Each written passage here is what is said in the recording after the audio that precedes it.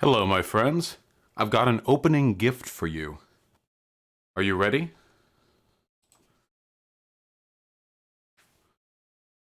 It's a baby. Who does not want to be here because he's very excitable right now. Drinking in, everybody. Ooh. Oh my God.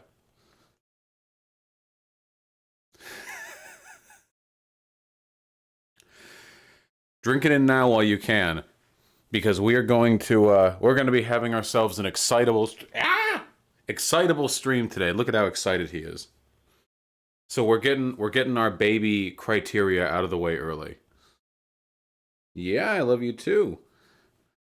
Violence, baby. Political violence, baby. Nope. Ow, that's my ear. Those are sensitive. Ah! Ow. Violence, baby. Antifa, baby. Actually, which we're going to be going over quite a bit. All right, you. He's purring right now. He's happy. Get out of here, you fucking menace. Go.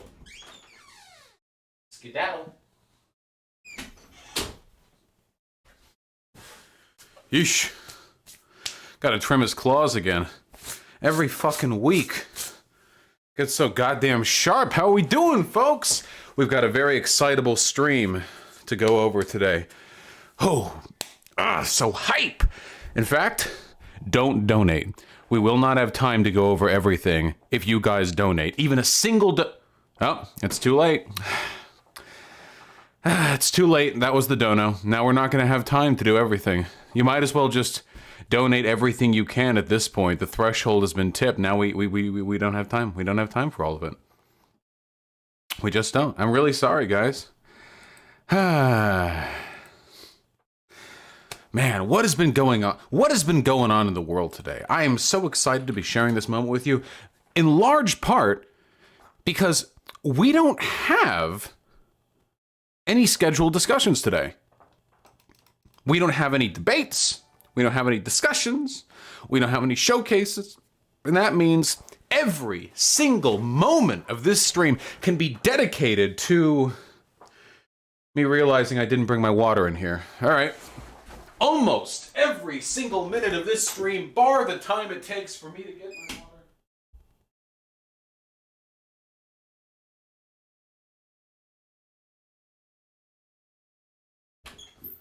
can be dedicated to maximum political entertainment.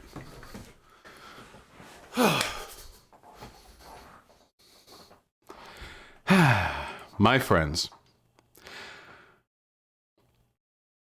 how have you all been weathering the riots? How are we all feeling? Are you tired? How are you feeling?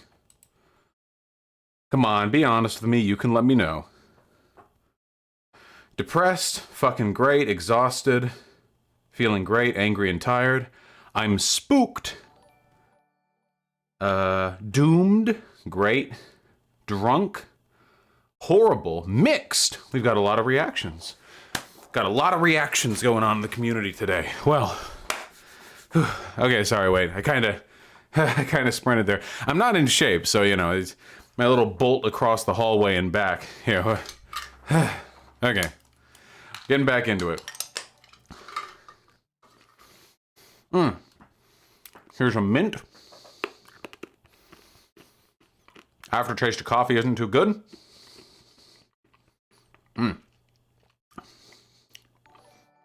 There we go. There we go. Fresh breath. Fresh breath. Oh no. What now? What fresh hell?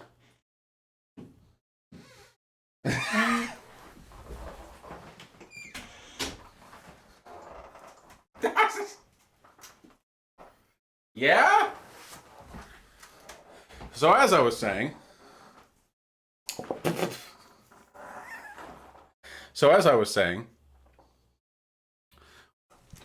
we've got a lot to go over today.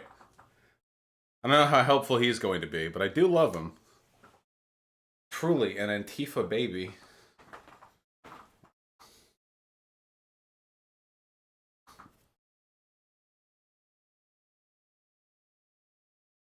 I sure hope you guys don't mind the distraction, because this is actually great prep for me to be talking about police brutality for 4 hours. Yeah? Pa, pa, pa, pa, pa, pa, pa, pa.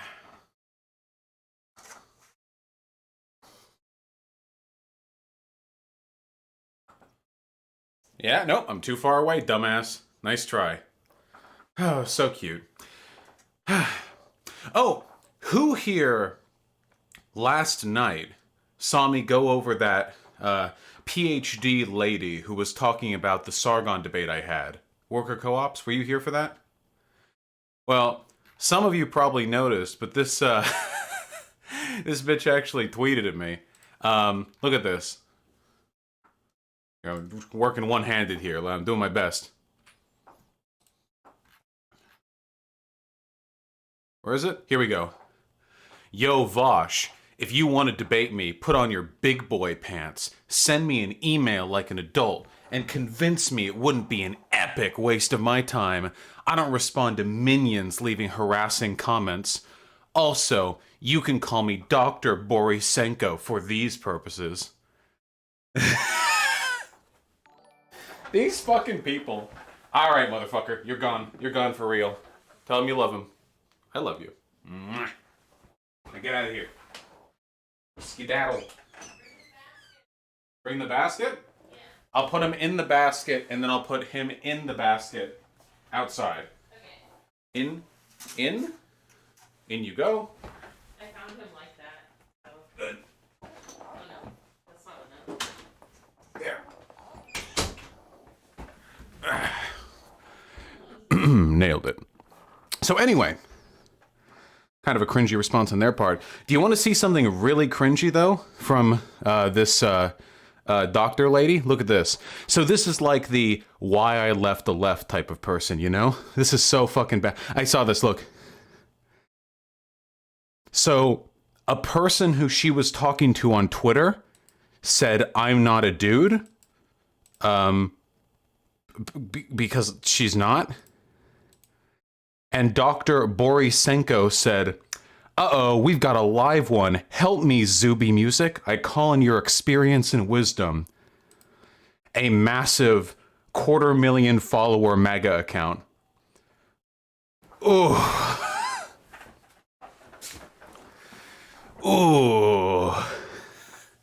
Really, I just want you to imagine, just like the sheer like desperation, you know what I mean? Like, I found, I don't know if that woman was like trans or something. I have no fucking idea. Like, oh, I found one of those types. Hey, buddy, help me out here. And it's like a massive account who doesn't care about who you are. It's actually really embarrassing. I feel like that might have actually been like a deliberate attack on me, like for her to type that, because she knew one day I would look through it and it would hurt me, and it did, and I will sue for damages if I continue to think about it any longer.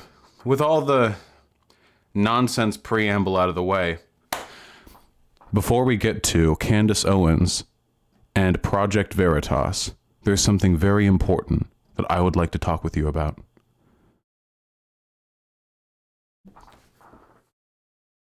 First of all, it looks like I'll be talking to Jesse Lee Peterson soon. Isn't that rad? We're going to be doing an interview over call. He wants my opinion on the riots. We'll see how that goes. I know it's amazing. Amazing. So we'll get that again. That'll be fun. And I also want to talk to you guys about something that means a lot to me. I want to talk to you guys about defunding the police.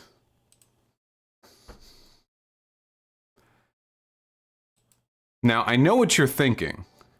Defund the police. What is this abstract, meaningless, virtue signally call to action? Like, it's like saying abolish the police. Now, you can say abolish the police all you want. And you when you say it, your dick gets hard, it feels great. But what does it actually accomplish? What does that actually mean? You just want to abolish the police? I mean, that's kind of impractical, don't you think? Like our entire criminal justice system, the courts too. Like the police are the police bring people to the courts. Abolishing the police right now, probably, maybe not the most practical, immediate response to our criminal justice problems. I know some of you people are memeing and creaming over here. You're saying yes, but that'd be like saying because the president is a shit, we need to just get rid of the presidency. I know we may have some vermin supreme stands right here, but I assure you that that is at once impractical and would not solve the problems that we are looking to solve. Nor, mind you, would getting rid of the police right away, because the police, as we all know, are a gang, and if you vacate a gang from their territory, what do the other gangs do? Has anyone ever watched any movies? Ever? It's a power vacuum. I'm serious about that. I really am. I know that sounds facetious, but if you just get rid of the police right now, the issue is the total absence of the police would only function in a society with a civic structure strong enough to support the criminal needs of the populace without the existence of an authoritarian police agency. Right now, we're not at that point. And I do feel like if we abolish the police right now, we would only end up creating a vacuum for a less accountable agency to end up doing their job. So with that, now, this isn't long-term goals. I'm talking right now. But I say right now, defund the police. Let me talk to you about why. Okay? The police get a lot of money. A lot of people don't actually realize how much money the police get. For example, in the city of New York, and this is just me doing some quick Googling over here, you know. In the city of New York, the NYPD get in the ballpark of 10% of the city's budget. That's about $6 billion. The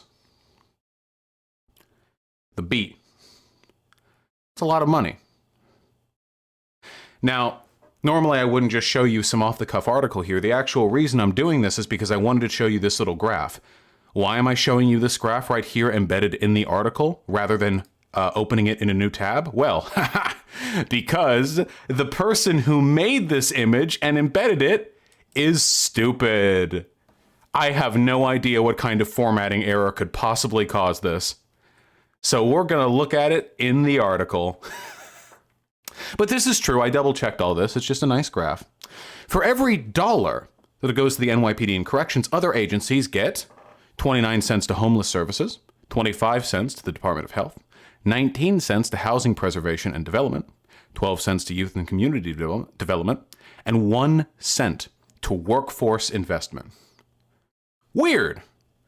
You think that's bad in New York? The LAPD, $3.14 billion spent on the police. Now, that's not all discretionary spending. A lot of that is for stuff like pensions and healthcare, which the city can't just stop giving money to. But that is in the ballpark of what is the budget of the city of Los Angeles? Man, I butchered that Angeles, didn't I?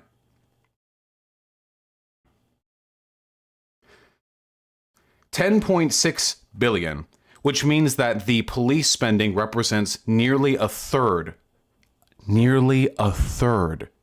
of the city's expenses.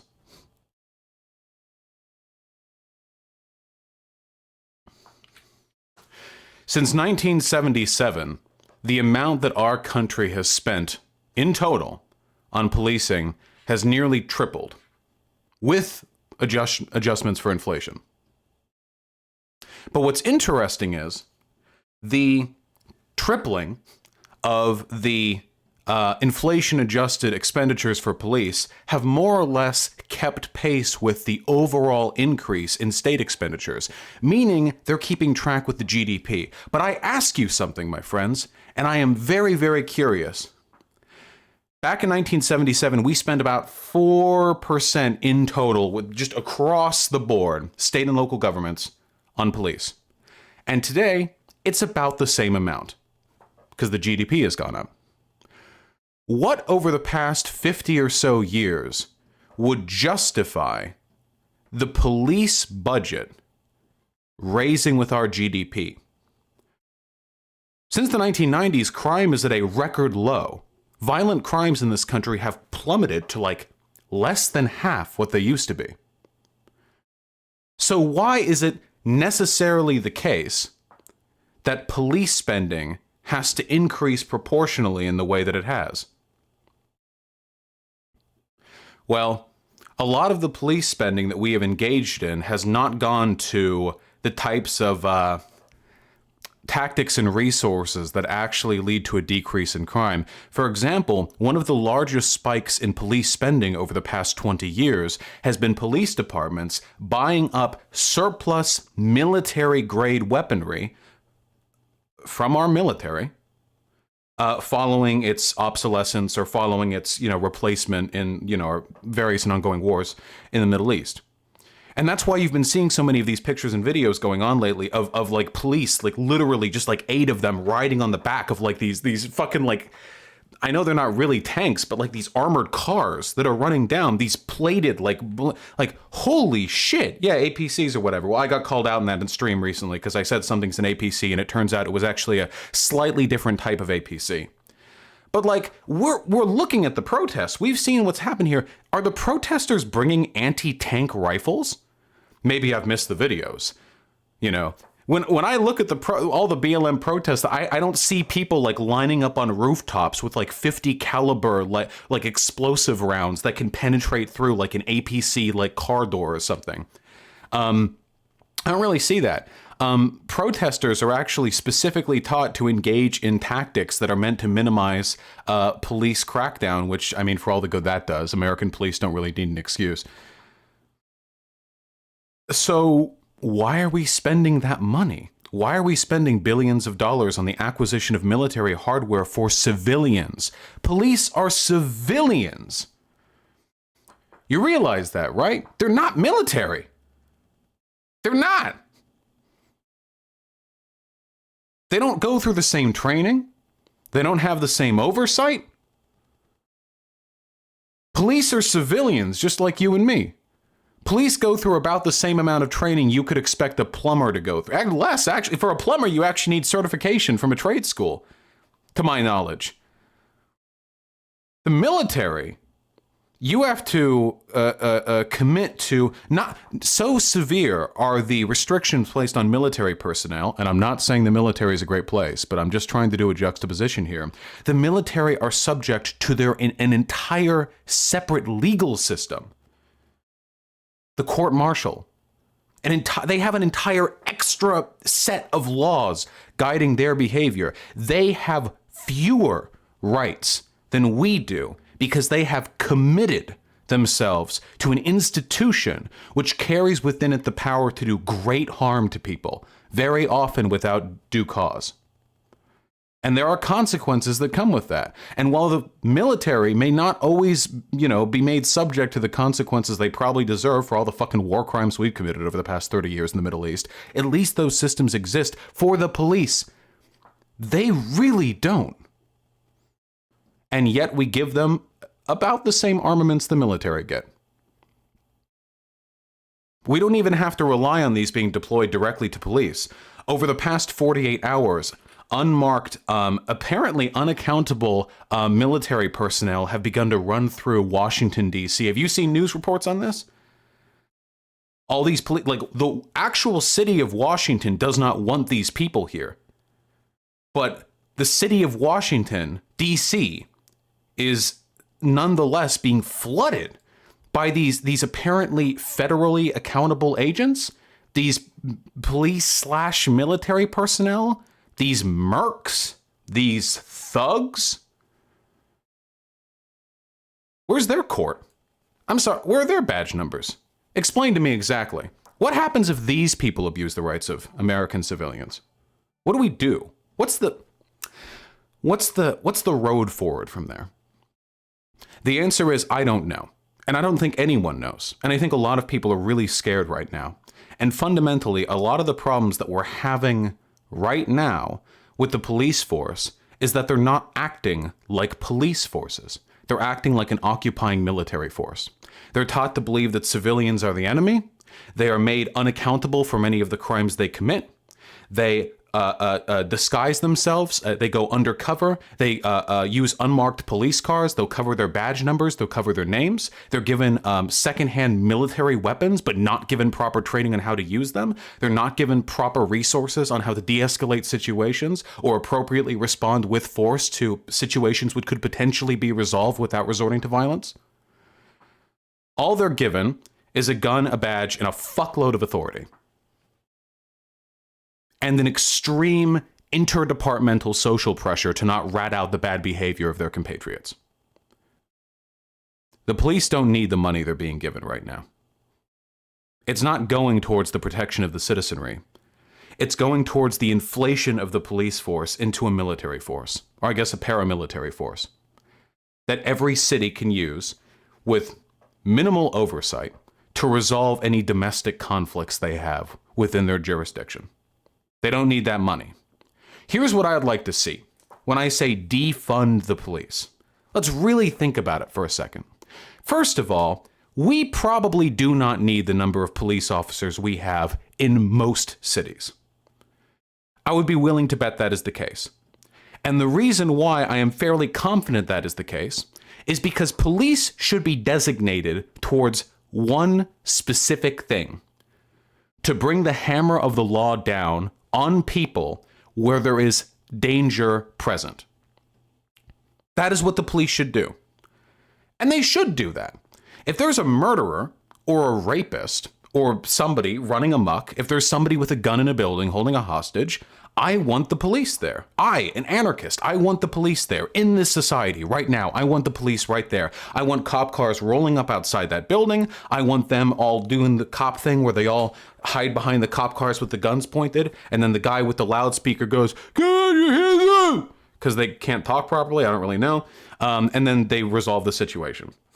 I don't know. Murderers, rapists, I think the police, it's fairly reasonable for them to respond to these things. The majority of police calls do not go to major crimes like these. They do not. They do not. They sit in speed traps. They patrol poor neighborhoods looking for suspicious-looking people. They show up at domestic disputes. Warm in here. They interfere in problems that would be better resolved by a social worker. Can you think for a second? Mental health checks are done by the police. Can you explain to me why mental health checks are done by the police? Can you explain to me why exactly, if a homeless person is acting off their rocker, or a person's freaking out and threatening suicide, why do 10 cops show up? What about 2 social workers and 1 cop? Why? Do you remember Etika? The Nintendo streamer? Do you remember his mental breakdown? Do you remember how a little bit before he killed himself, he had a mental breakdown and the police were called to his place and he recorded from his window the police outside and there were like a bunch of cop cars? Can you explain to me why the cops are the ones who should be sent to that situation? I'm sorry, are cops trained on mental health crisis resolution? I know the answer to that. I already know the answer to that. Why? Why? Why not social workers? Social workers could do like 80% of the things that cops do right now, from mental health check to checking up on people, which is a huge part of like police responsibilities, to responding to like civic complaints or civic disputes. Why do we need to send police officers if like a neighbor is complaining about another neighbor and there's no conceivable threat of violence? Why exactly? Why exactly are police officers needed for traffic violations? How many traffic stops end in a fucking shootout between the police officer and the person who's pulled over? How many? Right now, you know what job? There are many jobs that are significantly more dangerous than being a police officer. Isn't being like a construction worker more dangerous? Guys, I know I've seen stats on this. Yeah, miner's more dangerous than just about anything. Lumberjack, there are There are a lot of jobs. Pizza delivery. Yeah. Fuck it. Arm the pizza delivery people. If you think that a police officer needs a fucking gun to respond to domestic disputes, why the fuck does a pizza delivery boy not need an AR-15 to go delivering to bad neighborhoods? Explain to me. Why is every pizza delivery truck not rigged up like the car at the end of Breaking Bad when Walter put the LMG in the trunk and had it remote activated? So if things go south, the pizza boy can duck to the ground and hit the button and the neighborhood can be spread. Why? It's reasonable.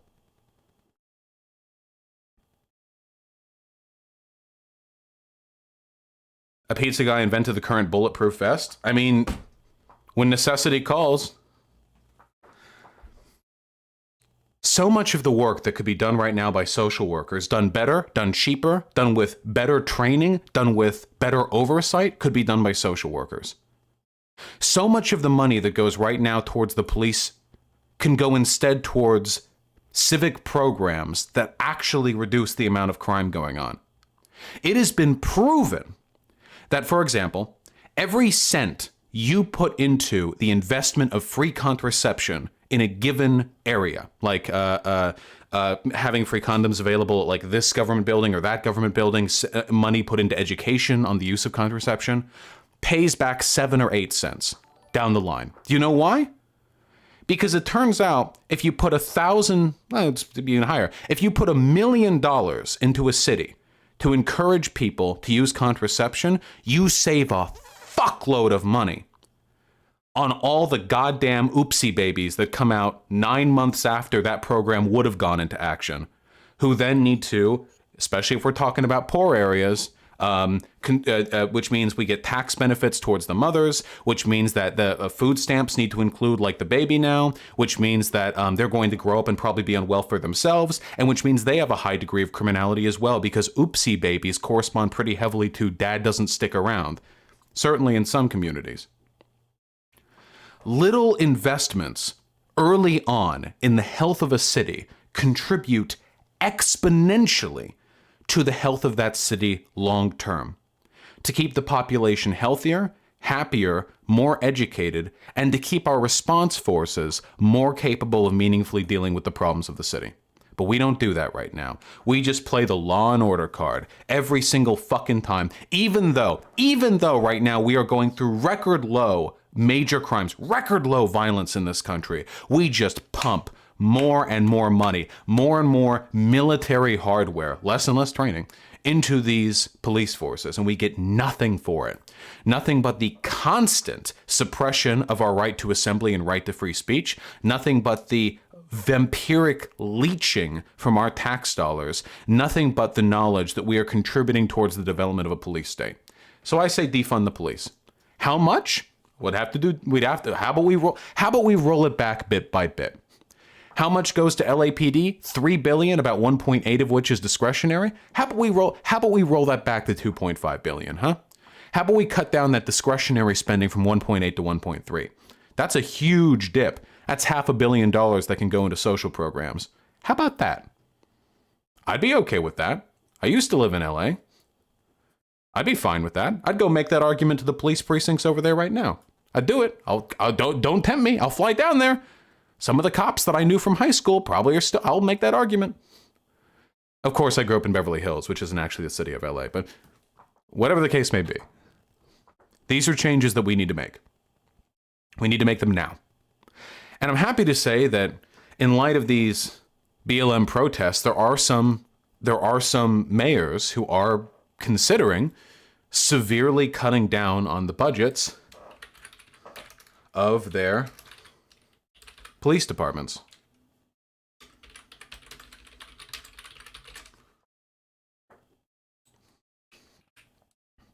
Don't do this to me.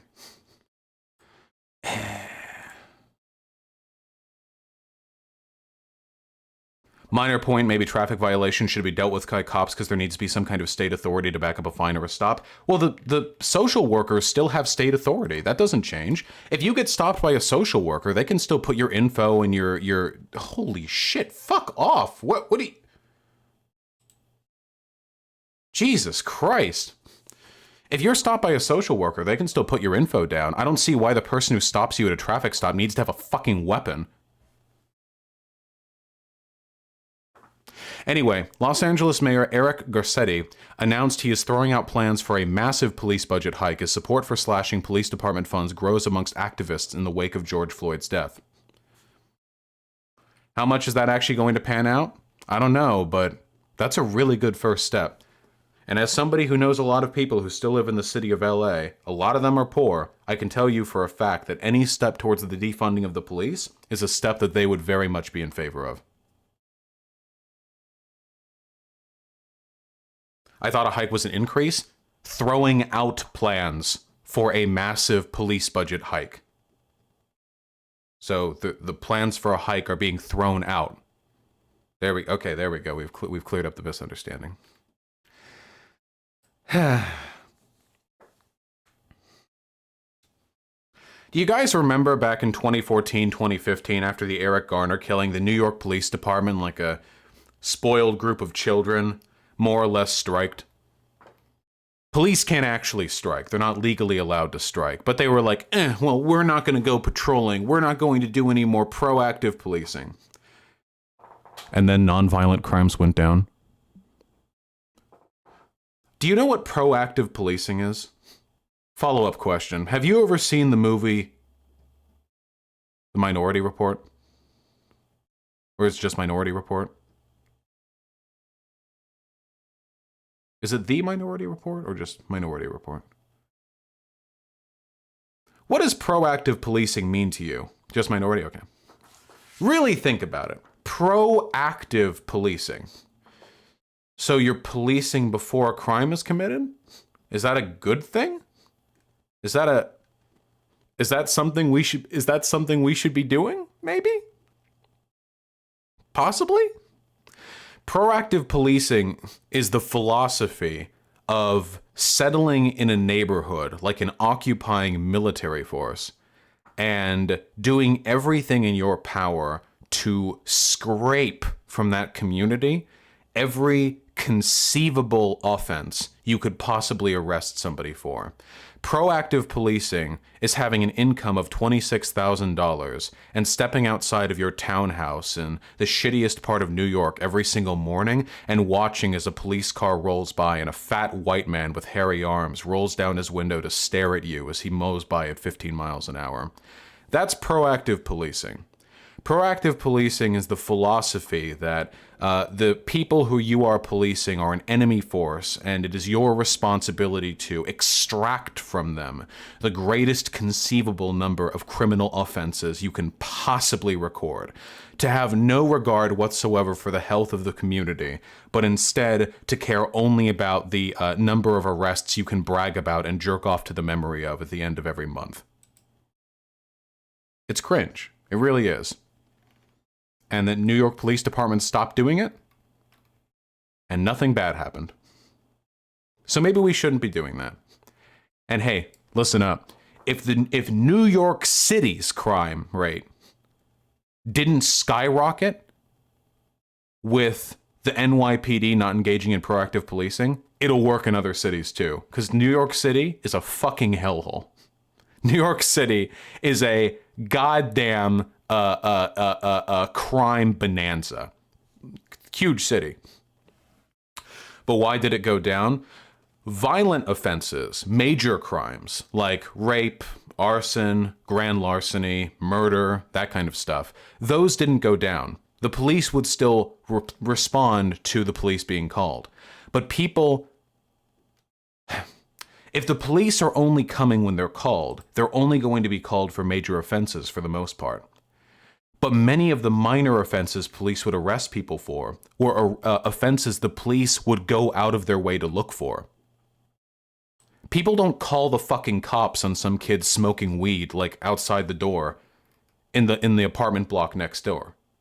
That's what the police roll by and catch. So in the absence of police departments,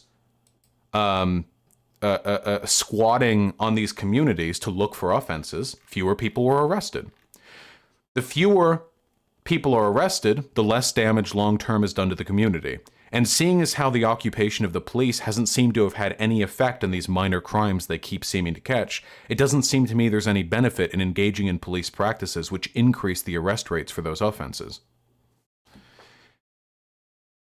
Police reform is very complicated, and a huge amount of study would probably need to be done on the extent to which you can reduce the funding of the police without damaging the community.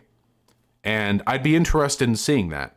But for us to see that, we need to see cities step up and work against the police unions, work against the tough on crime citizenry, and actively work to defund the police so we can genuinely test how effective that strategy is. Because right now, the argument seems pretty convincing to me.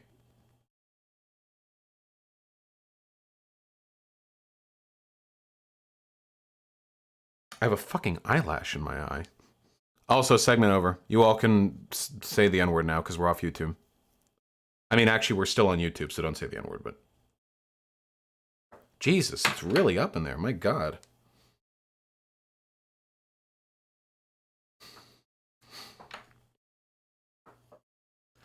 All right, cut it out.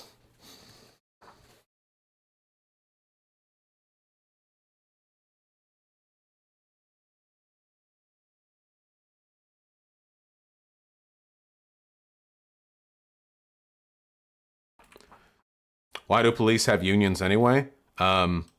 I mean, the police are technically workers. Just, they do the worst job. You know how it is. Candace Owens or Project Veritas?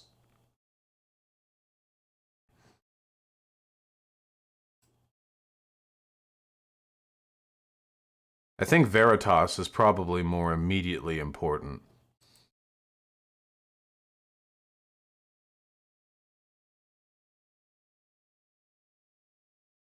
Hey, nice! Police officer tells Proud Boys to hide inside buildings because they're about to tear gas protesters. Wow, an openly fascist, violent terrorist organization marked as a hate group by the Southern Poverty Law Center. And the police sided with them? You want to be nice to the Proud Boys because when the police get off their shifts, they're going right back to those meetings. This is in Portland, right? I would bet anything this is in Portland. Really enforce the citywide curfew shutdown so we can arrest anybody who's walking around. Okay. My command wanted me to come talk to you guys and request that you guys secrete either inside the businesses or in your vehicle somewhere where it's not a violation. I don't think so we can, so we don't look like we're playing favorites. Gotcha. We can go interior. The police in Oregon are literally just white supremacists. The degree to which Oregon police have been infiltrated by white supremacist organizations is almost total. You know what's funny?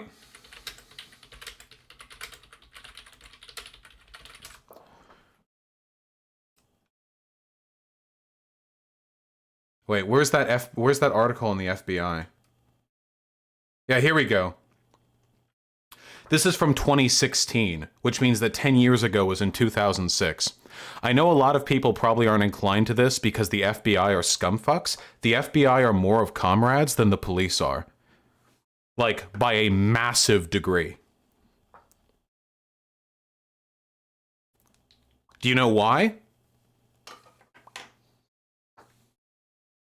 Really? Yeah, really. Do you know why?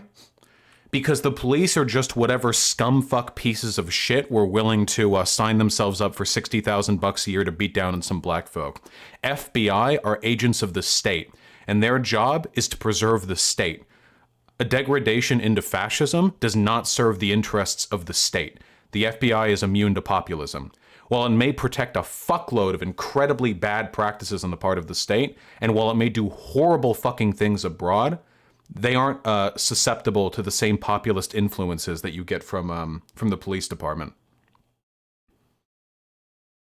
I bet you'd know about the FBI. Yep, I'm a fucking Fed, baby. But seriously, really think about it. If you're in the FBI, like, think of your average cop. Like, really think for a second, okay?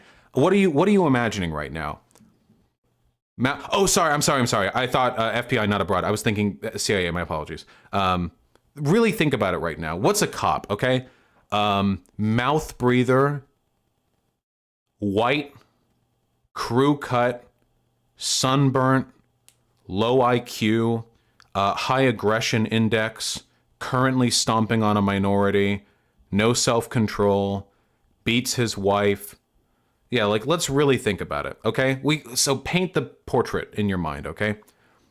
Yeah, no self-esteem, bullied as a kid, taking it back now that he has an ounce of power as an adult, plus they're white. Yeah, okay? But what about an FBI agent? When I think of an FBI agent, I think austere, intelligent, cold, dispassionate, sadistic, yeah, sociopathic, I would say. Like, if I just think of an FBI agent. Yeah, like an Agent Smith type, you know what I mean? Yeah, a drone. Like, I think of like a robot when I think of an FBI agent, you know? That's what I think of. Now, the FBI aren't exactly comrades. Holy shit, they're not comrades. But there are certain destructive tendencies to the state that they have a vested interest in preventing as well. And I think in that respect, like for this, for example, the FBI is subject to a fair degree of, is this just unironic generalization? Who do you think of when you think of police or FBI as not a point? Yeah, well, I don't exactly have data on the character profiles of an average FBI agent. The point that I'm trying to make is that the police don't really serve anything other than whatever majority power holder they're kind of beholden to, whereas the FBI served like the broader interests of the state. But it is in the interests of the state to maintain peace within its borders for the most part. When they were putting down, like, I'll give you an example. When they killed MLK, allegedly, and when they killed, Fred Hampton, not allegedly. I don't think they did that because they hated black people. I think they did that because they were trying to prevent a civil uprising. That was the main reason why. They killed MLK not because of the civil rights movement. They killed MLK because MLK was trying to build a working class organization that would rise up against the state. In my opinion. The FBI does mostly heavily infiltrate Islamicist groups and anarchist groups and white supremacist groups as well. I mean, same thing. Okay, wait, I'm sorry. Okay, there are a lot of, wait, okay, hold on. I don't want to talk past people here. As an anarchist, fuck the FBI. However, there are certain things we can trust the FBI to do that we can't trust the police to do. Preventing civil uprising is one of the jobs of the FBI. And right now, which group of people are most likely to engage in a supremacist uprising in this country? Is it leftists?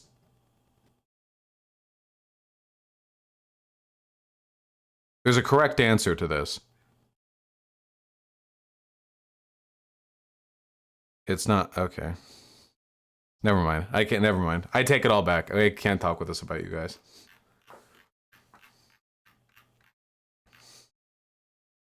Never mind. No, it's okay.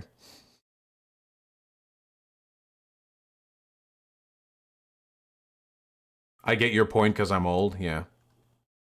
Remember, guys, material analysis doesn't just mean state bad, police bad. It means recognizing that the material interests of different groups guide their behavior. But the material interests of the FBI aren't just leftism bad, black people bad, women bad. The material interests of the FBI are preserve the integrity of the state over everything else.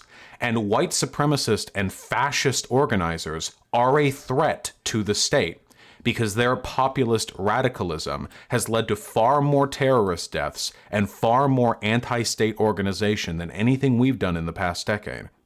In that respect, the FBI are more bipartisan. Does that make sense? Again, this isn't a defense of the FBI. It's trusting people to act in their own material interests.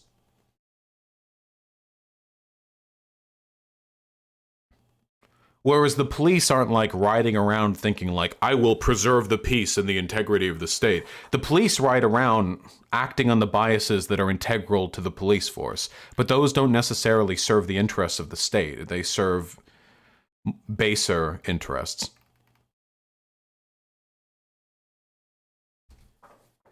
I know I'm going to get clipped out of context saying that I'm saying the FBI. Destiny is using the riots to purge lefties from his community. The amount of bad faith is disgusting. Yes, Destiny engages in bad faith with the left. He's hyper-triggered from his engagement with the left. Yes, there's nothing else. I can't do anything about that. I don't have power over his mind.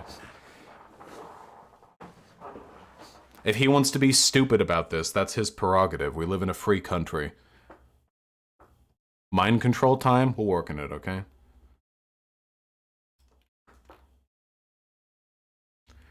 When would it be opportune to abolish the DEA?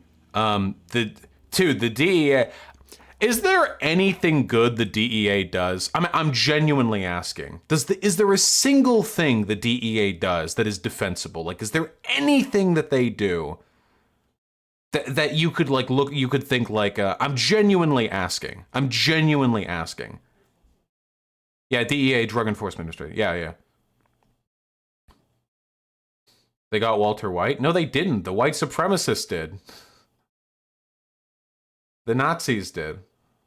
They fight cartels, that's about it. Okay, I don't care. Yeah, fuck the DEA. We can find a better organization.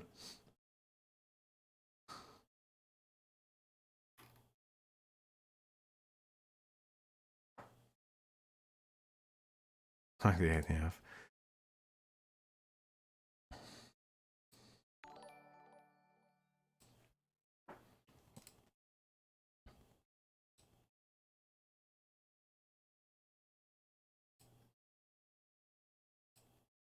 What is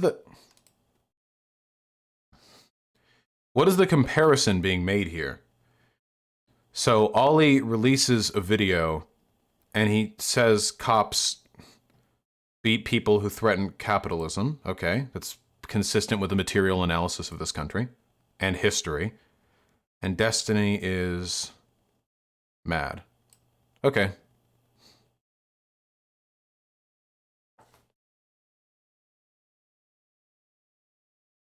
I'm not going to engage with him over Twitter.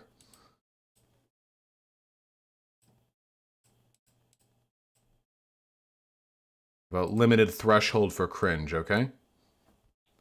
Oh, Destiny's friend, sorry. Anyway, let me go over some donos, then we're going to do Project Veritas. Also, hello, 4,700 people. I love each and every one of you.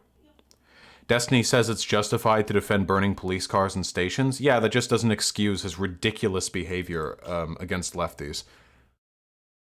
Okay, let me go over it. Love you guys.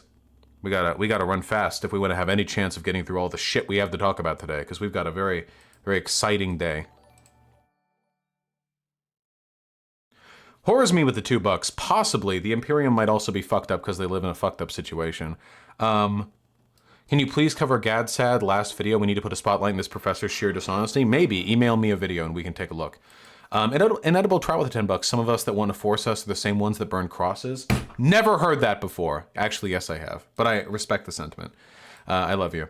Seth Stobart, the kitty, is the president of Antifa. True. Comrade Marianne, thank you very much for the tier 1 sub. Yeah, unknown German guy. The world is marching in favor of BLM. It's pretty fucking cool. Hasselboy, thank you for the $5. And Patrick Miller, thank you for the $2. Sorry, your life is a nightmare. Alexander Wilson with the $10. Can you discuss how we should feel about the protests being called and referred to as riots by the general public? I wonder how you feel because personally it makes me scream. I call them riots too because I'm fine with riots. I think riots are fine. But I guess most people probably don't like the term. I don't know. Just call them protests and we'll see how it goes. Thank you, Smart Simp. Shackley with the $5. Moments before disaster.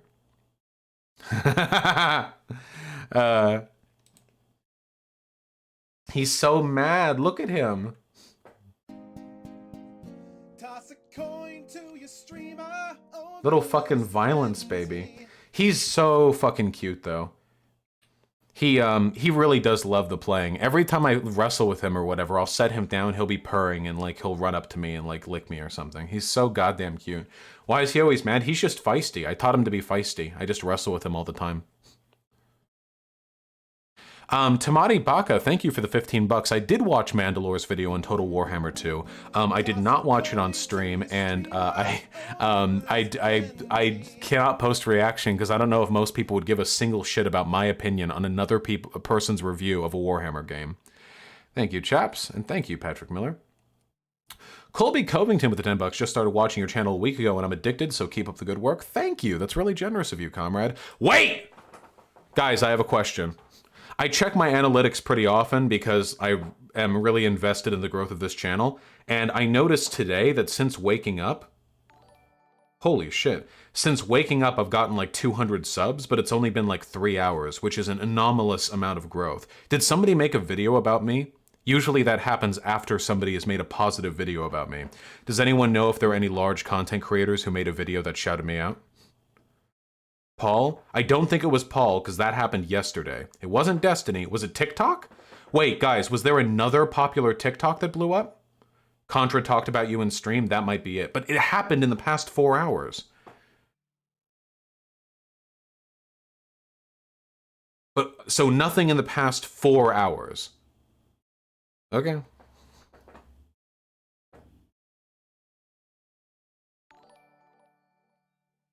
Somebody linked you in a video about BLM marches? Interesting. I'm always so curious about how these play out. Holy shit! 500,000? I don't think I've ever even seen a TikTok get this many likes. Admittedly, I don't use the platform, but okay. Damn, I guess something good did come out of the actual Justice Warrior debate. Jesus fuck. Oh, this is why I'm listed as classical music. For some reason, this video is tagged as classical music, so when you search my name, it says I'm an artist. Like, oh, it said this for me when I looked it up. It said like artist Vosh, classical music or something like that. All right, I mean, I'll take what I can get. Play it? Well, I played it last stream. Because I saw this. It just didn't have 500,000 likes. You want me to play? Okay, oh, sure, we can play it. Okay. Okay. And then we'll get to the Veritas. More white people are killed by cops than black people. Yeah, because there are more white people than black people in the USA. Considering the fact that black people are arrested far more disproportionately than white people for the same amount of crimes, these two stats might actually be related. For weed smoking, for example, black people and white people consume weed at about the same rate, but black people get arrested like 4 times as much as it. But why? Because black neighborhoods are over-policed. Let's say you have 2 neighborhoods, white and black, and the black one's a little bit poor. With that being the case, poorer neighborhoods tend to commit more crime, so the police chief says, okay, we're going to direct more resources towards the poor, the black neighborhood. Then, another 5 years roll around, another crime study is done on both neighborhoods. It turns out that in spite of the fact that police are overrepresented in the black community is now committing more crimes, not less crimes than before. The reason for that is because now police are there to catch more crimes. But what that means is more of them are locked up, and it means the community continues its cycle of impoverishment. The over-policing of communities is what contributes to their disproportionate crime committing. More white people are killed. You don't miss. How many, is it possible to see how many views this has gotten? I'm really curious. By cops.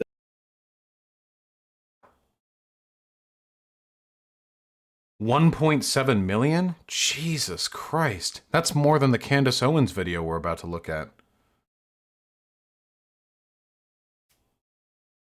Oh, wait, this person's posting me like crazy. Hey, can you... Just make sure to source me, okay? Yeah, 1.7, goddamn. This clip is from like 18 years, holy fuck. Look at this, look at me. Doesn't make noise, and I don't know why, but look at how, look, holy shit, it's so old. My old apartment.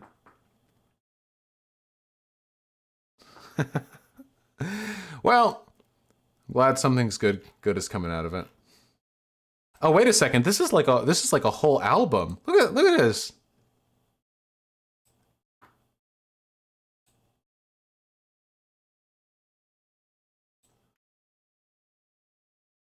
Baby violence.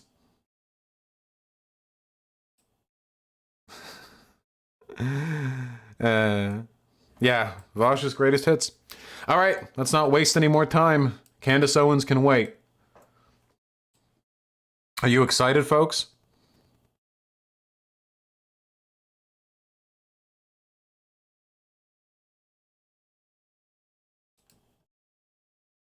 Huh? What?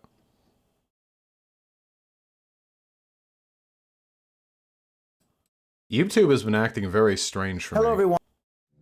And I don't know why, but okay, just stay there. I feel like things have been broken. I'm not entirely sure why. All right.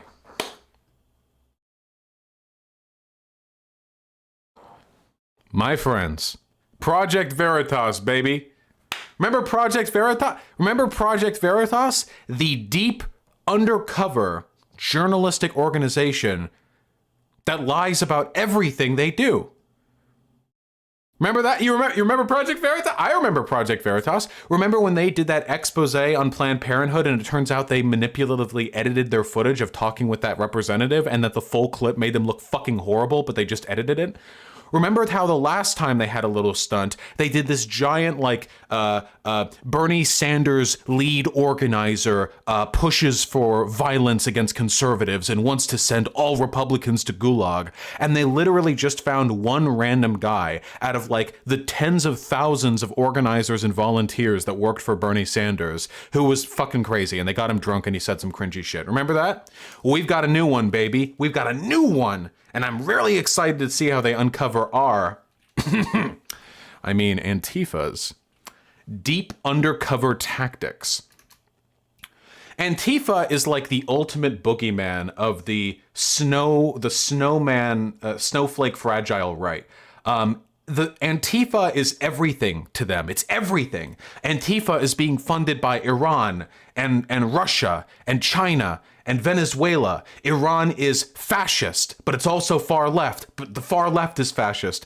But they're anti-fascists too, and they attack the non-fascists, but they also hurt real people, and they've killed millions, but they've actually killed nobody because they've hidden the deaths, because the police are working with Antifa to hide the deaths, because the police are Antifa, but they fight each other for show. I've heard so many things about Antifa, I don't even fucking know. So we're gonna take a look at this. This is an expose so groundbreaking that even Fox News has covered it. I am excited. Hashtag expose Antifa. Today we learn. Will this investigative journalism be the nail in the cross? Will this be what puts an end to our reign of their reign of terror? Or will this be yet another overinflated hype train for absolutely nothing? Let's find out! I've been undercover with Real City Antifa since July of 2000. Depending on the setting, if I were to be caught or found out. Right off the bat, I love the spooky music. This is something that investigative journalists do all the time. I also love censoring the year. That very, very great. I'm pretty sure if somebody couldn't figure it out from the voice and the build of this person, that the year probably wouldn't be that like last crucial piece of information to save them. But yeah, this is something investigative journalists do all the time. They add spooky music to their exposés on YouTube. In a setting where I am present with them, it could escalate to violence against me. So this is I'm going to examine every single piece of media in this. Do you know why? Because, and I'm going to bury the lead a little bit here, Project Veritas isn't investigative journalism, it's just propaganda. That's it. They make propaganda. So let's take a look at all the music, all the editing choices, and all the videos that they've used. So this seems to be a video of somebody in a mask holding a communist flag, or like the Soviet Russia flag. I don't know what that proves, but I'm sure that's very scary to a lot of the people who watch this. Setting where I am present with them, it could escalate to violence against me. Don't be that f***ing guy with the goddamn spiked brass knuckles getting photos taken of you. Police are going to be like, perfect, we can prosecute these f***ers. Look how violent they are. Right? Not that we're not, but we need to hide it. Whoa! Hold on. People being instructed to engage responsibly with police while carrying weapons? You mean like every right-wing rally in the past like 80 years? Are you kidding me? Is this a joke? I've heard this shit from like conservative organizers brag about this openly. Like with their like posing with their like LARPy camo shit with like an AR, and they're like, we don't want any violence, but we're ready for it if you come for us. Don't fuck with us. Yeah, like how many times have you seen somebody like that on social media? This is like nonstop. Like this is every single fucking one of them. This guy says he's gonna bring brass knuckles to a protest, and you guys are crying over it? Are you kidding me? Is this a joke? Brass knuckles? There are people out there openly who are like, we're gonna exercise our Second Amendment rights by bringing these firearms to the state capitol, and if anyone fucks with us, I just want them to know we are not afraid to bite back. And this guy's like, don't show your brass knuckles because we don't want to get hit by the police, and you guys are pissing yourselves over it? Holy shit.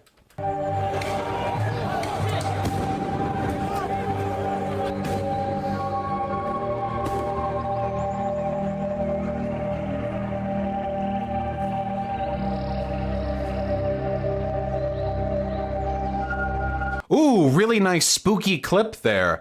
The first clip was of nothing happening, but it looked really spooky. Does everyone remember that wheelchair clip? The wheelchair clip? Didn't that person in the wheelchair like attack Antifa people and they just attacked back? Or was that a different clip? Does anyone know? I wonder why they cut away so quickly. That's interesting. This looks like it's from a completely different rally, but I wonder why they only clipped like 2 seconds of it. Are the people pulling away the chair even Antifa? What exactly does this prove? That's it? It's literally like 2/3 of a second. What does that prove exactly? Oh, here, just more spooky. Oh. Whoa, just another 1/4 second of people at a storefront. They're not even doing anything. Wait, what are they even doing here? Wait, look at this. They're just like sitting outside. This one guy's like swinging the fucking wood around like a bat. They're like dancing. I don't know. There's no way to know because it's no context. There's no context here because it's propaganda. Because no point is trying to be made other than playing on the fears of their fragile audience.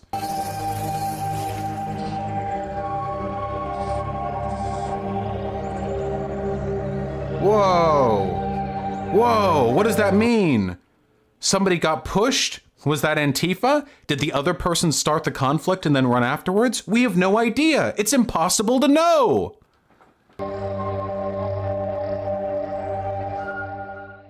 Damn, a gun. Whoa. Holy shit. Is this right before this guy got the gun taken away from him? Isn't this the one from Seattle where this is right before that guy got the gun taken away from him? Damn, a person holding a gun. Well, I'm glad it's only Antifa that brings guns to rallies. Wait, they don't. It's the right that does. Antifa deliberately doesn't bring guns to rallies. This guy just found a gun in a car, and 8 seconds later it was taken away from him. Wow, real spooky. Better not keep this clip running for another 5 seconds or it's gonna look a lot less scary. This Antifa super soldier just relinquishes this firearm with virtually like no effort on the part of the bodyguard who took it from him. So currently I am a prospect for Rose City Antifa, and I am about halfway through the prospecting process to become a full-fledged member.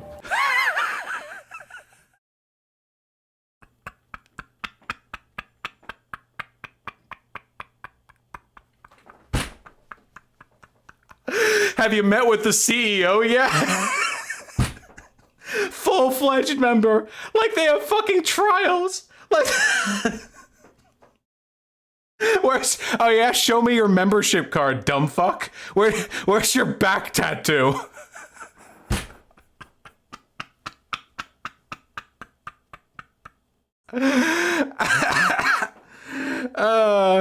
Oh yeah, guys, I mean, I've literally worked with Antifa before. You know what they are? They're just college students that have shared text groups and they have a second set of black clothes in their closet in case there are protests nearby. That's it. That's what they do in a video game. I'm joking. This is all hypothetical, of course. I would never work with a terrorist organization. That's literally it in Minecraft. That's it. That's what Antifa is. That's it. There's no fucking what? This is the LARPiest shit I've ever heard. Ah, yes, well, I've been with Antifa for 3 years and I've just gotten my Emerald badge. If I work there for another 5 years, I'll get promoted to the Triple Diamond badge, and then they will allow me, they will allow me into their armory to arm myself before conflict. What are you talking about? I am a second-ranked lieutenant of Antifa. Do you ever see that at rallies, dude? Of all the video footage of Antifa rallies, have you ever seen anybody ever refer to one another as a member or designate a rank to any other person? Have you ever found any evidence of a hierarchy within Antifa in any of the videos of them? Like any of them shouting out like, dude, Captain, we got police on our flank, or any of that shit? It doesn't happen because it's not a fucking org. It's not an organization. Of Antifa. What is this clip?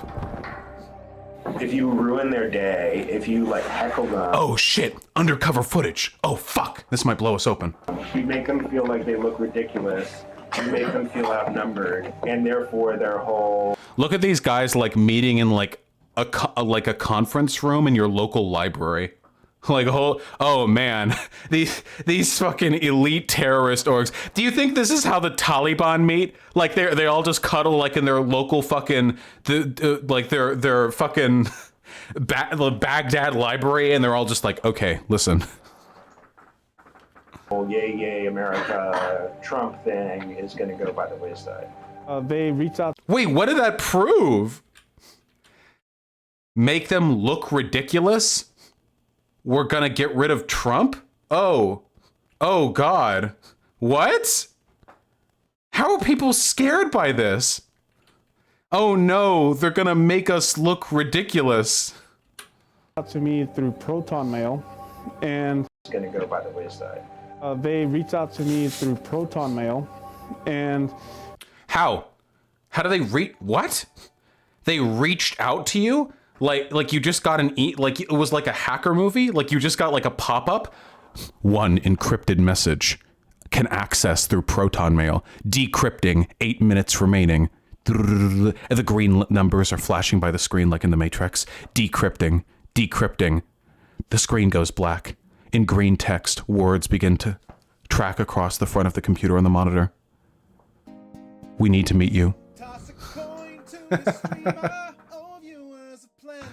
we went back and forth, and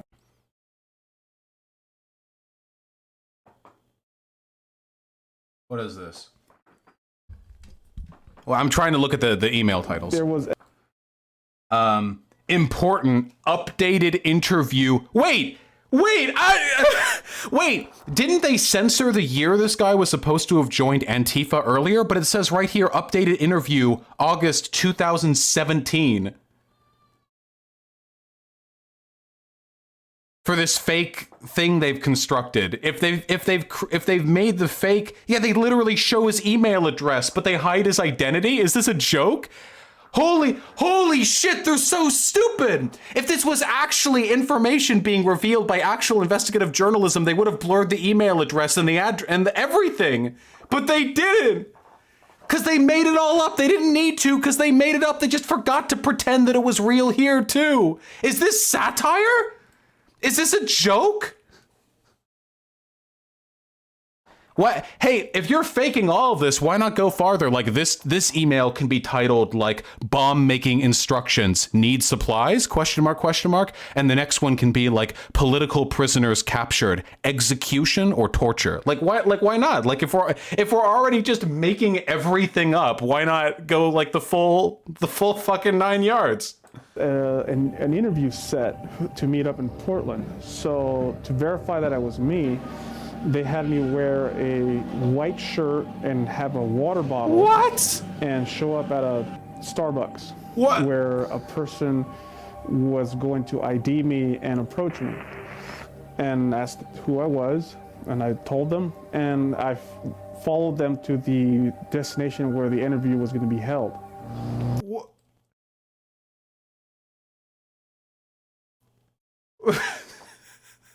I don't even know what to say. I went to the Starbucks. I could barely remember the 18-step secret handshake that I was told of over email, in the email that was set to delete itself after 90 seconds of being opened. I saw the man. He came towards me. The flash of a gun at his belt immediately drew my eyes away from his facial expression, curled in a snarl of contempt. Quickly, my hands reached out. Motion after motion, I attempted to replicate the hand signal that I had been given, but I was flustered, and my hands were slippery. He reached down for the gun at his belt.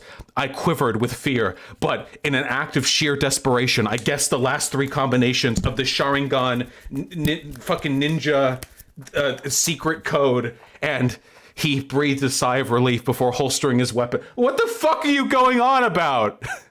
What do you mean? As we let out of the store, he turned back around and gave a curt nod to the barista. The barista nodded back before flashing a grenade launcher they had stuffed underneath their apron. What do you mean? There, we went to a place called Imperial. They were getting... Again, if you censored the year you got involved in Antifa, why would you not censor your meeting place? This tradecraft from someone else, someone with much more experience, someone who did this for a living. Carolyn. For a living? What? Where do the paychecks come from? Are they like Vikings? Do they just pillage the communities they're in? Which is the founder of RCA, moved to Sweden with her husband, who is a dual citizen. So who's a dual citizen? Got to throw that one in there. That foreign interference, that immigrant fear. There's a back and forth with a European connection. What? How does she do this for? What's this bitch's name? Which is the Carolyn Victorin. I'm so glad I didn't watch this before seeing it with you guys. I'm so fucking glad this wasn't spoiled for me. We have a Pinterest profile? Do they even have a Twitter? Yeah, Andy No, right up top.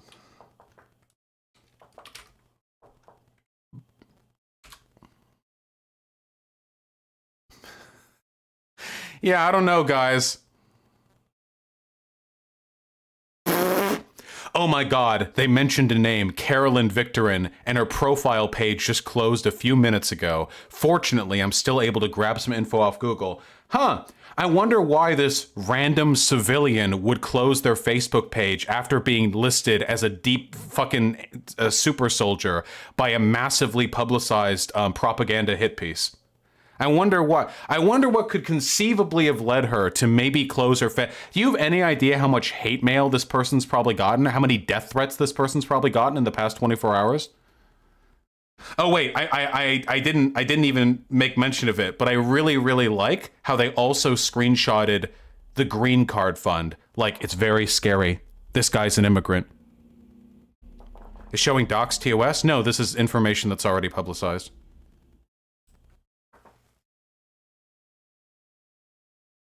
Yeah, from Sweden. Our white women. You know what they say, folks? Antifa stealing our right... What fucking...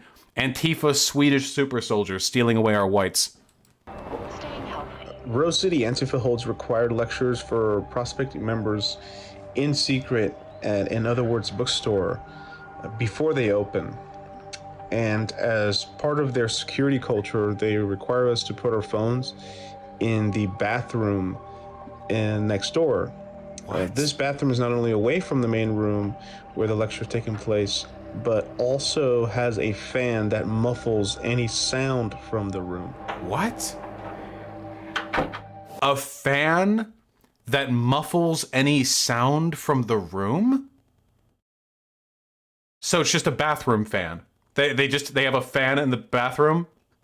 They have implemented a top secret military tech to distort the sound waves with the high-speed oscillations of air using this so-called fan, this FAN, this frequency adjustment noise generator. One word. Like, what do you want? I don't know.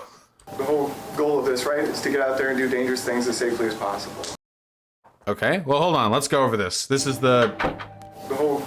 Okay. Let's take a look at this extremely scary shit on screen.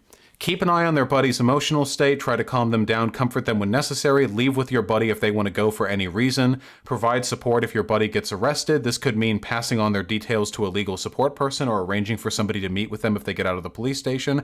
Get help if your buddy is getting hurt. This could mean fighting off an opponent, calling an ambulance, finding a first aider, or asking someone with a camera to record the situation.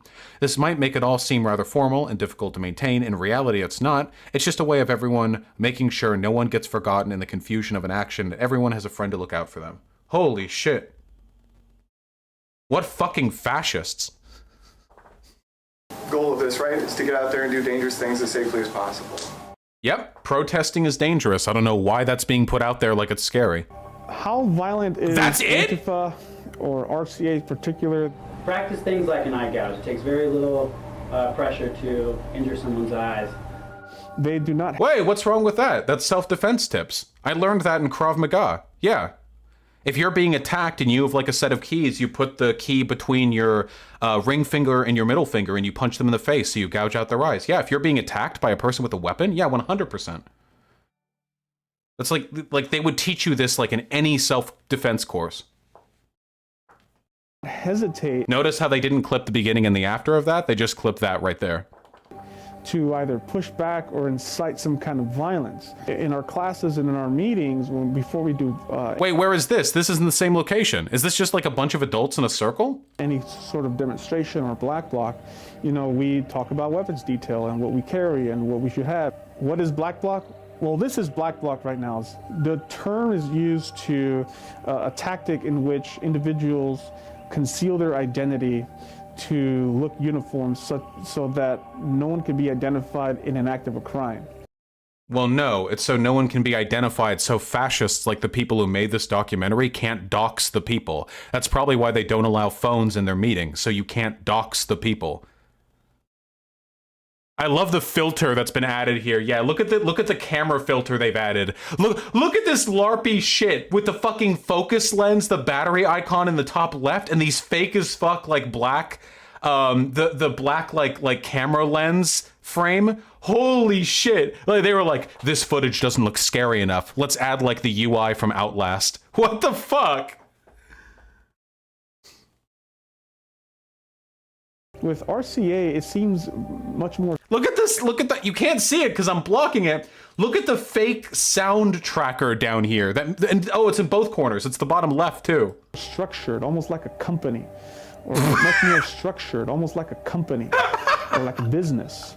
So, you know, I feel like there is...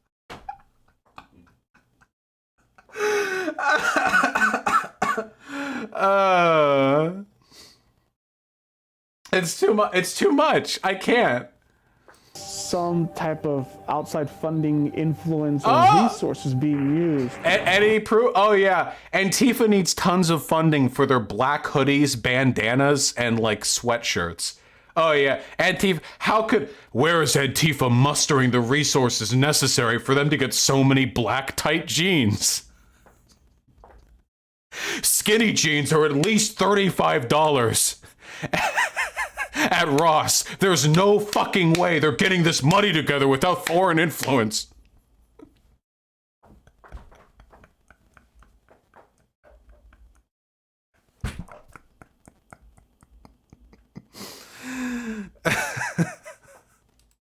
Consider like destroying your enemy, not like delivering a really awesome right hand, left eye blow, you know? It's not boxing, it's not kickboxing, it's like destroying your enemy. What's wrong? This is literally self-defense information, yeah. If you're an untrained, so if you're not a soldier and you're defending yourself in a public arena, you don't just like yeah, your goal is to disable your opponent as quickly as possible. Yeah, 100%. Like, take a self-defense course. Take any practical self-defense course and you'll be told all of this.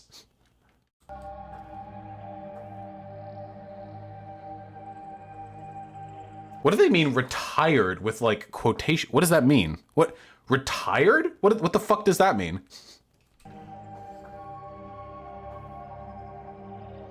Oh, did they kill him? Is he dead? Is that it? That's everything? They had some spooky music, a few clips of riots, and then a couple of voice lines of Antifa people advocating for self-defense in meetings, while some dude who was clearly a fucking plant just sat there and talked about how they're being funded by foreign agents and how he had to do the Naruto fucking hand sign to meet. Jesus Christ. This is it. This is the best propaganda the right can make.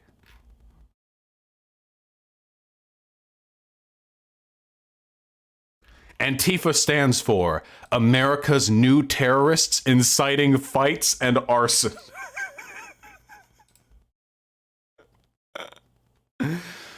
They won't be standing for anything once we start throwing them out of helicopters. Whoa! Is that an actual call for the killing of political opponents that is in itself more severe than anything that was advocated for in this expose? All you had to go down is scroll like 5 YouTube comments down, and you immediately find something that is on its own far worse than anything shown in this groundbreaking video? Damn. Crazy. Well, it's actually not that crazy when you remember that Antifa has no deaths attached to it, and right-wingers and white nationalist and fascist violence has exploded in this country in the past couple of years. It actually kind of makes sense. It's almost like Antifa is, like, in comparison, pretty much a non-violent organization that gets used as a boogeyman by the far right to justify their actual action. But there's another video.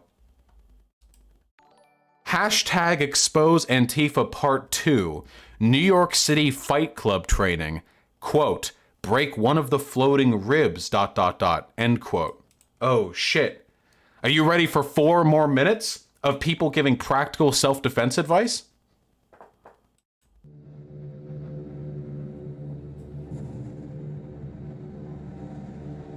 Spooky? Very spooky. The Base Anarchist Political Center. I wonder how much they paid the artist who made this spooky...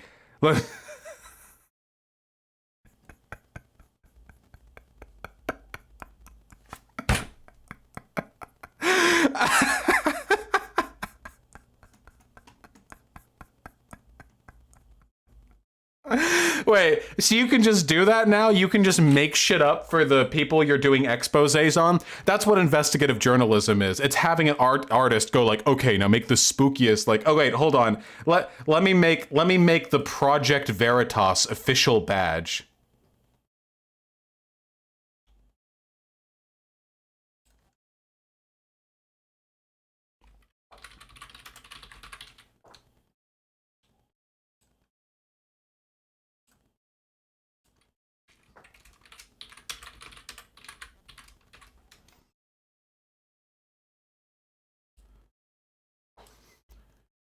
Dun dun dun dun dun dun dun dun dun dun dun dun dun dun dun dun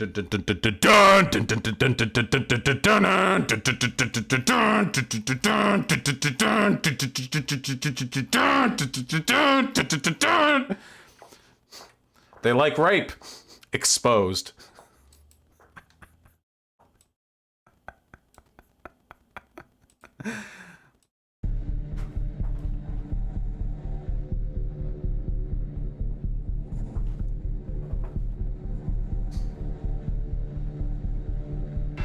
The Base is a real org, it's their logo? Wait, is that true?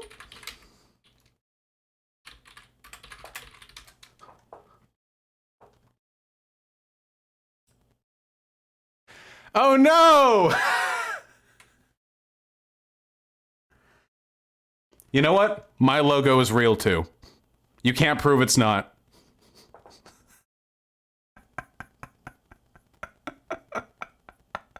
Oh no, it's actually exposed. Ah well.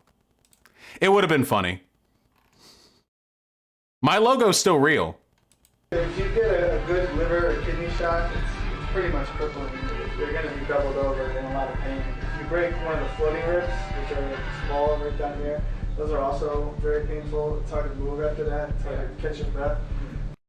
Okay, advice on how to punch people.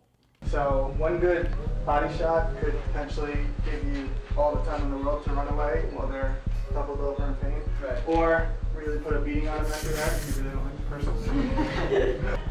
Just literally just a self-defense course. Hey guys, how many gun ranges do you think I would have to take a look at the security logs for to find right-wingers going over there and like getting pictures of like BLM people or whatever on their target markers and then like lighting them the fuck up?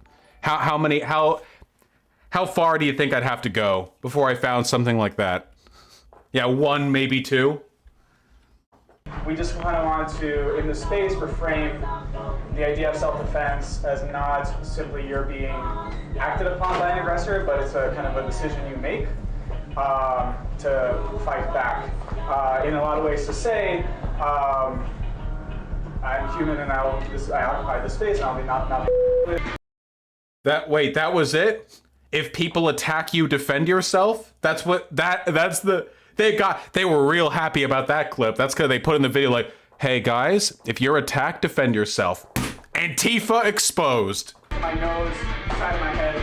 If I come into you, you could definitely do it for sure. But like, Is this literally just fight advice? Yeah. So if that doesn't knock him out, then yeah, the nose, the face, the eyes, poke the eyes with the other. Dude, I'm terrified right now. This reminds me of my karate classes when I was like 12 years old. Holy shit, I'm having flashbacks right now to my instructor telling me all this when I was still a little baby. Yeah, we call this a safe space to practice aggression, not aggression against one another, but really just a space that if this you is want to, terrifying. If you want to challenge yourself to kind of work on harnessing that kind of energy.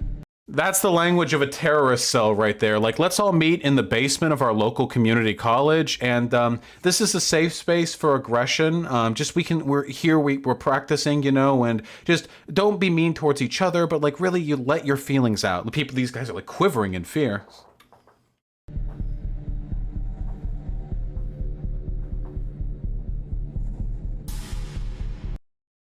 On multiple occasions, our undercover journalists were taught different fighting techniques. Oh my god.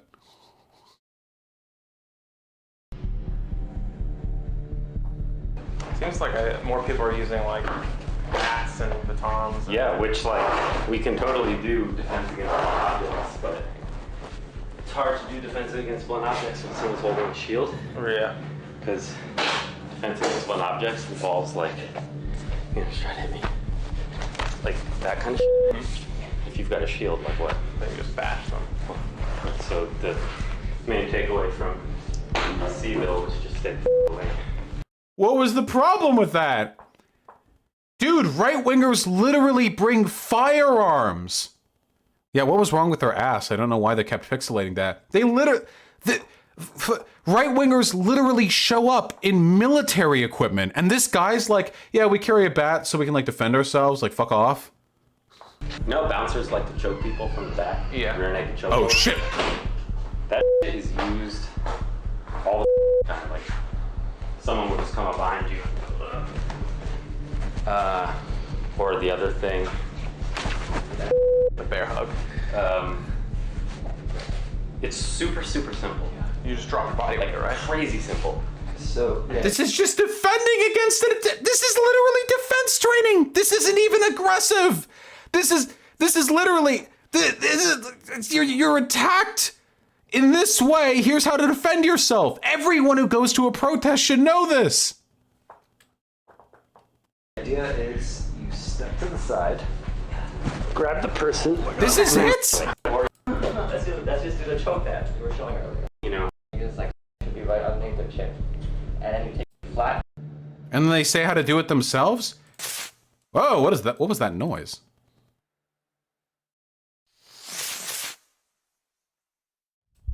Cool. So this is the expose they've been working on for months. This is fucking pathetic. Like, this is actually fucking embarrassing.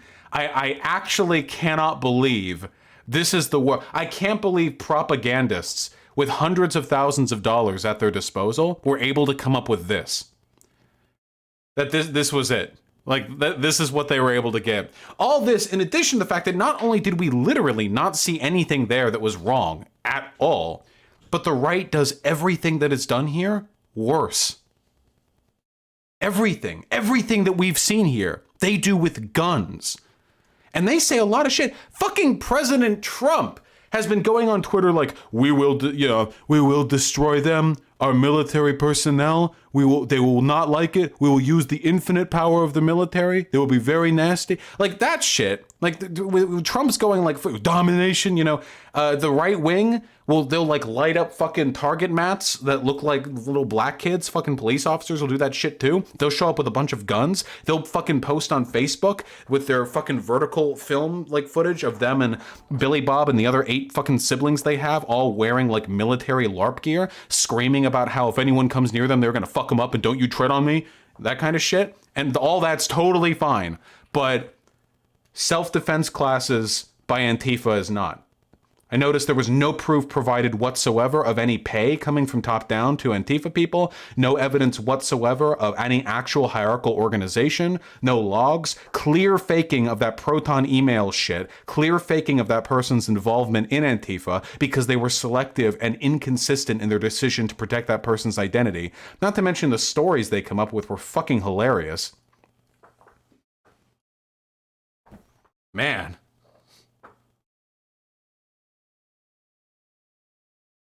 Embarrassing. They're not an organization, haha, they don't have leaders, leftist media / blue check marks. Was there any evidence to the contrary here?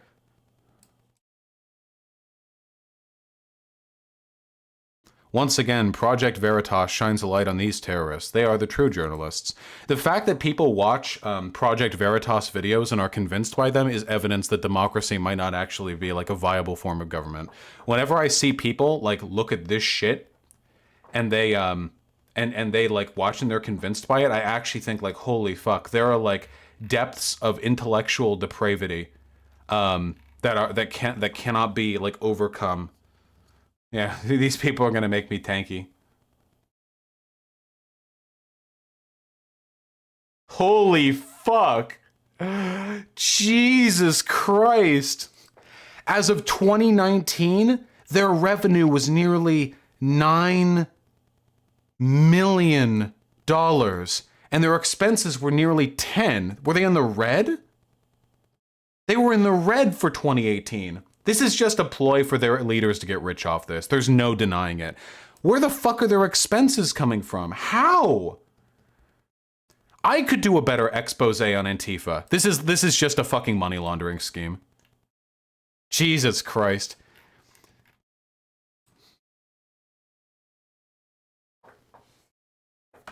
Actors are expensive? Not if they can't act. It's just a money laundering scheme. Project Veritas, a group affiliated with James O'Keefe, a right-wing provocateur known for a series of deceptive videos. Yep.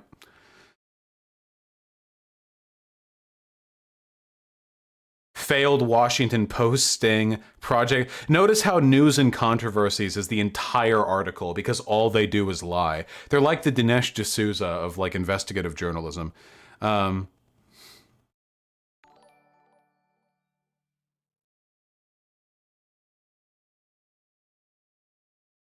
Project Veritas does not appear to disclose its donors. Always the mark of a reputable organization.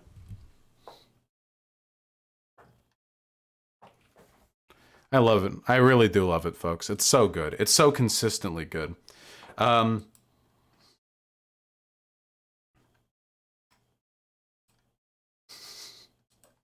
Let's go over donos, huh? Do you think we need to revitalize investigative journalism in this country? Yeah, absolutely. Are you kidding me? We don't do it anymore. Nobody does investigative journalism anymore. It's fucking pathetic. Right now, our country is so starved of investigative journalism. It's so bereft of it that Antifa comes out and releases court documents that everyone already knew existed and weren't that credible in the first place, and everyone splooges their pants. Anonymous comes out. Did I say Antifa? I mean, Anonymous comes out and releases this shit, and people are like, oh my God, Anonymous is back. But like, that doesn't even require investigative journalism. Like, you could have Googled that up. Like, it doesn't take much to look up court documents, you know?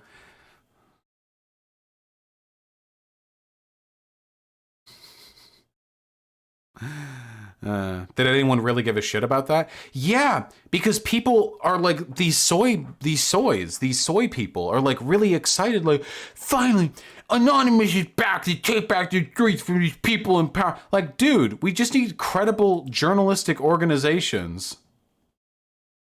I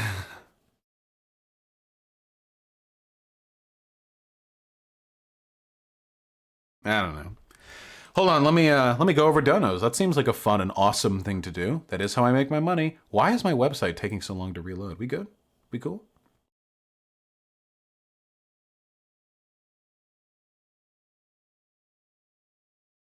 No problem, Ayanis. Ayanis? Thank you very much for the $5, comrade. Thank you. Ellie Moore is the $5. LAPD made the unfortunate mistake of hosting a Zoom town hall taking calls from the people. Have you seen the highlight reels? No, link them in chat. I want to look at this, though. I want to look at this. Norway officers need at least 3 years of training to become a cop. Yeah, Spau, that'd probably be preferable. Shlummy with the $10. Vosh, this shirt looks very good, like the minimalistic look. Keep it up, I'm proud of you. I'm just wearing like a black... It's an anime. Look, it's an anime. See? Look, she's like Oni with a cat.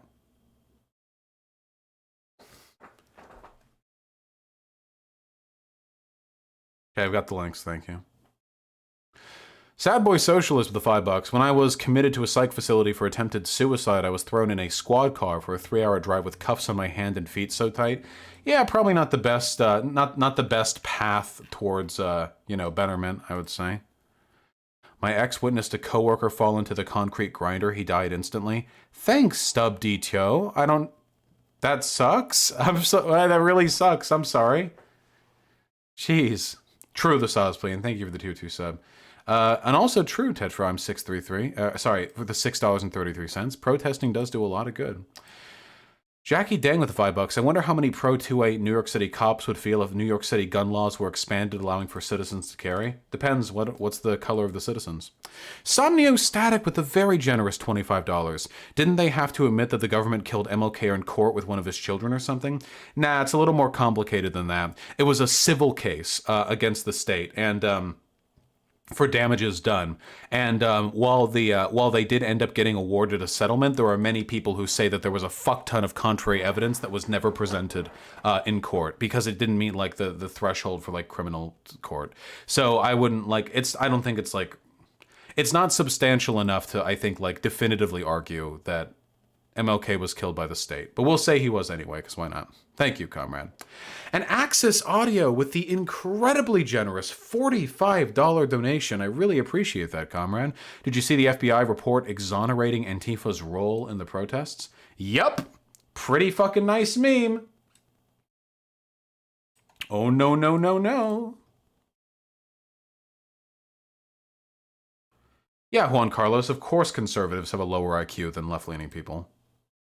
This is what I mean. The FBI it doesn't have the same types of interests as us. Doesn't mean they're our friends. It just means that there are certain things we both disagree with. Thank you, Access Audio. It is very refreshing to see that. Marcus Sermon with the 25 kroner. Why is Destiny triggered over the left? It's complicated. Oh, speaking of, apparently I've been provided a collection of deep state media clippings on... Why did I just open Skype? Get the fuck out of here. Nobody likes you. On Destiny?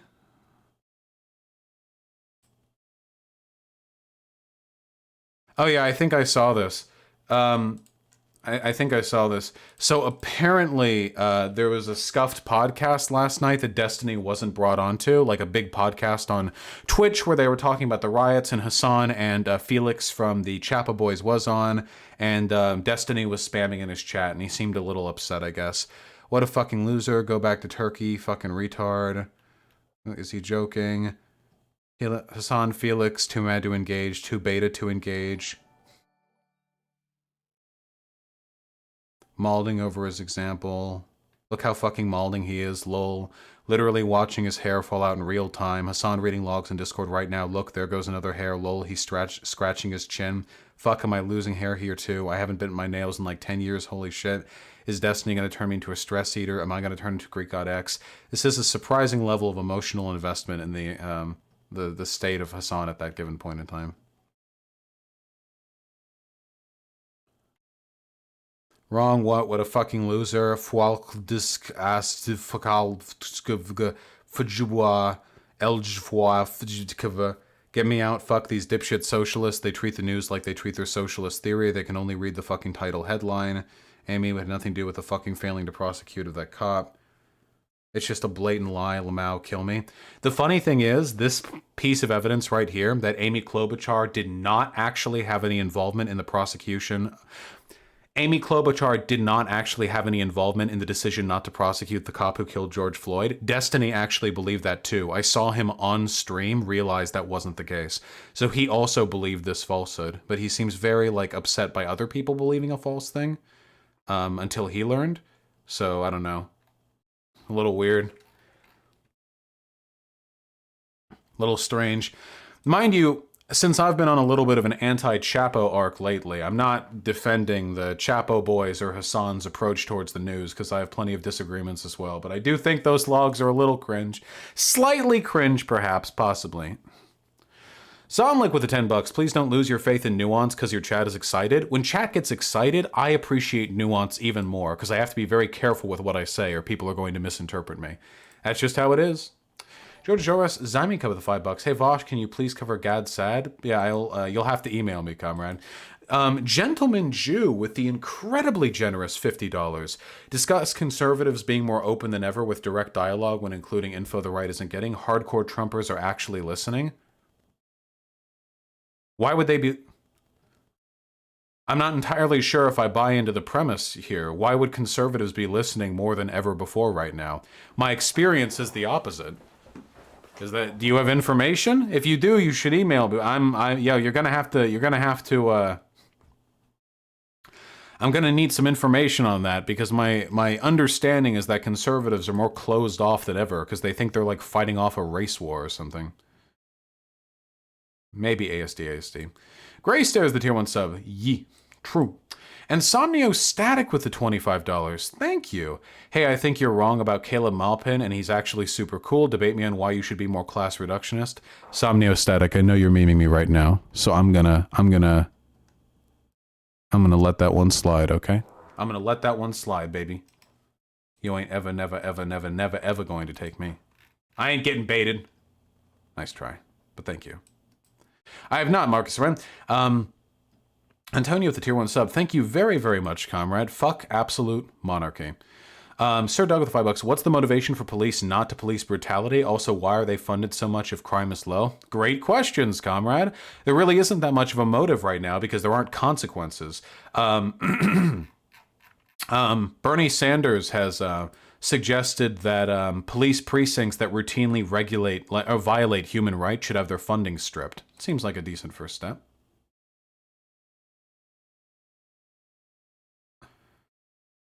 Wait, what are you guys linking me right now? Oh, this is the research bitch. If I believe someone is acting in good faith, they can convince me all this is simply reinforce me he's not acting in good faith. It's not, she's not going to talk to me. It doesn't matter. She's like really, really dumb. It's okay. I can't bully any more women on stream, okay? I'll never get fucking uncanceled, all right? Very true, Kate Cat Bars. Jew with the 10 rubles. Thank you, comrade. Brenton Lingle. Hey, we were going to talk last night. Want to chat now? Oh, yeah, Brenton. What did you want to talk about? Wait, guys, from last night's stream, what did Brenton want to talk about? Brenton Lingle. Does anyone remember? Oh, was it Caleb Maupin? Oh. Brenton, if you can figure out how to get on Discord and add me on fucking Discord, then, yeah, you can talk to me. 5559. Vosh, hashtag 5559. If you can do that, then we can talk. Luis Murillo with the $5. Do any of the big name YouTube conservatives like Shapiro or Crowder know who you are? Probably not. I know that one time Shapiro like quote tweeted me, but that doesn't necessarily mean he knows like who I am.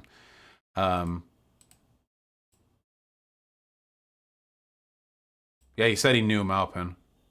True, Jackie Dang. No, Sergio Ribeiro, I have not. And I have taken a look at the Project Veritas thing. The Lone Grifter with the $5. What is this link? You have linked me a page not found. I love and respect you, comrade, but there's not much I can do with that. Clown Jester King with the $20. Been watching you since February last year and decided to finally donate to you on my 20th birthday. I wish you a great day, my man. Fuck yeah. Happy birthday, comrade. 2-0. The no longer a fucking teenager. Very true, comrade. DC Mayor has Black Lives Matter painted on. Oh, yeah. DC BLM mural. Have you guys seen this? It's actually pretty rad. I mean, you know, it is what it is, but... No, fuck you. No ads. They got a big old Black Lives Matter painted on fucking Main Street. The mayor has also been... what's the term? The mayor has also been putting up street signs saying Black Lives Matter. I know it doesn't mean much, but also that alongside a bunch of fucking military getting kicked out of DC hotels, that's a lot. Have you guys seen that on Twitter? The fucking conservatives who are mad about the existence of the Third Amendment and the DC mayor kicking all the military personnel out of the hotels across DC. Have you guys seen that shit? Third Amendment, motherfucker. They only know the second one, but we've got 3 amendments.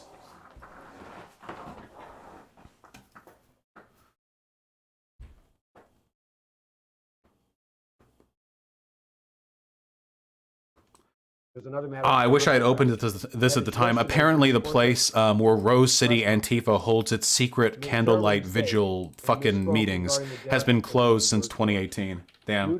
Couldn't even think of a place that was still open. Oh shit, that's the clip from the LAPD. We'll get to that. True, Vontux. At a Starbucks, yeah. Chicken God, thanks to the tier 1 sub. Really appreciate it, comrade. Terran Rich, the tier 2 sub. Thank you. The tithe to Antifa has been paid. Yeah, we saw that, Vontux, them aiding the Proud Boys. Paul's ego should have just pointed out to the fact millions will believe this trash and his argument would have been justified. Maybe apes in costume. Yeah, true annoyed gamer. You know, that proto-cam footage, 25. Italia Reigns with the $10. They made me meet up with them at a Starbucks, the absolute mad lads. Antifa headquarters. Me too, Jen. Very true, boy. And I'll be talking about Tim Pool today. Thank you for the $10. Becky Dang, thank you for the $2. Feardov's Yoldashev with the $5. Right-wingers bring literal ARs, but also if you left a hidden cam in their meeting, you'd hear them use the N-word when referring to black people. Oh, dude, if you had a hidden camera at a fucking Proud Boys meeting, holy shit. You would get like some NC-17 commentary on racial politics in the United States of America, okay? You would get some wild shit. Yeah, maybe John Hammond. Thank you for the tier 1 sub, Jack. Enjoy the orange name, and unfortunately, you have linked me something that doesn't work. I am very sorry, comrade. True, Bob Loblong. Thank you for the $5. The link didn't go through. Maya with the tier... We're almost done. Maya with the tier 3 sub. I don't know if you know yet, the ICD-11 replaced dysphoria with gender incongruence and reclassified from mental illness to condition of sexual health, also show baby. The baby has been showed twice so far today, and that is enough baby for today. Also, ICD-11? Is this like a super DSM? I would need to look into that. I don't have any problem with calling gender dysphoria a mental illness, because it works in the context. All right, we're talking to Brenton Lengel real quick, okay?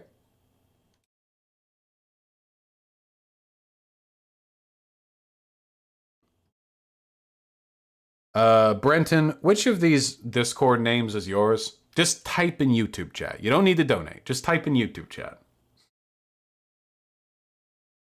We talk about Caleb Maupin.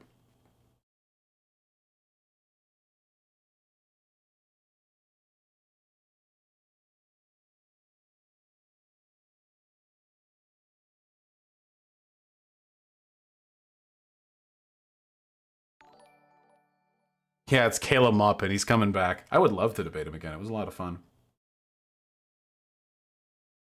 Not yet, Dopes Monk.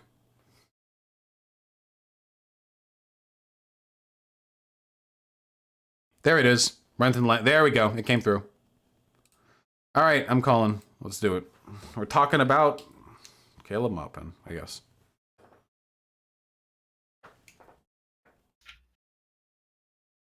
Hello? Hey, Vaush, can you hear me? Yeah, I can hear you just fine. All right, hit me up. We got lots to talk about today. Red pill me on Caleb Maupin or whatever. Okay, well, here's the thing. I'm not out to red pill you on Caleb. Caleb's a guy that I know. I've known him since we were both active in Occupy Wall Street back in 2011. Like, I knew him before he was even working for RT, when he was a reporter for Press TV and he was working with the Workers' World Party. Mm-hmm. Now, you and I honestly agree politically more than me and Caleb do, to tell you the truth, because he's like,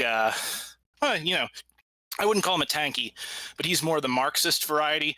I am much more interested in the anarchist tradition. I'm That's more fair. of an anarcho-communist. Just to clarify, though, like everything he said in our discussion belied a complete ignorance of basic Marxist theory. So if he's a Marxist, he's failing pretty severely. But I mean, I'm sure he's trying. Yeah. Well, I mean, here's the thing. Like, Caleb, so first off, I know that Caleb is sincere, because I've seen him put himself in harm's way for this, like not just as like somebody who reports on stuff and like builds a career on it, but like, he was there when almost nobody was covering the movement. He and I both covered the Cecily McMillan trial together, which was like the Occupy trial. They tried to put Cecily in prison for 7 years for elbowing a cop who grabbed her in the breast, and she didn't even know he was a cop. So we can disagree on, and you and he can definitely disagree on like what's building socialism. For instance, I don't think that China is socialist. Caleb does. But, at the same time, there is a level of comradeship we can enjoy both as friends and as collaborators in trying to build a better and more sane world. Well, what do I share with him? Like what ideological similarities do I have with him? He seems to be an enemy in almost every respect. Well, first off, you're both compassionate towards trans people. I mean, that was admitted in the debate. Yeah, sure, but like, I mean, so Count Dankula said the same thing. Like, I don't know if I can like, I don't know if I can meaningfully. I assign them about the same level of integrity. Yeah. Yeah. I mean, well, here's the thing with Count Dankula. I think Count Dankula is a useful idiot. He likes the cringe humor. He really likes to shock people. That's not really Caleb. And the thing is, like, the work that I have done with Caleb, like for instance, when we were covering the trial together, or like when he was covering like the police response to Occupy Wall Street with me. And the thing is you got to understand, like when you're at the center of these major movements where like all of the media is out to slander you, it's the few people that can be counted on to accurately report on it shine out like a beacon. But how can I trust him to accurately report anything when he was denying evidence of like the Uyghur genocide? I talked with him about that immediately after the stream, and like he wasn't denying evidence. He was saying he didn't. Wait, are you the anarchist he talked to? There was a YouTube video that was made right after that. After the debate he had with me, he talked to somebody else. Were you that person? Yeah, that was me. Okay. Yeah, but did you watch the video? I watched bits of it. Yeah, he's pretty insufferable, Okay, cool. So I had to like curtail my consumption a little bit. But well, I apologize. You'll know in the anarchist scene, part of being an anarchist is accusing everyone else of not being an anarchist, and vice versa. We all do that. So yeah, I don't care if people aren't anarchists. Like that's fine. Like I'll work with soak dems if we have shared goals. I just won't work with like fascists. Yeah. Yeah. Well, again, Caleb's not a fascist. He's not racist. He's not, again, I've seen him work with people from these communities, and even like with Occupy Wall Street, we have to be careful when we deal with like, I mean, I think you're 100% right on, say, for instance, the culture of online tanks. What about useful for fascists? Would that be preferable? Like Count Dankula is useful for fascists, even though I don't think Count Dankula wants an autocratic single-party state ruled top-down. But he's still useful for them because he signal-boosts their voices. Whereas Caleb Maupin may not himself want those things, but China is, like, at least either is or is rapidly approaching, like, a fascist, like, ethno-state. And for those reasons, his defense of that state, like, would comprise kind of like a useful idiot state for that, you know? Yeah, well, here's the thing. Like, so with China being an ethno-state, China, I think that that's a perception created by us in the West looking at China as a monolith. China is one of the largest and most ethnically diverse countries in the world. So to say that it's an ethno-state, I don't think is accurate. But America was one of the most ethnically diverse countries in the world back in the 1950s, and it was undeniably an ethno-state. That's a good point, honestly, to tell you the truth. Though it's a little bit, there's like the ethno-state when we didn't have the concept of it, you know, and then there's like the ethno-state like frickin' Germany. Like it's all shades of gray. It's all on a spectrum. And yeah, like It's for all instance, shades of Hitler, black. I think they're all bad. But China has, over the past 50 years, engaged in pretty deliberate policies to promote the interests of the Han Chinese over others, assimilated minority groups, destroyed their cultures, promoted the supremacy of the majority group. I think it's pretty clearly Yeah, like but that's what the state does. China also, you know, allied with the United States and with Russia to destroy fascism in Germany and in the Axis powers. Again, I think it's a simplified way of looking at it to call them fascists. Wait. The alignment against Nazi Germany has nothing to do with America was America was an ethno-state when it took down in part Nazi Germany. Like we had like apartheid in our country. So the fact that we took on Nazi Germany isn't an argument against America having been an ethno-state at the time. I think it is if you look at the degrees of it, because yes, for instance, we did have like the Jim Crow South that was massively wrong. Also, China wasn't communist at the time. During World War II, that was before Mao's revolution. It was nationalist China at the time, and it was fiercely nationalistic and suppressive of its working class. Pretty sure Mao was in control of China. I could be wrong on this. I could look back, you know, but I'm pretty sure Mao was in control of China during World War II. Because the Chinese Civil War was taking place either right at during World War I or right before. In any case, like I'm not normally the guy to defend China. It's 1949 is when Mao. So World War II was over. It was only during the Cold War. Okay, so yeah, all right. So I can look into the history of that, but you know the fact of the matter is that you know the state as an institution always does what, you know, its function is to defend sovereign power. Its function is to defend the property rights of the ruling class.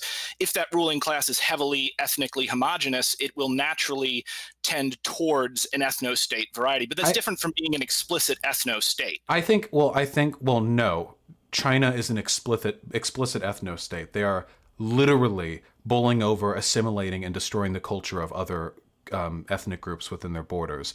It is possible to have a state that isn't an ethno-state. Like Sweden, for example, is majority white, like by anyone's definition, but the state has made a pretty conceited effort, at least an attempt, to integrate like non-white or like non-ethnically Swedish people into their country. Now, do they do a perfect job?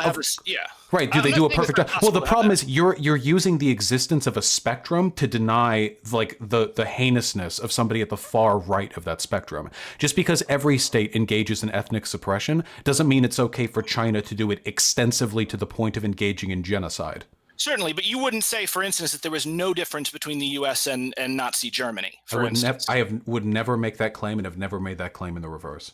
Okay, yeah, so if there is a difference, and if we do have a gradation between these things, you know, when you've got states that are explicitly ethno-states, when you've got states that are explicitly genocidal, and then you've got states that have maybe, like an apartheid state, for instance, like South Africa, is different than the Jim Crow in the United States. Even if Jim Crow is just, relegated to the South, that right there is a major difference.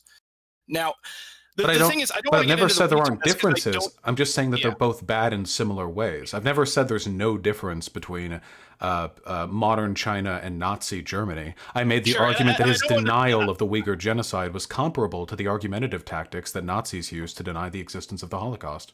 I mean, I would say it could be, but also the Holocaust is one of the most well-documented events in world history. The Uyghur genocide, which, by the way, for the record, I think is probably going on in some way, because I tend to assume that when there's reports of this coming out, the states are going to be doing that, you know. But again, it's pretty quick in, and you said in your stream last night, for instance, that Caleb had the information and just chose to ignore it. I just don't think that's the case. The evidence for the existence of the cultural genocide of the Uyghur people is at this point overwhelming. It's not just the State Department coming out with a few grainy satellite photos. We have corroborated multi-states, international organizations, NGOs, charities, independent actors, journalists report. We have a huge collection. This isn't like there are WMDs in Iraq, which nobody believed, and like a few state actors were pushed to make a public endorsement. I remember that. A lot of people believe that. Hell, No. Wait, not people in authority. A few people in the state tried to make the case, and they presented next to no evidence, and we went off of that evidence. There's a big difference between trusting a few state actors who have no evidence and trusting a fuck ton of actors who do have evidence. Yeah, look, again, I'm inclined to believe that this thing is happening, and I think that, stuff should be done about it. I don't know what exactly should be done because, again, I don't think it's a good idea for superpowers to go head to head. I do think there should be, international condemnation of this, but also, when you look at it, like after your debate, I actually went and looked it up, and again, I have not looked deeply into this, and I think you admitted on your stream last night that you hadn't yet looked deeply into this, and that's fine. We can all look at it, but I looked into it. I just didn't have the evidence to present to him right then, because there's a big difference between knowing something and being able to prove something on the fly. Like I would have to corroborate. I agree with you 150% there, but the thing is that what you did was you accused Caleb of bad faith and purposefully ignoring the information, which I don't think he did. Oh no, 100% I stand by that. If you care about China and you care about the Uyghur Muslim genocide enough to deny the legitimacy of the evidence of it, then you have access to the information that's been made in favor of its existence. I mean, I don't think at any point in the debate he denied the legitimacy of it. He said of course not. No, I know, and I've talked to many people like that who don't deny the Holocaust happened, but they have some questions about the official narrative. You have to admit that the evidence for the Holocaust is overwhelming, and we have like 60 years, I think, of social consensus on the Holocaust. We all grow up being taught about the Holocaust. Nobody does this about what's happening in Yemen right now. There are genocides going around all over the world, and for some reason, these tanky types, they never go like, well, I'm concerned about the state actors that may be disseminating information within Yemen. They never do that. They'll accept reasonable thresholds of evidence for everything going on around the world, but when China gets involved, all of a sudden, I don't know. I'm not sure. You didn't have that conversation with Caleb in particular. And I will tell you, there's a bunch of idiot tankies online who just deny everything. I'm 100% behind that. Because, I agree. Yeah, that happens. But, again, you're talking about an individual here, as opposed to you can't assign the fact that online tankies act like this to Caleb. Like if you were talking to Jason and Ruhi, I would be behind you 150%. But he did that to my face. This is like easily available information on the existence of the cultural genocide of the Uyghurs. You pounced so fast, you didn't get into the meat of the conversation. It doesn't. If you deny the existence of a well corroborated genocide, but he didn't deny it. He just said he didn't know. When you say you question the official narrative from a rhetorical standpoint, this is playing defense on the part of the people who are engaging in the genocide. You should know this. We've talked with Nazis online before. This is what they do. Nobody flat out says, I don't believe the Holocaust happened. What they do is they sow doubt, and they have little bits of like, ooh, well, this piece of information, this plaque on the death counts outside of Auschwitz-Birkenau ended up being retracted, and the number keeps going down over time. I wonder where it's going to end up next. That's what tends to happen. But what they secretly believe in their hearts is that it didn't happen at all. They just know they can't defend that point. Yeah, but you don't know that with Caleb is the point. And I'm not a mind reader with Caleb, but I know Caleb's not a hateful individual. And I know if Caleb were presented with irrefutable evidence that Uyghur genocide were going on, his compassion would force him to reconcile. There is no irrefutable evidence to him. Everything that you need to know about the Uyghur genocide can be looked up on Wikipedia. It's all corroborated. You can read it in 15 minutes. He's a journalist. He should have done this. The fact that he doesn't. means he doesn't have, nobody has infinite attention to go to infinite different things. Now, again, yes, he's a journalist and he's reporting on a number of things. He hasn't reported on the Uyghur genocide. I know. Yeah, I bet he hasn't. Yeah, I wonder why. Well, there would be a bunch of reasons, but the fact of the matter is, even if he has, let's say, you know, he in general is favorable towards China. So let's say there's a subconscious bias not to seek out information that is critical towards China. I don't think it's And I won't say subconscious. that He's a doesn't hack exist. for the state. Like, that's it. He's just a. This is so simple. Like, he's just a state actor. Yeah. The thing is, he's put his life in danger before. So is Andy. So is Andy No. Like Andy No. Andy No has not. Andy No has put himself in dangerous situations before. That has nothing to do with Dangerous legitimacy. situations are different than Caleb putting his life in danger. Freaking Caleb was on an Iranian ship trying to deliver aid to Gaza that the United States was thinking about blowing up. And one of the reasons they didn't blow it up, is there was an American citizen on that ship, which was Caleb Maupin. But so he worked, with the state actors whose interests are opposed to those of America. Yeah, that fits my narrative. He was trying to make sure necessary aid got through to Gaza. Yeah, well, but it fits both of our narratives, doesn't it? Yeah, he's willing to risk his life to do shit that many people would interpret as like propagating the state interests of those who are opposed to America. You could interpret that one way or another based upon the circumstances. But again, I find it very hard to believe that Caleb would go onto a ship and risk being on a ship that might be blown up by the United States military just to provide some sort of support for Iran. He's an American. He's Iranian. Iranians do that all the time. What does his nationality have to do with his interests? Because he cares about this country. He lives in this country. What is that? Wait, no. That's what you're making my point for me. Right? You're making my point for me. I'm making the argument he is an oppositional state actor. Everything that he does fits a very, very easy narrative for me to defend. He doesn't like America. Maybe he just doesn't want war because we saw what happened. But this isn't evidence against the legitimacy of his positions. My point is, it's evidence of the legitimacy of his what's it called? Commitment to presenting narratives that are opposed to those of America's. No, he could present a narrative that is opposed to those of Americans without literally risking his life. So could Iranian soldiers, but they put their lives on the line. Yeah, but a soldier is very different. First of all, a soldier. Is it that impossible for you to believe that somebody would do dangerous shit to oppose American state interests? This is an extremely common part of the intel war between different countries. I'm not making the argument that he's anti-American. I'm making the argument that the fact that he's done these things is not evidence that he isn't just a China dick-sucking sycophant. What would you consider as evidence that he wasn't a China dick-sucking sycophant? We could start with not denying the existence of evident and readily available evidence that China is committing a genocide. Then we could start with him stopping with the lie that China is a proletarian state. So, then we could start. Then we could go with him no longer believing that the reason why China doesn't allow for private unions is because all of them are started by the CIA, and then we can go to him no longer defending the democracy. There's a lot to deal with here, so I'm going to go with two things with China. First of all, I had this conversation with Caleb because, once again, I don't believe that China is a proletarian state. And we sat down to dinner one time, and I said to him, because we were good enough friends that I felt comfortable asking this question. I was like, dude, how can you say that this is a workers' state? Obviously, the people do not directly control the means of production in China. So, the government is doing it. And you can't really say the government does it on their behalf because, that's the state controlling it. And he actually had a really interesting answer for this. And I don't know if this is 100% factually correct. I would actually need to go to China and figure this out.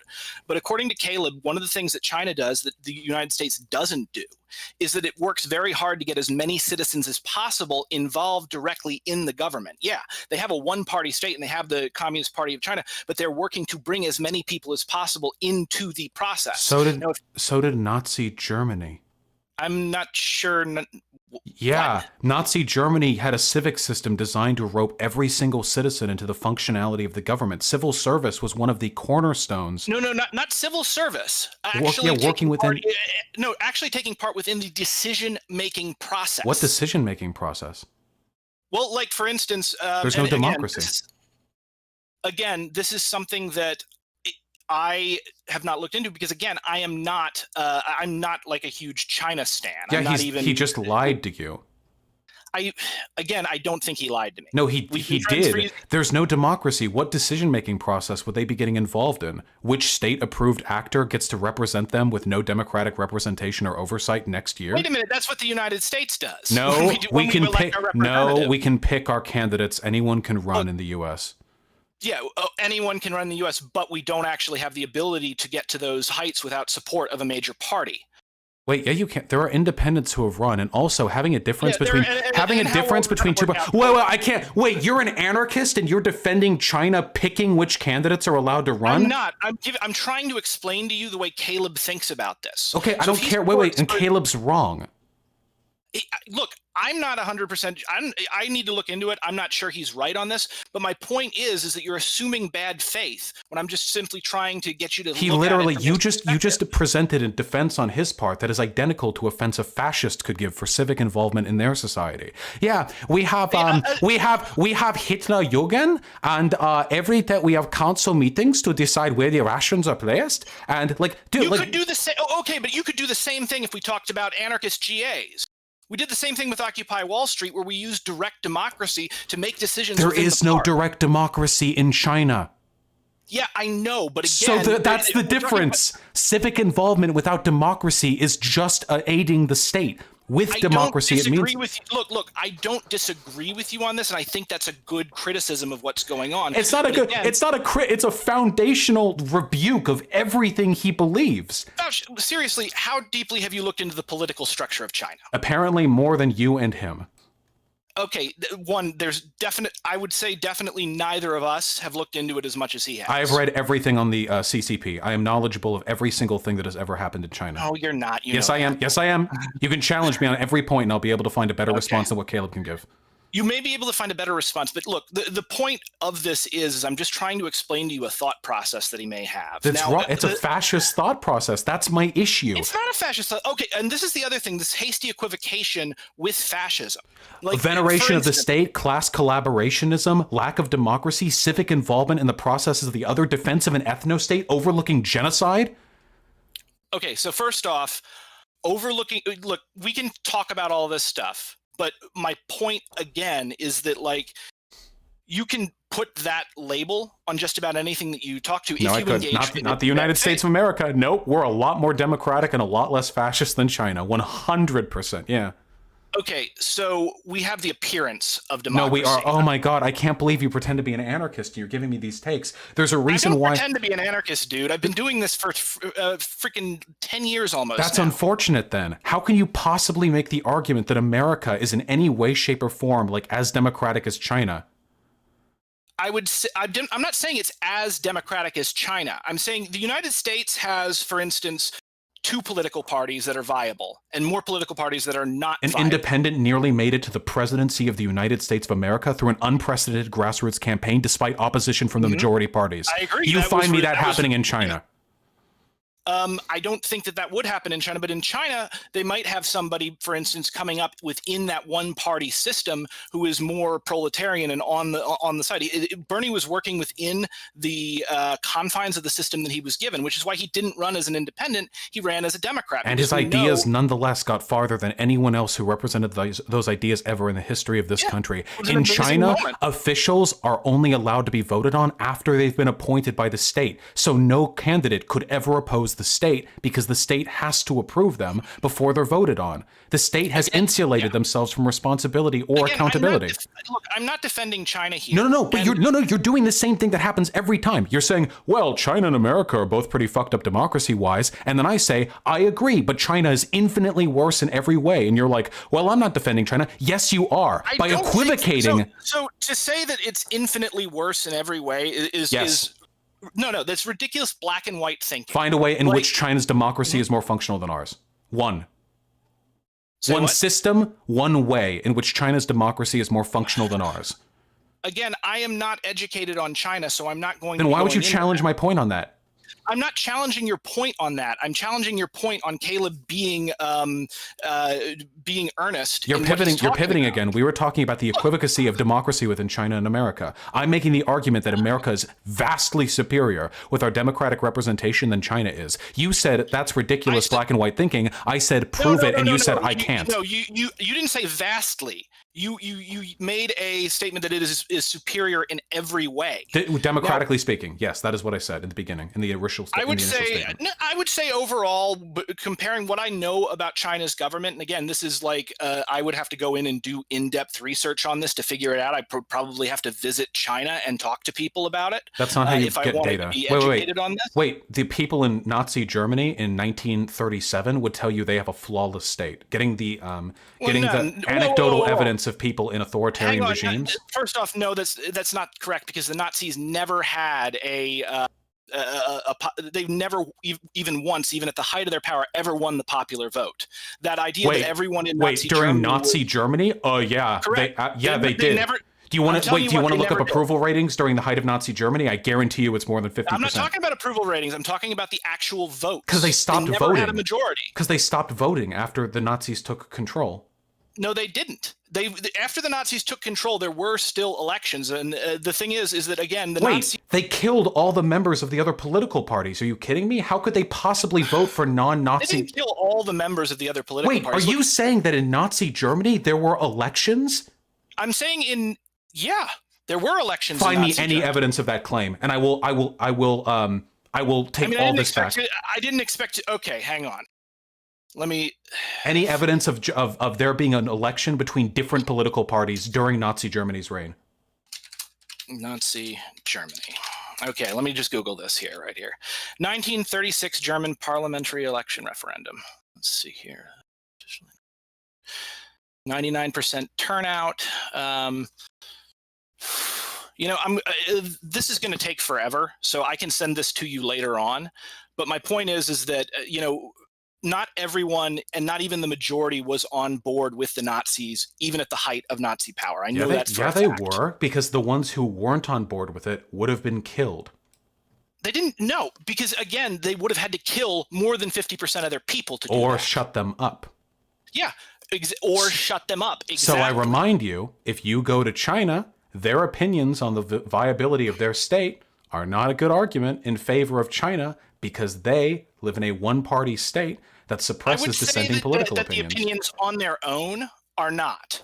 But I would also say that, again, I think it's important that when you're trying to talk about another country, you have direct firsthand experience about it. No, that's literally not how you arrive at data. Yeah. No, that's literally not how you arrive at data. We can also talk. There was something that was in the. No, that's just factually wrong. You don't. That's not how you collect data. You don't ask people's opinions. That colors your experiences. You just need cold, dispassionate data. What do you think a poll is? A poll is data. It's tens of thousands. A poll is data that is obtained by asking people's opinions. No, you control for which groups. You try to get an accurate representation of the population via polling. You don't just ask random people. Hang on. Who said anything about asking random people? How many people did you want to go and ask in China? 10,000? I'm not going to go do a poll in China. I'm talking about, if I were to come to this, I would need to read into China's history. I would need to study the structure of China's government. I would probably need to travel to China and gain firsthand experience. What do you mean why? Why? Because you can't. Because each one of these different ways of gathering information functions together to create an overall picture of the nation. No, statisticians don't use, and I went to China and asked about how they felt in their data. Petitions don't, but you can't just go buy petitions. No, statisticians, like statisticians. Yeah. And this is like, okay, so like, for instance, when I was debating JF the other day, and I obliterated him, one of the things that I pointed out was that when he was doing like that 1350 bullshit, that it is a statistical fact that that the average American has one breast and one testicle, because of course 50% female, 50% male. You average them all together. Women have two breasts, no testicles. Men have two testicles, no breasts. You come out to an average of one breast. The fact that you can misinterpret data does not mean that dispassionate data collection is not the best way of understanding a population. I wouldn't even say it's not on its own, but also it's not the only way of understanding a population. Anyway, we're really getting into the weeds on this. One of the other things that I had kind of an issue with was that I saw when you brought up, for instance, China being fascist, you used the Mussolini definition where you said it was a combination of state and corporate power. And That's a this pretty is actually, common economic definition used by leftists. but that's actually the wrong definition, because what's happening here, and those leftists who use it are wrong. When Mussolini was saying corporate power, he wasn't talking about corporate in terms of corporations. He was talking it literally in the term of corporatism, like a body. So fascist corporatism is not corporatocracy like we have in the United States, where corporations tend to run or heavily influence policy. Rather, it's You where do realize that corporations literally had parliament seats in Hong Kong, right? Corporations have a much more direct control over the people. That's corporatocracy, not corporatism. Corporatism And what is corporatism? It's where the state functions like a body. So like a human body, and it's been forced into it by the fascist state. So for instance, what specific component of the Chinese government does not meet the qualifications for whatever weird definition you're giving me right now for fascism? I'm saying that fascism is a very specific thing, and I think that you're. So in what way does it not meet the definition? If you disagree, then you have to think of a way in which China does not meet whatever criteria you're levying for it. Well, for instance, it's not organized economically or politically in a corporatist fashion. What does that mean?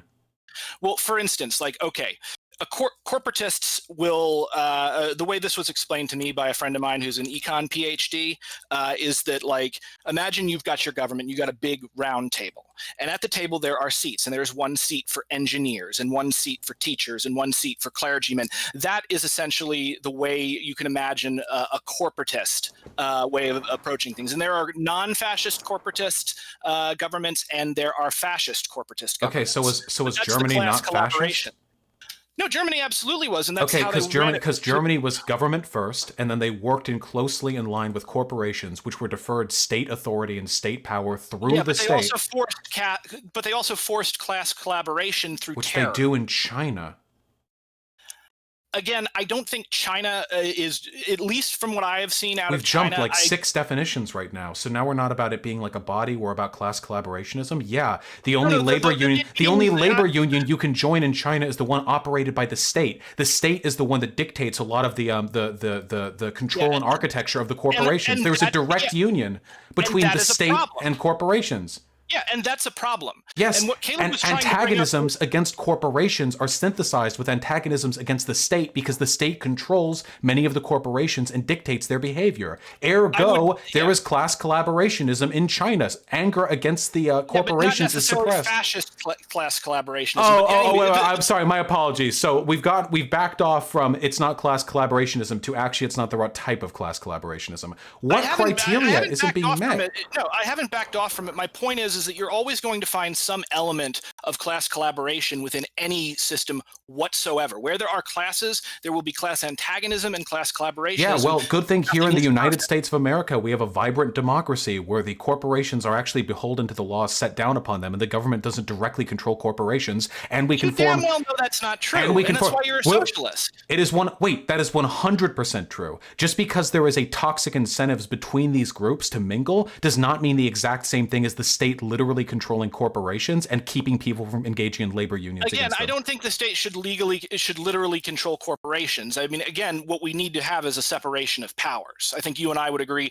150% on that. Yeah, so I'm anti-China because they have far less separation of power than the United States of America does. And that's a great criticism of China. And, again, it would have been great to go into that with Caleb in the debate, but instead I just saw you shouting at him and calling him a fascist. No, I specifically described the reasons why I felt China was more of a fascist state, and then I specifically described the reason why I thought that he was more of a fascist. I did not just shout over him.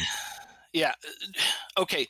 But again, you admitted that you didn't have the background research on that. No, I admitted that at the time I didn't have the background data available at the time to disprove his conspiracism about the existence of the Uyghur Muslim genocide, not that I didn't have any data on China or China's economy in general. Mm-hmm. Okay.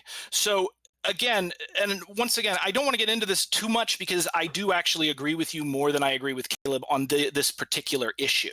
But I just feel like if you'd come at that conversation in a more open and more curious way, as opposed to trying to destroy your opponent. Wait, first of all, he opened up this conversation by shit-talking me on Twitter for weeks before we started talking to one another. Second of all, that was shitty. We opened with a good faith conversation, and the only time fascism got invoked was when I said that China was closer to a fascist state than a proletarian one, which I'll defend any time, and I only said he was acting like a fascist after he started playing the, well, I question the official narrative card on a well-publicized and well-acknowledged genocide currently going on. Yeah. The idea that I just came in there acting in bad faith to obliterate him is completely unfounded. He floundered and he tripped on his own necktie. I don't think you came in there in 100% bad faith, but I watched your Dankula debate, and you literally said, like, the Dankula debate, that you weren't going to believe what Caleb was going to say, and you were going to go in there and make sure to hammer him on those points, which is a good tactic. But I'm saying, like, and also I didn't. Wait, I'll listen to any argument that's made to me. Caleb just didn't make any arguments. He doesn't listen to anyone that he talks to. He just talks past them. You've been friends with the guy. You know he talks like that. He does not engage in conversation. He has a preset line of dialogue that he will barrel his way towards with no interruption, and it will probably involve exactly 3 times as many words as is needed to make the same point. He's an NPC. Oh, come on. Now, first off, look, don't use like the freaking fascist memes right there. It's not fascist memes, dude. It's an NPC. He's got like a very simple line of code running in his head. It's not my fault. Dude's been organizing for decades, and he's watch our conversations together, because again, when we talk, the conversation goes in a lot of different directions. And Caleb loves to talk about history, and he loves to talk about it's a communication style, but he's not an NPC. He's not running off a script. He critically thinks about what I have to say. He did not engage with anything I said during our conversation. Every time I stopped talking, he just went to the next line in his dialogue tree. Well, I don't disagree with that, but also that is kind of a contentious way to talk to somebody when you're in a direct debate, because you're not actually dealing with what the person is saying. You're trying to score points. I didn't talk. I addressed every argument he made. I didn't say you. I didn't say just you. I said people involved in debates oftentimes. Well, then what does that have to do with me? I engaged with everything he said. He's the one who refused to engage with the things that I said. I mean, so first off, he should talk to you on Twitter, and that called me a pedophile afterwards too. He's still tweeting about me. He is now thinking about me, and he wanted to jerk off right now, but he can't get himself hard. He knows the reason why. It's because I'm there in his head. I'm lurking. Yeah, I know what he's thinking about right now. It's not you. He's got a very big coming up with a pretty huge figure, so that's what he's thinking about. I bet he's thinking, I hope this doesn't go like the Vosh conversation, or I'm screwed. Yeah, well, you know what? You definitely at the end appeared to be a lot stronger. But also, I think that at the end of that debate, there wasn't a lot of communication going on. Yeah, I agree, but that's not my fault. He doesn't talk. Yeah. He just, I can't talk.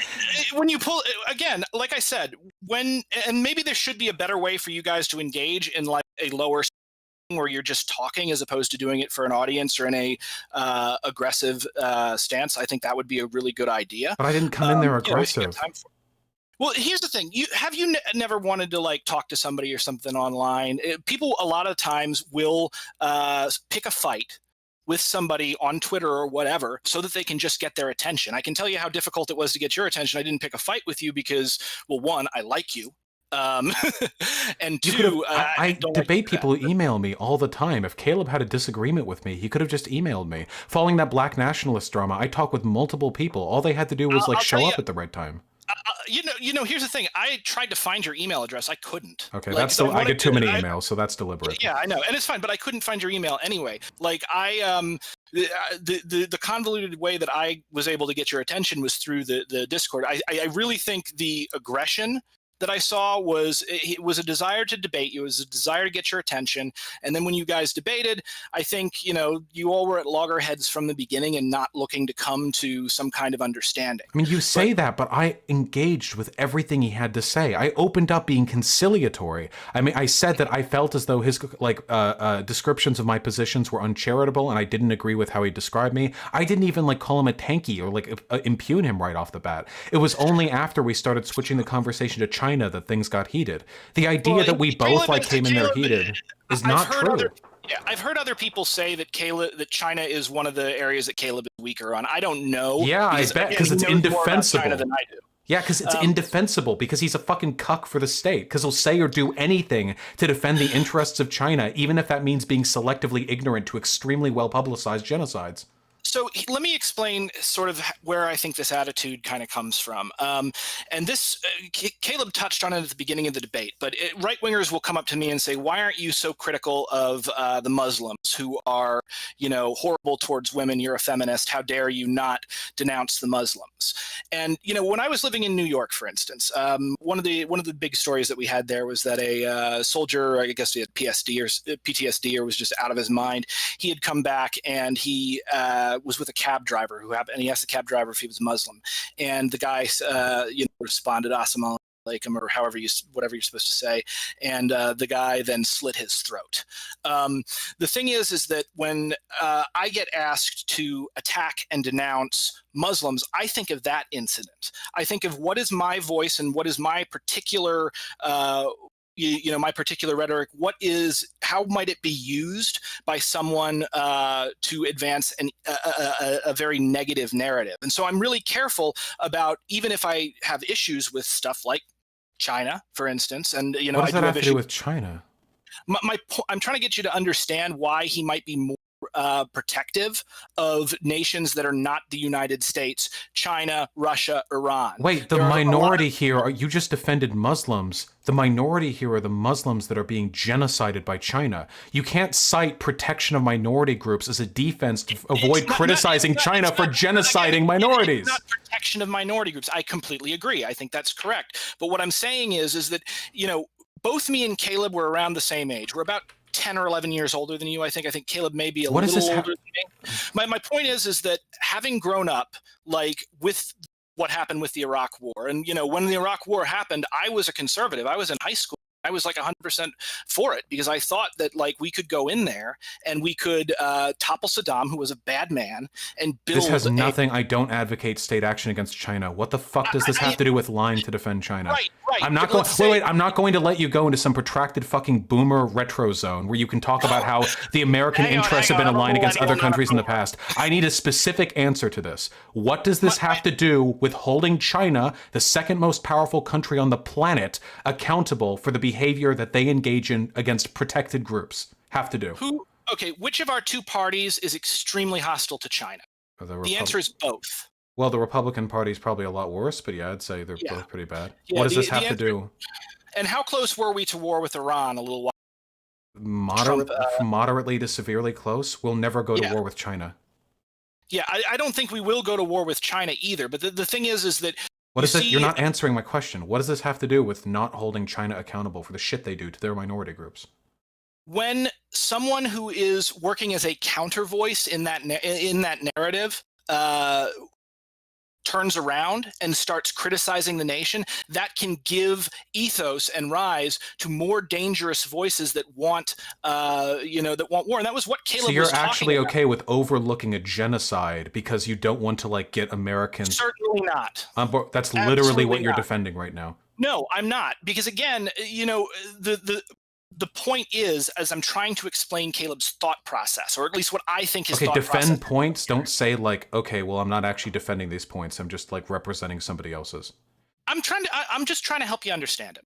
I know it. It's just I know it because it's an NPC thought process. I've already processed it and moved past it. So here's how about yeah, I don't think much of Caleb. So how about this? That's okay, but that doesn't mean he's not a person. Why don't we oppose American imperialism abroad, but also oppose other countries engaging in authoritarian genocidal actions against their minority groups? I 1000% agree with you, and I think that is a good step forward. Then that's it. That's all I've ever done. I have never endorsed U.S. State Department talking points against China. I have never advocated for war. He was the one who went on this rampage about how I'm a neocon advocating for war against China because he had to back up to his NPC talking points, even though at no point did I say anything about enabling militarism against China. In fact, actively denounced it in that convo, but he went there anyway because he's very simple and there are very few responses that he has pre-prepared in his head, and he had to go with that one. Okay, so remember when you said that what he said sounded like fascists denying genocide? Yes, because he was denying genocide.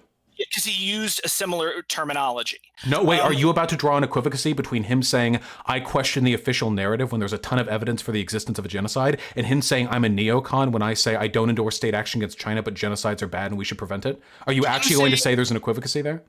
No, what I'm saying is, okay, so I Googled, for instance, the Uyghur genocide after, because I hadn't looked into it a lot, and I found a couple of sources on it. There's some NGOs that are saying that it's happening. I'm seeing articles that say it's a genocide, but it's a cultural genocide, and they're not actually killing anyone. I'm seeing, and these are like... They're putting people into camps, they're torturing them, they're stealing their organs, they're having them repeat mantras favorable to the CC. The organ stealing is not the Uyghurs, that's the people that are behind the cult. The people that are behind the Epoch Times. The Falun Gong, no, it's both of them. But the difference is the Falun Gong lies when they say the CCP is stealing their organs because it benefits their benefits their propaganda. I don't think the Falun Gong is lying about that. I just think they're also crazy and dangerous. No, they won a lot of press awards for reporting on that. No, the Falun Gong is a authoritarian anti-CCP cult that argued that their organs were being stolen because their insane religious mythos suggests their organs have a superior spiritual quality, and they were arguing China was stealing them. They might argue that, but they also reported on what was probably happening, which was organs being stolen, or at least it seems to, if you data, there's a bunch of organ transplants that are going on with regard to China, and they're not, particularly transparent about where all these organs are coming from, and it seems to be from executed prisoners. But again, the Falun Gong could say, "Oh, it's because our organs are awesome," but are the organs being taken? I think it's quite likely that happened. Yeah, it's happening to the Uyghur Muslims too. There have been multiple corroborator reports that this. I haven't seen that, but what organizations are corroborating this? Because, for instance, let's just say you don't have any presuppositional knowledge of this. Why would you question my sources without even knowing what we're talking about? I'm not questioning your sources. What I'm saying is literally. When I looked into this, I see UN ambassador accuses China of the cultural genocide. And then several nations, and then I also see 50 nations come up and say China did nothing wrong, and I think which 50 that seems to be an overreaction. Probably the 50 that are allied with China and Russia. So do they have actual material evidence this isn't happening, or are they just reflexively defending the state that they know they're under the wing of? Again, I don't know. So you don't, because you're because you're literally questioning the sincerity of this genocide by on-the-fly wiki looking and looking at articles that corroborate the opinions of states that are allied to China as a defense of their actions. This genocide, and I think once again, when there are then why bring this up? Because I'm pointing out that it can be very difficult to determine what's going on here. No, it's not. No, wait, no. We know what's going on. You've got Human Rights Watch. Human Rights Watch is a good organization, in my opinion, right? In fact, I actually got into a bit of a fight with Thor Halvorsen, and then later on, I actually apologized to him because he supported Bernie Sanders.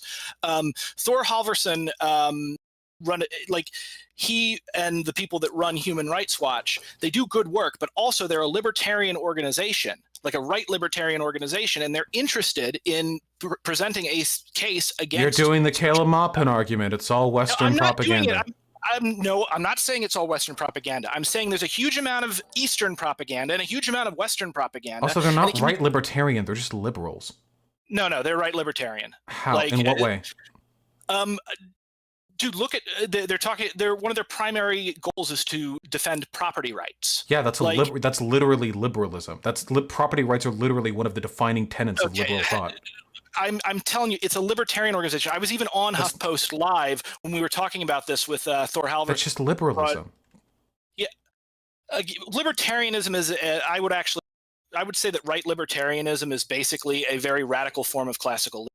They just stole the word from you can make that argument, but defending property rights is just liberalism. That's not evidence to them being right libertarian. And being right libertarian isn't the same as being libertarian. When you're talking about human rights, look, if you're looking at human rights, and the first thing you look at is not the right to life, it's the right to property. Oh, wait, I'm sorry. Is their first priority the right to property? If I look up Human Rights Watch goals right now, is the first thing going to be protecting private property, and then somewhere down on line 7 is going to be human rights? Or are you selecting one thing from a list of 20 and acting as though that's the defining goal of the organization? I'm saying that property rights is probably up there in the top 5. Probably? Do you not know? I haven't looked at their site recently. I don't remember the exact line here, but I'm just saying when you've got all of this propaganda, you got propaganda from the West, you've got propaganda from the East, you've got a ton of, and this genocide is happening on the other side of the world. It can be very difficult for people to parse that and to understand exactly what they're looking at. This is the big problem of the information age. It is difficult. Yeah, this is literally what Nazis do. You keep saying you are. Wait. I have a quick question. Okay, are you an invertebrate? This is the most spineless argument I've ever heard in my life. You've repeatedly said you've repeatedly said you're not questioning the genocide. Oh, it's just a cultural genocide. Well, actually 50 countries defend China. It's so hard to find out what's true these days. Oh, but I'm not attacking the existence of the genocide. I'm just explaining Caleb Maupin's perspective. This is insane, dude. I can't believe someone could call themselves an anarchist but be so willing to simp for somebody who's clearly just representing the interests of the state. This is ridiculous. No, dude, look, again, I am trying to promote like a more compassionate way of looking at things. What is What is compassionate about obfuscating the existence of a genocide? I'm not obfuscating the existence of a genocide. I can't do it anymore. I can't do it. That's all you've been doing for 30 minutes. I'm describing how lost a person can feel. It's not. The evidence is out there. It's lost if all you go to is fucking RT and fucking like a right-wing like Chinese and Russian news websites that only defend state interests. Look, I don't take my news from RT. You know, RT. I have a spot for RT because RT was like the only media outlet that could be counted on to accurately report on Occupy Wall Street when Occupy Wall Street was going on. Okay, that has nothing to do with the current argument we're having right now. My point is that I don't listen to RT. It's not my news source. Okay, you should get some new sources, by the way. 10 human rights goals from the Human Rights Watch for the president's fourth quarter. Close the prison at Guantanamo. Address unjust drug sentences. Enhance transparency around U.S. lethal action. Support stronger encryption. Drop the Korea exception to the landmine ban. Support an arms embargo for South Sudan. Reaffirm the illegality of the Israeli sentiments. Increase pressure on China. Delay weapons shipments to Saudi Arabia, leverage the May trip to Vietnam. Nothing about property rights. Okay, so again, this is like Human Rights Watch was literally described as a libertarian organization by the liberal host of the program on HuffPost Live that I was on. And wait, so one guy just said it once and that's it? You're just running with that? No, not just one guy said it once. Like I'm telling you, they have a very strong libertarian component. In what way? Libertarian, like free from state authority? That's fucking base, dude. People of China could use that right now. No, libertarian, like in like laissez-faire capitalism. Well, right now I'm looking at their list of priorities, and it seems to be more about representing human rights. Well, there's better what's it called, public relations. Like I guarantee you, if you look up Thor Halvorson, he is a libertarian. So Human Rights Watch topics list: arms, business, children's rights, crisis and conflict, disability rights, environment. Check out business. That's it? So the fact that business is listed on there amongst 20 other things, the fact that business is listed. I'm not saying I'm not even saying that they're not necessarily reliable. I'm describing how all of these different things can come together to create a very large and confusing picture. Every piece of evidence you've given me so far has fallen apart. This is just the obfuscation people like you engage in to avoid having to acknowledge the existence of inconvenient factual information. You are a conspiracy theorist. This is conspiracism. You are. Dude. This is conspiracism. Look, again, I think that I think there is definitely something really off going on with regard to the treatment of the Uyghur Muslims. I think it's unquestionable, because if you look at how badly the United States government treats Muslims here in the United States, and then you also look at the fact that China has a very bad human rights. I checked out that business section. Human Rights Watch investigates human rights abuses linked to the economic activities of businesses, governments, and key international institutions like the World Bank. Oh, so it's about preventing human lives from being harmed from business excess and from neoliberal organizations like the World Bank. We expose harmful... Oh yeah, you think? We expose harmful practices by multinational corporations that can devastate vulnerable communities. We push tech companies to avoid active complicity in government efforts to censor and persecute activists. Okay. So where's the evidence that this is anything other than a Human Rights Watch? I will look for it, but what I will concede to is I think I learned something. Awesome. So thank you for pointing that out to me, Vaush, because maybe I did maybe I was too hasty in concluding that they were a libertarian organization. Okay, again, even if they were a libertarian organization, that wouldn't mean the evidence they've presented with regards to the genocide of the Uyghur Muslims is fake. No, it wouldn't. But also, it would. I don't necessarily think that the information that Mises fake. Wait, you cut out. What'd you say?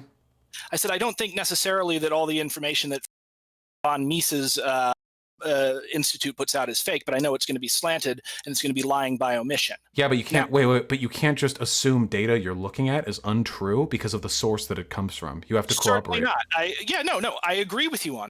But again, you have to tier, and part of figuring out which sources to listen to is figuring out, because again, we can't go into every single claim. Then how about we listen to the Human Rights Watch, which says that the Uyghur genocide is taking place, that it's horrific, and it needs to be stopped? I mean, I already assumed that the Uyghur genocide was taking place, that it was horrific. No, early on you said you lean towards it, you're inclined towards it happening, but here's all the reasons why somebody might not actually believe it's happening. Oh, it's just a cultural genocide. Dude. Because again, you're assuming bad faith on everyone. All the information I'm presenting is corroborated and factual. I'm not engaging in any conspiracy here. This has nothing to do with assuming bias. Who said you were engaging in a conspiracy? Nothing that I'm doing right now is about assuming bias on the part of the people I'm talking to. I don't have to because you haven't provided any evidence. I'm just providing simple evidence.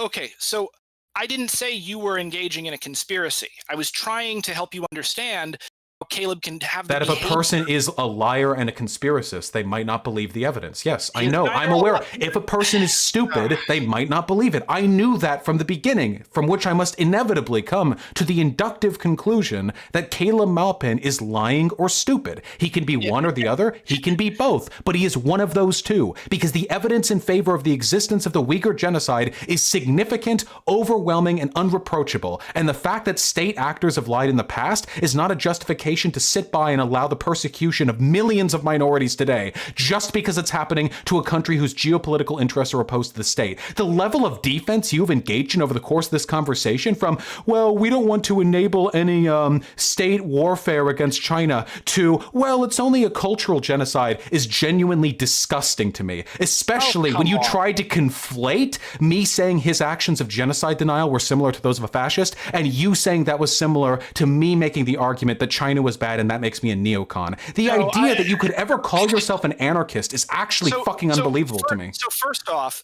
dude, Google me. You can find my, I was arrested with Occupy Wall Street. I don't care if you're arrested with Occupy Wall Street. People who are right-wing have been arrested by Occupy Wall Street. Andy Ngo, Tim Pool, these people were prominent during Occupy Wall Street. I don't give a fuck. Andy Ngo was not prominent during Occupy. Was it not Andy Ngo? Just Tim Pool. Tim Pool was prominent during Occupy Wall Street. Yeah, well, I know Tim Pool, and Tim Pool is an interesting character to say the least. But and I will agree that he.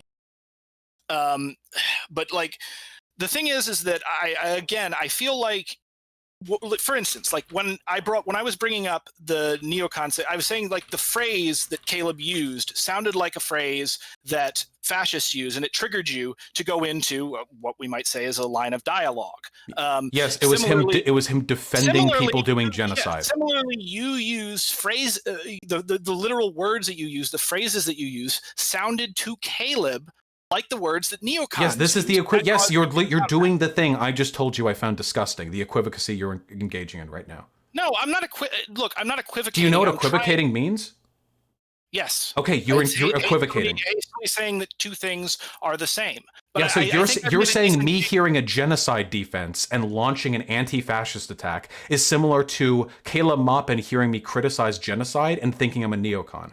Look, one of the ways that people communicate oftentimes is through like shared jargon, essentially, through shared specific terms. So for instance, you hear someone... Is that a common neocon argument when they say, I want the Chinese government to be more democratic so the proletarian like might can finally like seize control of the means of production? Is that something neocons typically say? Not the proletarian might, but more democratic. Like, yeah, haven't you ever seen that like that meme with the American Eagle, and it's like it sounds like Mars needs some freedom. Maybe you should listen to the neocons then, because it sounds like they might have a better idea on this than you. China should be more democratic.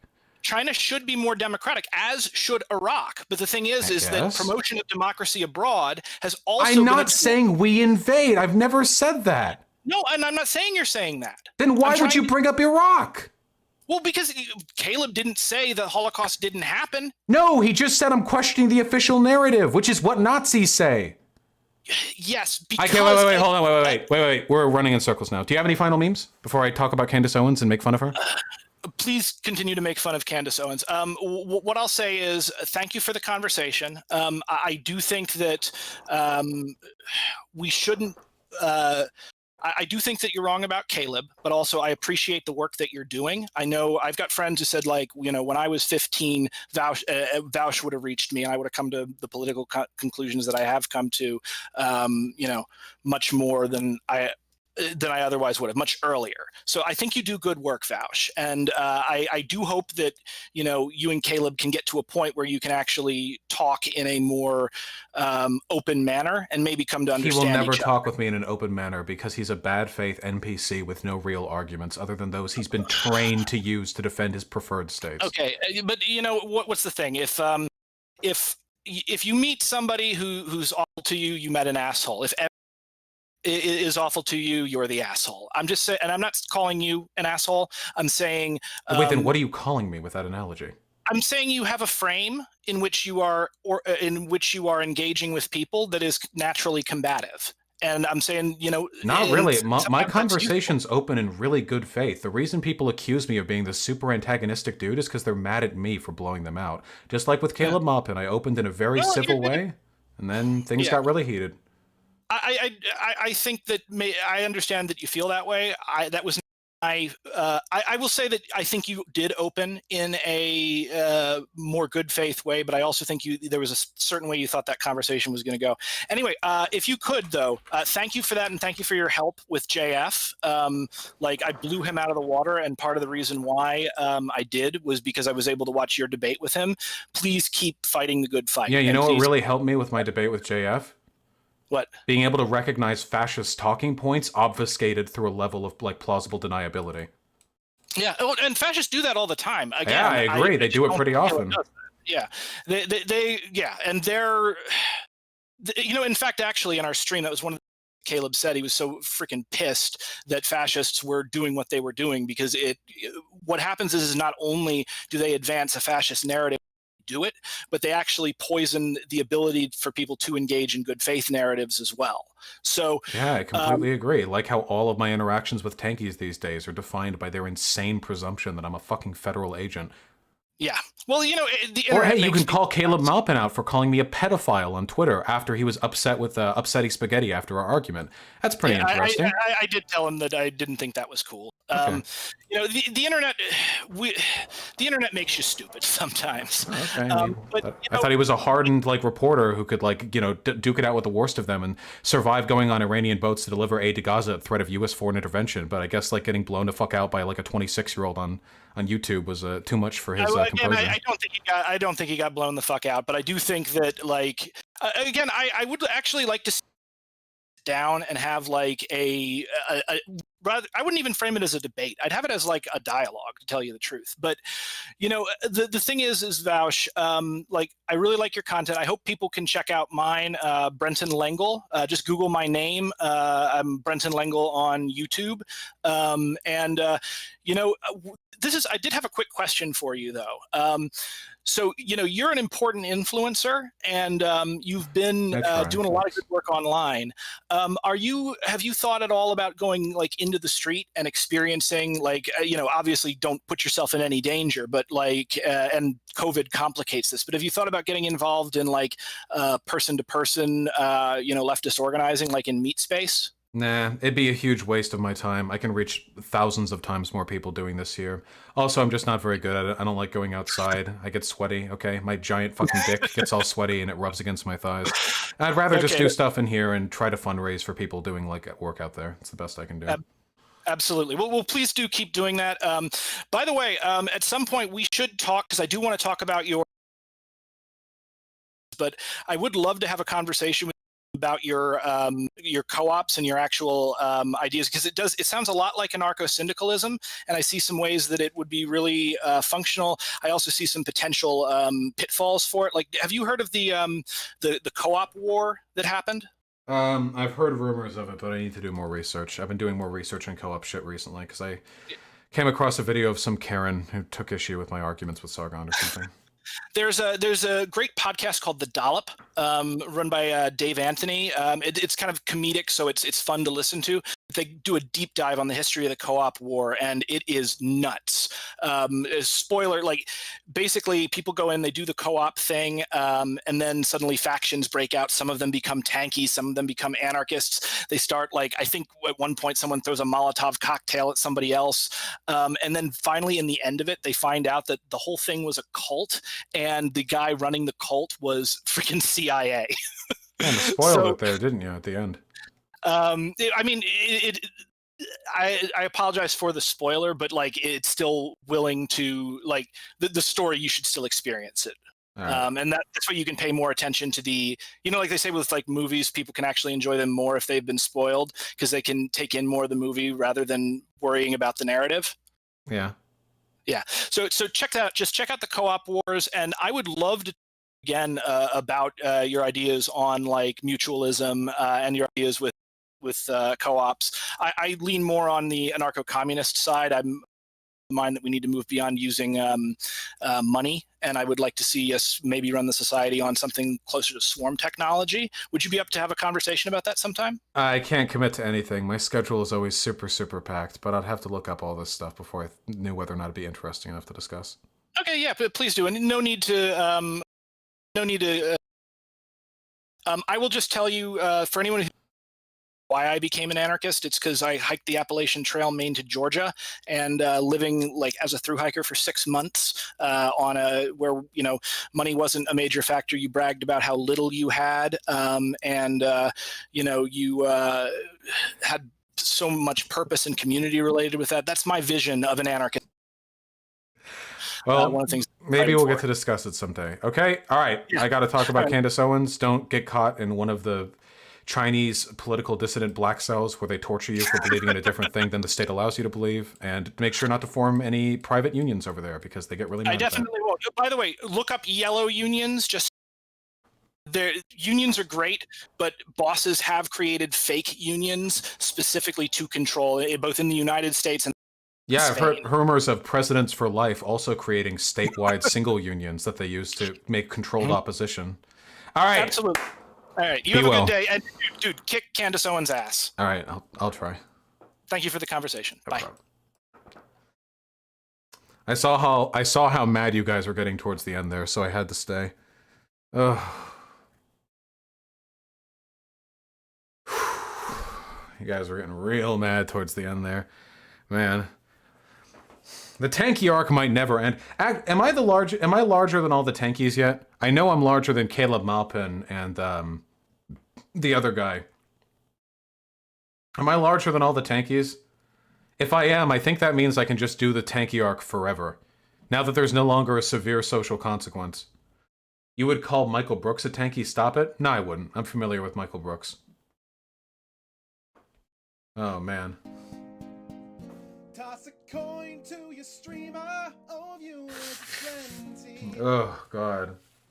Yeah, Brooks is not a tanky. Please, no more tanky shit, but I love losing faith in leftists. Oh, man. I actually had no idea that China was this far down on the Democratic Index. I actually had no idea they were this far down. Here they are, below Iran and Sudan and the United Arab Emirates. Just above Libya and Yemen. I had no idea they were that far down. Holy shit.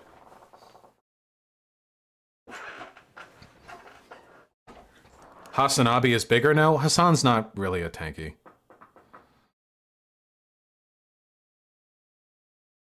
Damn, this must be CIA propaganda.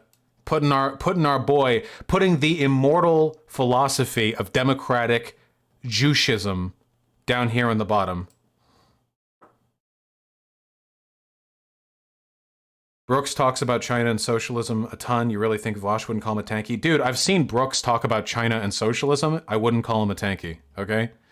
Every time I talk with somebody, I talk to a tanky and they're like, well, actually the genocide isn't happening, and I rebuke that, and then my chat is like, oh wow, Vosh, you sound like a real neoliberal here. Huh, you sound exactly like Destiny. I bet if you had a conversation with Sam Cedar, you would say Sam Cedar is too radical. People get like so mad at me.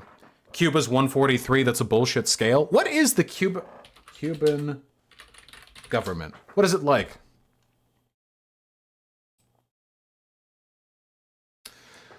Socialist countries, socialist republic, but what is the system now? The first secretary of the Communist Party is concurrently president of the Council of State and president of the Council of Ministers, the president and prime minister of Cuba, respectively. Why have both?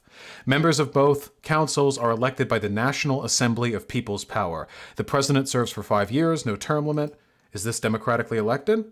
Legislative parliament elected from multi-member electoral districts for a term of 5 years. Huh, interesting. The Assembly's current president is Esteban Lazo Hernandez. The Assembly meets twice a year. So recent elections were held in March 2018. One chamber parliament that is vested with both constituent and legislative authority. 2 regular sessions a year. That doesn't seem like much, but has the power to amend the Constitution, elections, composition. Up to 50% are chosen by municipal assemblies, are otherwise proposed by nominating assemblies, which comprise representatives of workers, youth, women, students, and farmers. Wow, no men, Squad W. As well as members of the Committees for the Defense of the Revolution. These names are so LARPy. But is it really LARPy if they're one of the original Marxist-Leninist states? Probably not. 50% women. Huh.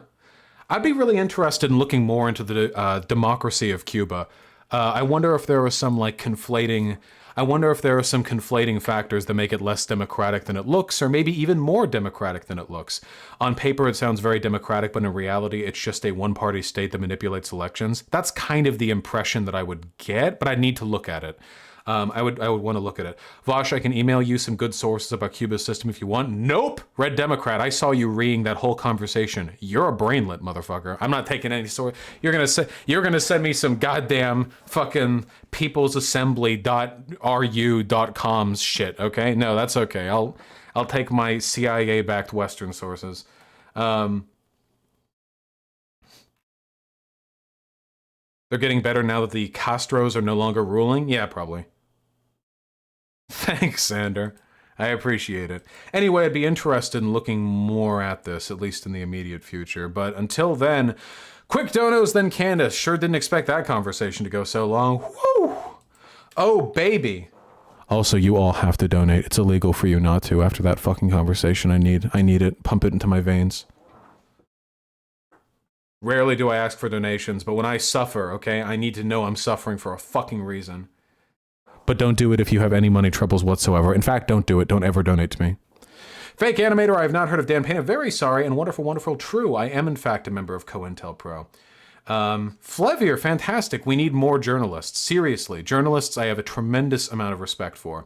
Sam's Way on Twitter is a thread for data on effective measures to reduce political violence or police violence. Oh, I think I've seen this. I'll like this now and look at it later. Thank you, comrade. I really appreciate it. Cool Cry with the $10. I've almost finished with my journalist degree, and we had pros from other countries come and tell us the U.S. is quickly becoming more dangerous for journalism. Yeah, dude. When you have the fucking press badge on, that's just a target for the police, okay? You gotta watch out for yourself.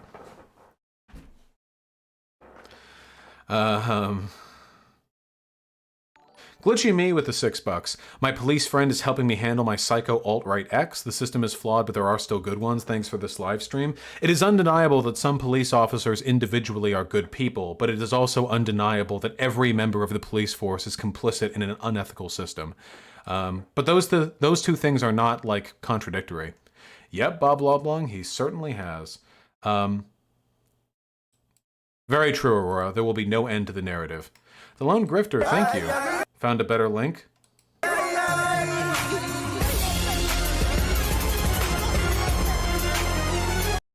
Wait, what?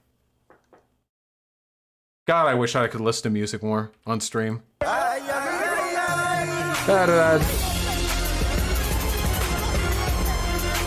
gonna get demonetized for that, but it was worth it. Fuck you guys.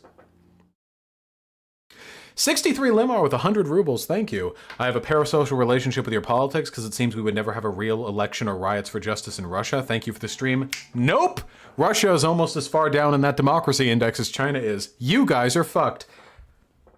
Better get out of there quickly. Come here to the United States of America, okay? We've got less police violence than you guys do, I think. I'm pretty sure Russia has it worse. Oh, this is super cute. Look at this. Post-political featuring Paul Zigo and Vosh. Look, this is so cute.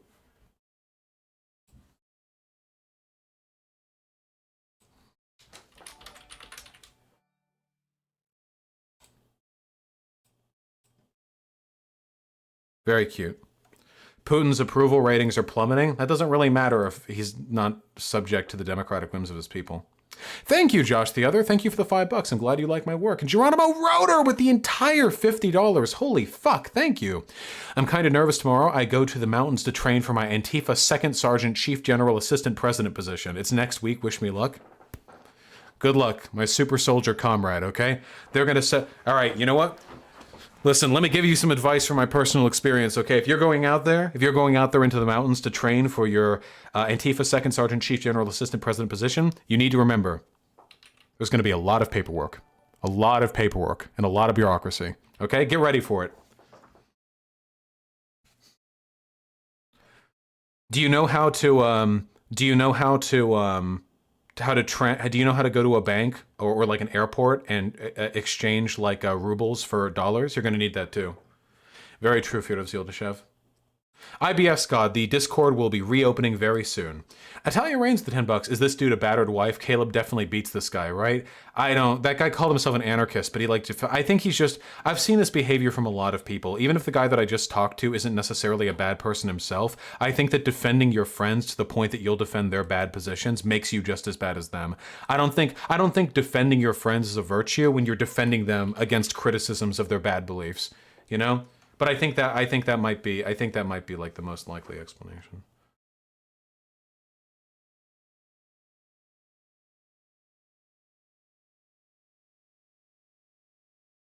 Yeah, that is how we have cops, kind of. Do you have an exit plan for possibly emigrating from America? Nope, Hyperion, I'm staying in here till America falls, baby. Fuck non-Americans. True, Rebecca Duke. Hey Vosh, is there any value in reading history? Yes, overwhelmingly. Especially if you're doing my job.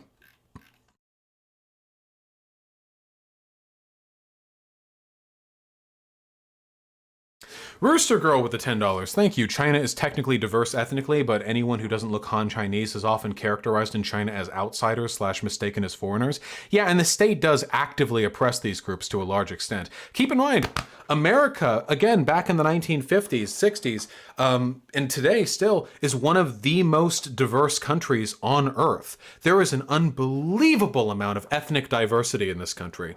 Like an unfathomable amount of ethnic diversity. But that doesn't mean it's not an ethno-state. I mean, you know? I mean, fuck me, dude. Bolivia was 2/3 indigenous to 1/3 white, and it was still oppressive to the 2/3 indigenous. Like, it gets complicated. All right, folks, there are a few more donos, but unfortunately, the time has come. The time has come now. Are you guys ready to re?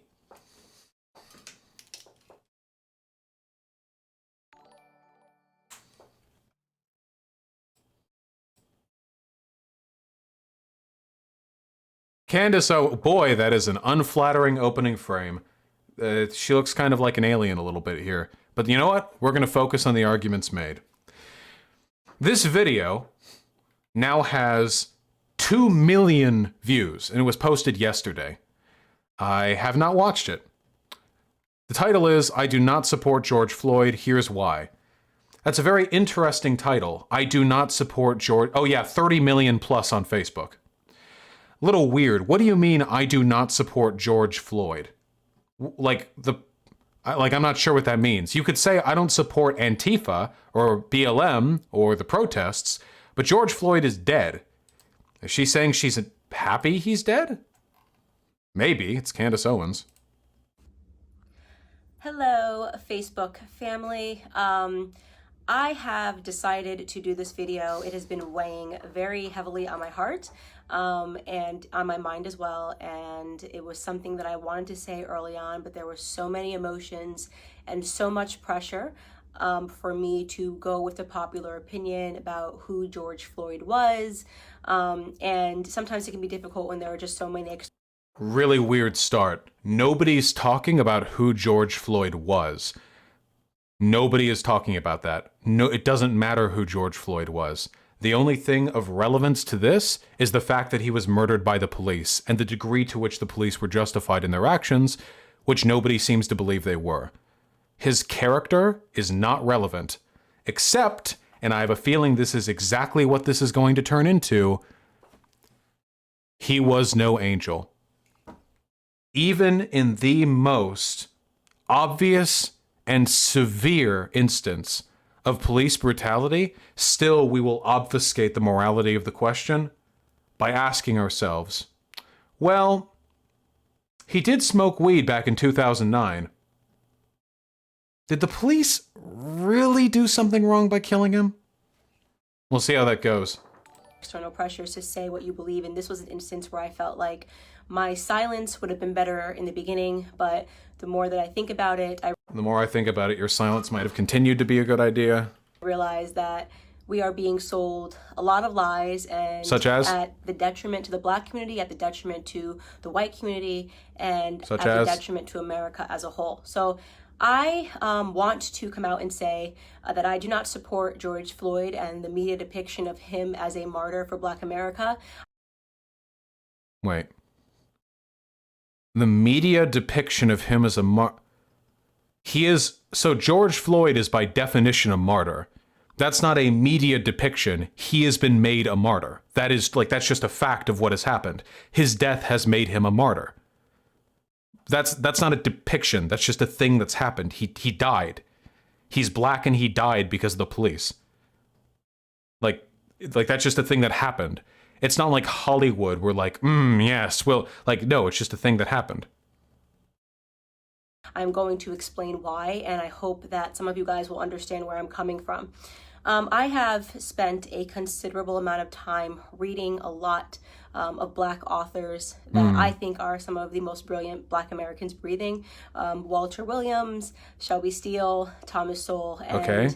I recently came across something that was an idea that was planted into my head by Shelby Steele, and it has been something that I cannot forget. It is something that will stick with me for the rest of my life.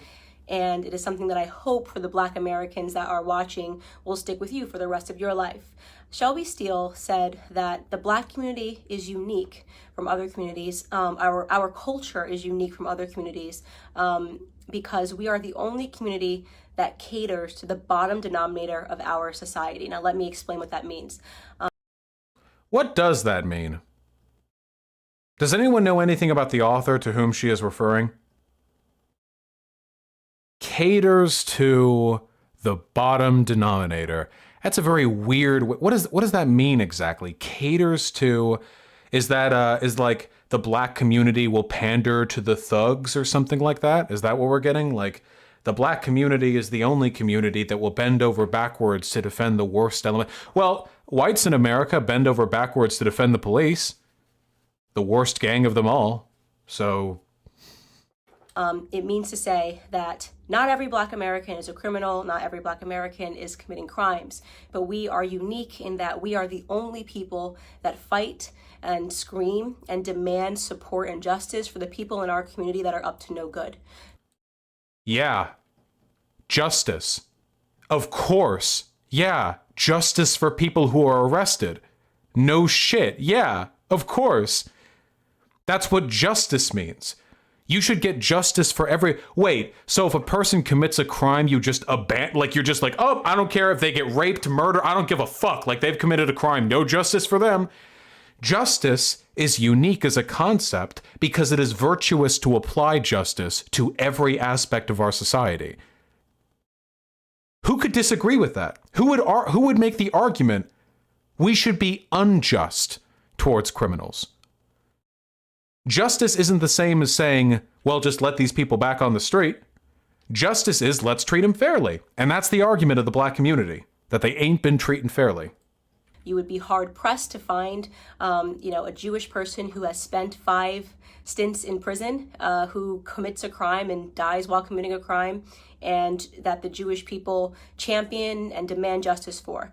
Actually, if a Jewish person was repeatedly arrested and then let out and then died in a hate crime related incident, or if Jewish people were disproportionately arrested and beat up, or if the Jewish people in a given neighborhood were disproportionately policed and they like a cop had like a knee on the back of their neck while saying like, oh, you don't like this goy knee, do you? Huh? I actually think the Jewish people would be would actually be a little bit upset about that. My personal opinion. Personally, I do believe that actually. We should demand justice for everyone in our community at all points.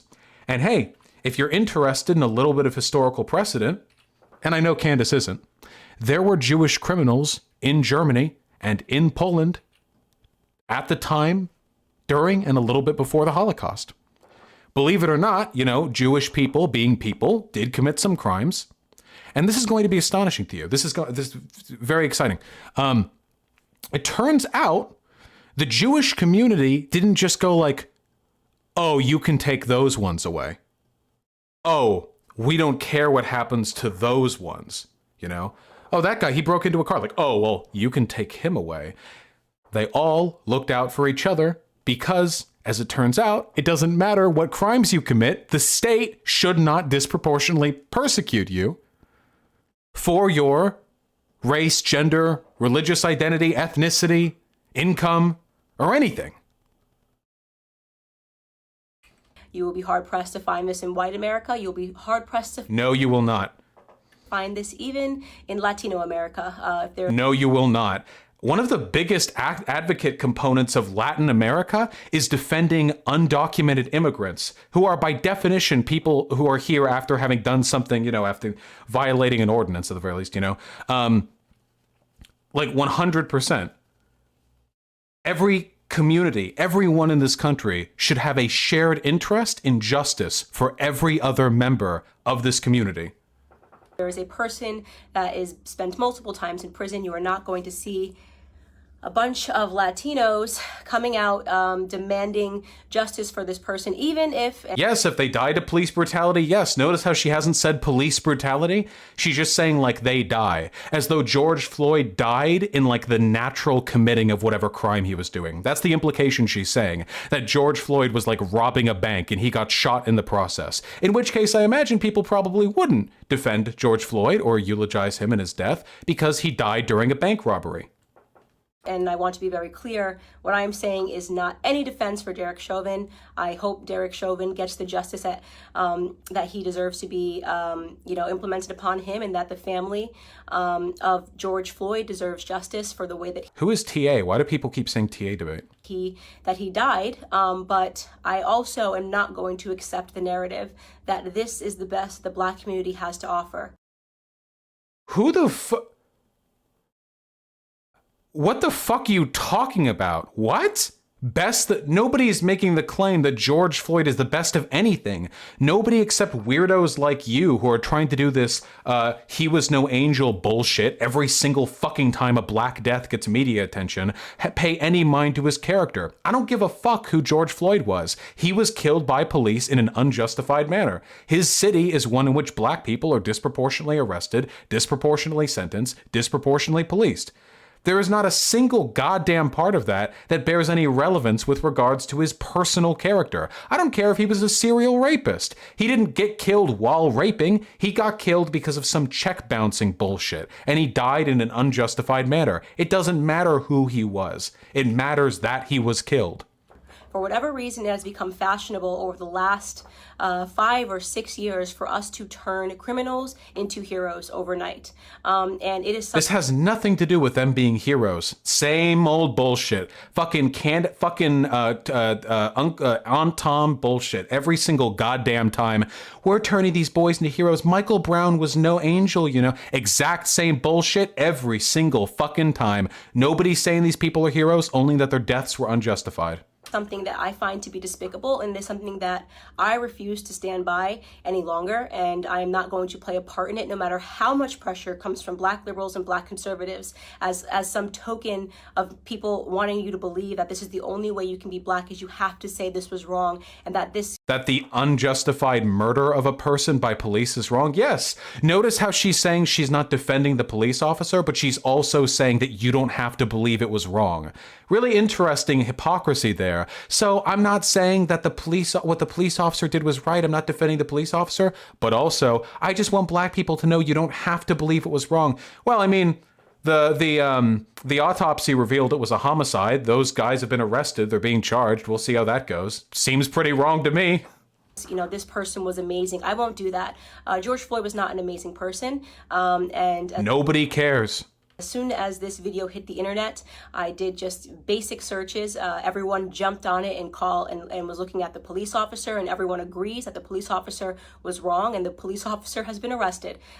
Yeah, that has nothing to do with his character. Nothing whatsoever. That is not the reason I'm not discussing that, is because that is not something that has been misconstrued in the media. He has been turned into... So she's not discussing the actual relevant part, the police brutality, the murder, the arrest, the trial, because she's like, whatever, the media's covering that. But she really needs to make sure everyone knows is that George Floyd was no angel. That's where she draws the line. 40 million views on Facebook. This is the conservative narrative now. And she's the ultimate Aunt Tom. She's a pretty non-threatening looking Black woman here to coo the same racist bullshit people like Glenn Beck have been screaming into their radio mics for decades, except this time it's coming from her, which means it's okay to believe this. It's not racist. There's nothing racially charged about rushing to your computer screens every time a Black person is murdered by the police to dig up anything going on in their past, to make sure that he did anything wrong so you can post hoc justify his execution by the state. The devil that he is, and there is no reason for us to harp. The devil? He has been turned into the devil that he is, and there is no reason for us to harp on that any longer, because white Americans are not uplifting Derek Chauvin as a victim or pretending that he's an amazing human being. Whoa, there are a fuck ton of people who are defending Derek Chauvin. I was on Twitter just today and I saw, oh man, who was the person who deleted that tweet? Was it Tim Pool? Was it Tim Pool or Ian Miles Chong? Oh yeah, Ian Miles Chong was on Twitter. I'm pretty sure he deleted this. And he said, so George Floyd just had coronavirus and he just quickly died from corona by having the knee placed on the back of his neck. Ian Miles Chong is like a subhuman piece of shit, by the way. Unironically. Like, that's how it worked. Like, he had corona, but then the corona was accelerated by the knee on the back of his neck. I really want you to think about that. Imagine, like, I have coronavirus and I go out to protest and I get shot 19 times in the chest, and then people online go like, well, let me get this straight. One of those bullets entered his lungs. It seems like the foreign particles exacerbated the development of coronavirus. So you'd say he died from coronavirus, probably, right? He died of the Rona, right? I don't think police brutality. I mean, maybe it slightly exacerbated things, but yeah. Yeah, he died of lack of oxygen. He was, yeah, he choked. He tripped. Same narrative every fucking time with these people. But George Floyd is being uplifted as an amazing human being. No, but I'm not seeing anyone saying that. I'm a far leftist. Everyone who I see online is talking with defense of George Floyd. I don't see anyone talking about his character because his character is irrelevant. It has nothing to do with the legitimacy of the murder. And for those of you who have not yet seen the clips and did not pursue or wait for more clips to come out, first and foremost, George Floyd at the time of his arrest was high on fentanyl, and he was high on methamphetamine. This came back in both of his autopsy reports. And if you pursue the 911 transcript, you can see the person describing somebody who is out of their mind high, and which is what made the person fearful, because he tried to use a bill that I guess was a fake bill to purchase something, and then he was outside acting weird, and they acting weird. This is what, if one of you guys dies from the police and it becomes publicized, this is what conservatives will say. Well, he was acting weird. He gave like a bad check. He's being kind of weird. in their police call said that this person was obviously distorted and on drugs. Okay. When he is put into handcuffs and is put against the wall, a baggie of what looks to be like cocaine or... I just want you guys to know, I don't know if anything she's saying right now is bullshit. I know drugs were found in a system due to the autopsy. Even if everything she's saying is true, it does not matter. It does not matter. It is literally irrelevant. It's white. It's a white baggie that he drops onto the floor that you can see in an image. If you look up the clip, okay. The media is refusing to circulate it. You can find it on Twitter. Okay. If you use DuckDuckGo and look up George Floyd baggie, you can watch the clip yourself with your own eyes. Okay. He had drugs on him at the time of his arrest. Okay. Now, barring all of that, nobody thinks that he should have died during this arrest, but what I find despicable to be is that everyone is pretending that this man lived a heroic lifestyle. Nobody's talking about that. How can you, it's this easy to manufacture a narrative, dude. 40 million views on Facebook. This bitch just goes on here and it's like, one thing I've really noticed is that, people are trying to use George Floyd's death to say all white people are bad. They're all rioting. Those are the protests. They're saying all white people are bad. And I'm here to tell you, if you're black, you don't have to believe that. That's not true. There are good white people. People of all races are good. 40 trillion views. Everyone across the entire... Like, wow, you're right. A lot of people on the left are saying all white people are bad. Like, holy shit. You can manufacture any narrative. Any narrative. How'd this bitch get so popular? He didn't, and I want to talk about what his lifestyle was leading up to this moment and why I refuse to accept the narrative. Holy shit, this whole fucking video was literally just he was no angeling. That's the whole video. 18 minutes. If Candace Owens ever dies, I sincerely hope we're able to find a lot of shit we can make a reciprocal video on. A lot of shit. You could, if you want to, you could find bad shit on anyone. Oh, she was no angel. That's true. That's true. Candace Owens was no angel. Candace Owens was a grifter who extorted money out of an organization by playing the race card, and then was known to commit multiple falsehoods, lying and propagandizing frequently on social media platforms after she moved to the right after receiving a significant, significant funding from far-right, PAC groups and dark money that came from billionaires. She was no angel. We could say that she was a propagandist responsible in large part for propagating the racial antagonism core to America's internal discourse far into the 21st century. She was no angel. I mean, Candace Owens acknowledged, herself that she was a grifter and didn't really have much of an emotional attachment to any of her beliefs. She basically just followed the money. So honestly, like this death, I'm not saying her death was justified. I'm not saying that her death was okay. I'm only saying, like, I'm sick of this narrative that, she didn't kind of have it coming. Plus, she's white. Plus, she's white, baby. She is white. It's true. That this person is a martyr or should be lifted up in the black community, and that we should be buying t-shirts with his name on it, okay? So you don't buy t-shirts with his name on it because he was a good person. You buy t-shirts with his name on it because he's a symbol of resisting police brutality. Here we have, first and foremost, let's start from the bottom of his record. She has actual papers next to her. She physically assembled documents. And by the way, I am not saying that if you have a record, you don't deserve a second chance. I think people get arrested. That is exactly what you're saying. You can't say you're not saying that, but when that's the purpose of your video. That's literally what you're doing here. Nobody's talking about the moral character of George Floyd.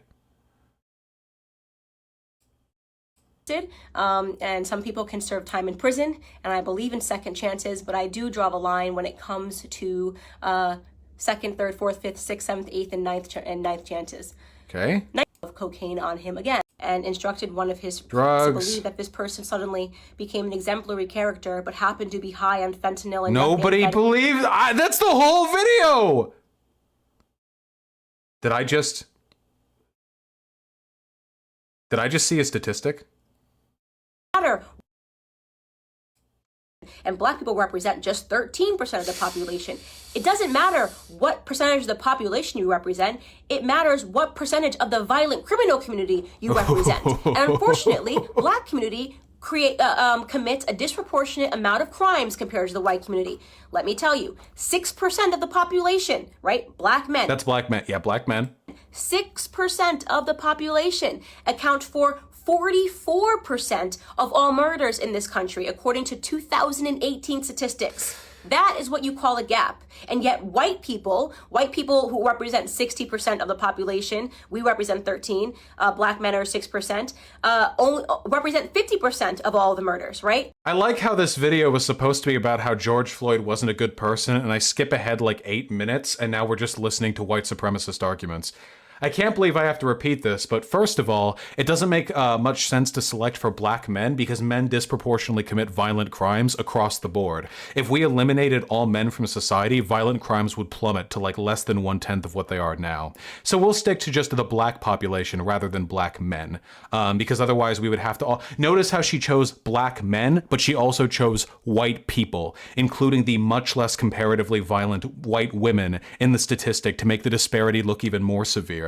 Just a nice little bit of dishonesty, the kind of thing you would engage in if you were specifically interested in making black people look violent. Second of all, that data is not even actually accurate. Those are for arrests, not convictions. Since we know for a fact that black people are massively disproportionately arrested over white people, it doesn't really make much sense to use that as an indicator of their relative levels of criminality. If we go by conviction rates, it's probably a little bit closer to 13 to 36%. And then if you control for socioeconomic status, those numbers get flown down even closer because it turns out black people are on average much poorer than white people. And then if you take a look at that and control for environment, considering the fact that, for example, black people are much less likely to have both parents, black people are much less likely to have had good education, black people are much less likely to have had access to good business opportunities after they're old enough to work, and then, wow, those numbers start to get really close to each other. But then, if you control for specific groups of blacks that are responsible for the vast amount of violent crime that comes out of that racial community, that is to say, crime related to gang warfare, which pertains to the drug war in this country, if you get rid of that as well, meaning we're actually just looking at race as a comparison and not a bunch of conflating socioeconomic factors, we achieve parity. Or very close to parity. Black people are still subject to racism, which does lend itself towards a lot of harmful conditions socioeconomically. You can't actually control for everything perfectly. Crime studies and criminology are very, very difficult fields of studies for those reasons. And this is a fact. And this is, by the way, the reason why sociologists and criminologists tend to be very left-leaning. You don't actually see a bunch of criminologists and criminal justice studies majors coming out of university talking about how, like, we just need to be harder on crime, like, black communities got bad culture. They don't really do that. And there's a reason for that.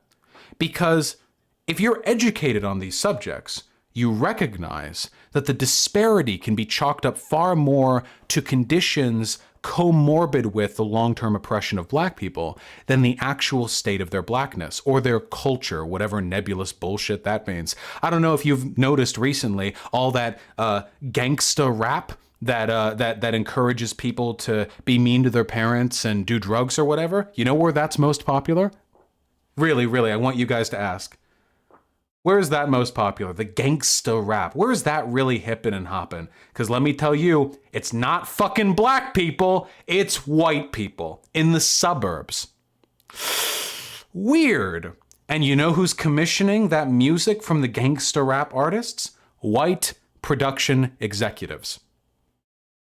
Black people and their art being commodified from blacks to sell to whites. Not the first time it's happened, believe it or not. If you follow the history of music, this would actually be the millionth time that it's happened. So black culture clearly isn't the answer here because it's being, in large part, commissioned by white people and consumed by white people. If black culture and the hippin' and hoppin' music makes people violent, why the fuck aren't all these white kids in the suburbs freaking out? I guess they do a lot of school shootings. Maybe we can do some research on that. The issue is that while all of this may be, this is everything I've said so far, this isn't like sneaky debate tactics. This is a very logical understanding, a very straightforward understanding of the way in which our crime system works. I don't know who TA is, but you can email me. It's a very, very, very straightforward understanding of how our system works. But when people like Aunt Tom Candace Owens over here just start going like, there's a problem in the black community, 1350, 1350. What she's doing is reinforce, without any sociological analysis, what she's doing is reaffirming to our audience that there's something wrong with black people. Black people. Not black socioeconomic circumstances, not black cultural conditions, black people. That is why people say 1350, 1350. Because you'll notice, and I guarantee you this is going to be the case here, they don't suggest socioeconomic solutions after saying 1350. You guys have been online for a while. You ever seen that? Has someone ever said 1350? Now, here's what I think we can do to fix that. If we invest in the educational centers in these areas, we can. Have you ever seen somebody do that? Ever in your life? Nope. They say 1350, they smirk, and they walk away. They don't want solutions because they're not trying to point out this problem to find a solution. They're pointing it out to reinforce the perceived inferiority of black people.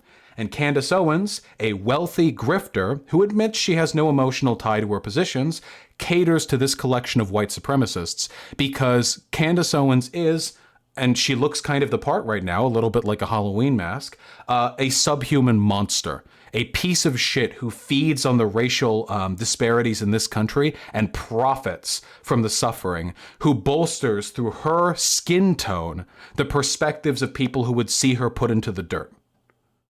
And she's fine, because she's got the money and she's on the right side. The term for this, she invoked the Jews before I did.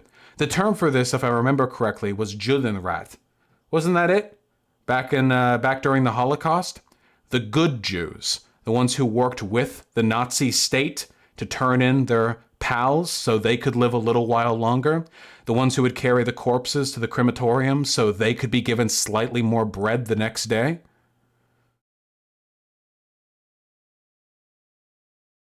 People like this have existed throughout history, but not many of them get to make as much money as Candace has. That makes no sense. That makes no sense. A 6-point variation in a community where we are extreme minorities. We commit 50% of all violent offenses, evenly split, and we're only 13% of the population, okay? So we have a lot more encounters with police officers. And don't say the police officers are coming around because we're black. I'm talking about violent criminals. I'm talking about murder. 44% of murders, okay? Notice how she's not bringing up any solutions? She's just saying it. She's just throwing it out there. Imagine hating your own race. Well, she doesn't actually hate her own race. I don't actually think that Candace Owens hates black people. I think Candace Owens just knows the best paychecks come from white supremacists. I want to talk about real statistics. The police officers have way more to be fearful of in the black community than the other way around, okay? We commit, on average, a police officer is 18.5 times more likely to be killed by a black person than the other way around, okay? So this entire... I want to see data on that. 18.5 times more likely for a cop to be killed by a black person than the other way around.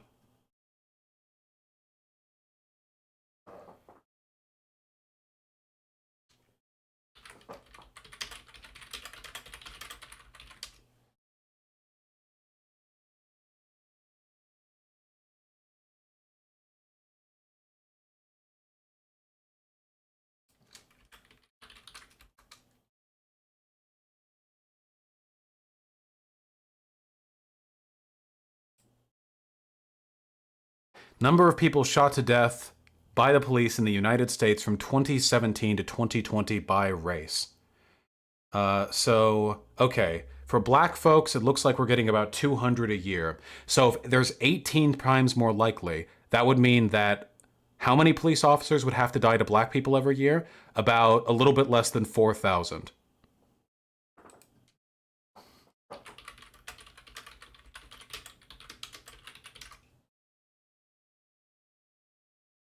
An average of 85 law enforcement officers were feloniously killed per year. 85 law enforcement officers per year and not just by black people. A total of 106 during 2017. Where did she get this data from? Where did she get this data from?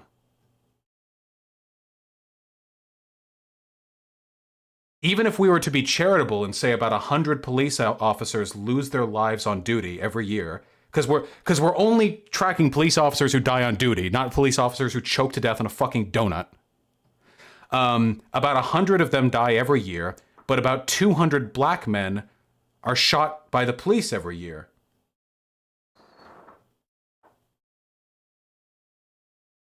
And that's just 100 police officers, not even just by race. But there are more black than police? Yeah, no shit. But then you could do the same stat with any racial group. If there are more black men than police, then you could do the same shit with any racial group, because obviously the numbers will be disproportionate. 5 statistics you need to know about cops killing blacks. Ah, from the Daily Wire. My favorite. Cops killed twice as many whites as blacks in 2015. Oh, but there are more but there are more than twice as many white people than black people, so that's still disproportionate. More whites and Hispanics die from police homicides than blacks. That's literally the exact same stat as up here, except rephrased. No shit, black people are a minority in the community. The Post data does show that unarmed black men are more likely to die by the gun of a cop than an unarmed white man, but this does not tell the whole story. Yeah, okay, so you've got some other weird data that you think conflates that. Black and Hispanic police officers are more likely to fire a gun at blacks than white officers. Yeah, no shit, because black and Hispanic officers are more common in areas that have a high black population. And here we go. This is insane, by the way. How I can just read these titles and know how they're wrong. Blacks are more likely to kill cops than be killed by cops. This is according to FBI data, which also found that 40% of cop killers are black. According to MacDonald, the police officer is 18.5 times more likely to be killed by a black than a cop killing an unarmed black person. Wait, how? If 40% of cop killers are black, that means about 40 police officers would have died to black people every single year. If about 100 cops die every year, on average it's actually around 80, and 40% of them are black, that would mean that 40%, that about 40 cops die to black people every year, but 200 black men die to there's no way. There's absolutely no way. Yeah, Google cops 40% to learn more about this. There is literally no way. This is blatantly incorrect. There's a reason why we have this unrelated piece of information, and then they just say, according to MacDonald. Like, okay, can I get the data on that, maybe? Any methodology? So she's just repeating, like, presumably a lie from a Daily Wire article. Okay, just wanted to make sure. I suspected that everything that she just said was dishonest, but I wanted to confirm, you know? Just wanted to make sure. The math just does not add up in her favor. Are you looking at unarmed black men or total blacks killed by cops? That might be why, Vosh. It looks like about the number here. How many unarmed black men die a year to police?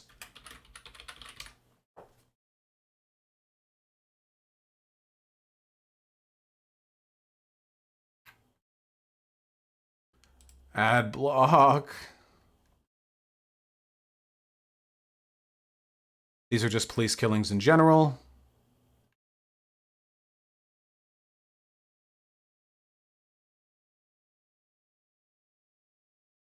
It looks like about half of the people, half of the black men who die from police shootings were unarmed at the time. So about half were armed and about half were unarmed. But then, we're not even close to discussing the actual extent of abuse done to black people by the police. What about people who die during incarceration? What about people who die in prison due to mistreatment? Like, this isn't even the totality of the data. There's no justification for this false data point that she has thrown out.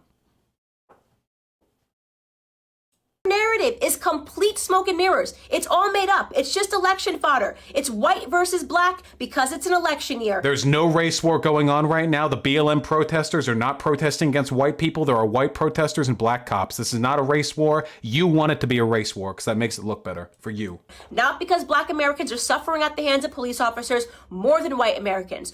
Do some police officers do the wrong thing? Yes. I don't think there's anybody in the world who has not encountered a police officer and thought this person is an absolute jerk who is power tripping, whether you are black or white. We know they exist. And we know they're always going to exist, by the way, because they're human beings. And sometimes human beings suck.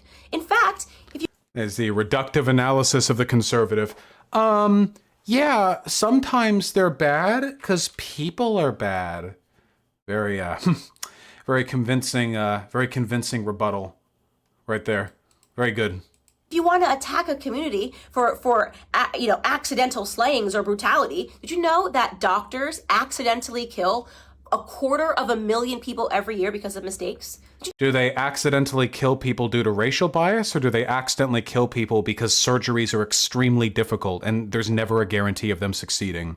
Very big brain. So a police officer murdering a person for no reason is exactly the same as a surgeon attempting a risky operation and the patient dying during the surgery. Do you know that there's been doctors that have been arrested for being serial killers that just were killing people because they wanted to? Do we... Well, good thing individual serial killers aren't acting with the endorsement of the state the way police officers are. Are they? I'm so tired of the conservative arguments, dude. I'm so exhausted by them. They're so stupid. Every single one of them is so fucking stupid. There's no logic to them. Just every every conceivable fucking bit you can throw out, anything to get any dumb fuck argument you can get to maybe sway a couple of people. Doesn't need to be consistent, true, logical. It doesn't even need to be a sound argument. The conclusion doesn't even need to follow from the premises. They'll just say it. It's just because their audience, that's the level they're at. Protest and boycott doctors? Do we assume all... I mean, it's embarrassing. We are embarrassing in that... I completely agree. I know she's talking about black people, and holy fuck, the level of Uncle Tomness right here. We blacks are so embarrassing. We're embarrassing. But I'll pretend she's talking about conservatives here. Regard to scale to do the right thing, to be upstanding citizens. That is the call to action that I have for Black America with Brexit. Why do we keep... and blaming the black community here. Yep. Keep fulfilling this narrative? What do you think the perception of us, by the way, is on the outside? You ever look at the comments? The majority of the people in America support the protests.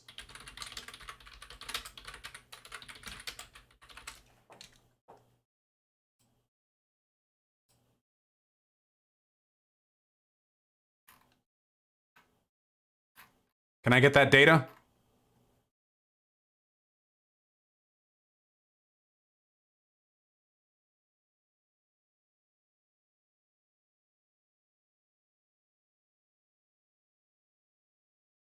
This is for George Floyd's murder. I want to see the protests. Does anyone have data on this specifically? I know for a fact.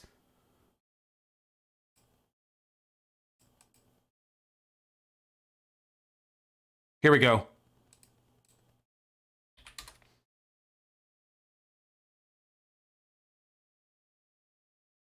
76% of Americans, including 71% of white people, called racism and discrimination a big problem in the US. That's a 26 percentage point spike since 2015, an insane jump in public support. In a poll, 57% of Americans said demonstrators' anger was fully justified, and 21% additionally said it was somewhat justified, meaning that condemnation of the riots is limited to an amount of people which is at most 22% of the population. And you know where that 22% is coming from, Candace Owens? Your fucking comment section. Your sycophants, your desperate little simps who lap up every racist fucking thing you say because they like hearing it from someone who's got a skin tone darker than theirs. That's where it's coming from. It is not coming from the average American. The average American, even most Republicans, I would be willing to wager, recognize there was something wrong with this country, recognize that the protests can be justified, or in fact are justified. You are the one who is inciting this condemnation of the black community. You are the one who is responsible in large part to the greatest extent any one media figure can be, at least, to propagating this narrative that there's a problem in the black community that the blacks need to fix and they shouldn't be protesting till they get their shit together. You are the one selling them out. You have your knee on their neck. If it weren't for people like you, these numbers would be even higher. Ever go into like an anonymous blog and see what people say? Oh, just black people being black people. I see those racist comments. Yeah, where do you think they're coming from, bitch? You think they're coming from our comment sections? You think they're coming from Democrats? You think they're coming from people on our side? Who do you think they're coming from? Who? Comments. Oh, just black people gotta riot. Black people gotta be black people. You know how they are. Oh, just black people being ignorant. That is the perception when people get to be anonymous and talk about us. That's what they think about us. Yeah, right? And that's what I think about you. I think you're kind of fucking stupid. I don't think it has anything to do with your blackness, mind you. I don't think this is a racial condemnation. But yeah, I think you're kind of like pathetic. Like, and you probably have like some really weird like self-esteem issues that you're acting out. I hope your grifter bucks have bought you a comfortable bed, because I imagine it's the only way you could possibly sleep at night. And I do take some perverse satisfaction from knowing that no matter how good of a black girl you are to these people, the people who watch you and consume your content will only ever think of you as one of the good ones. They'll only ever think of you as one of the ones who managed to overcome your inferior genetics. A large portion of your community probably thinks of you as just like one of the, maybe an aberrant deviation from the general inferiority of the blacks, and that's going to be your life forever. That's not the life of black folk on my side, because the black folk on my side live lives of comfort knowing that their comrades recognize that they are the victims of systemic injustice. But that's not the community you've chosen. So just like Blair White gets to spend her entire life being thought of as one of the good ones by her community, just like Milo Yiannopoulos got to be one of the good ones of the gays until he was outed as a pedophile, and just like you get to be one of the good ones from your community, you will never rise above the level of tepid acceptance from people who think you're an outlier to your group. But I guess that's enough for some people.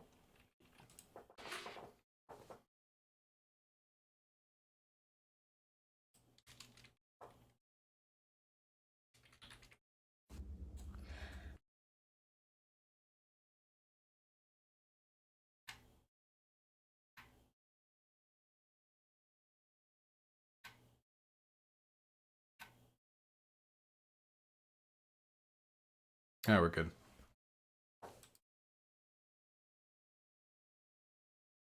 Damn, I wanted to talk about right libertarians.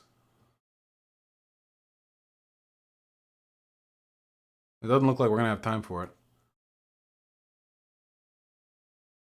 No, we don't have time. Fuck you. Hello, I am TA, the person everyone is asking you to debate. I'd like to have a discussion on co-ops and work and socialism. They actually emailed me. Who's TA? Who is this person?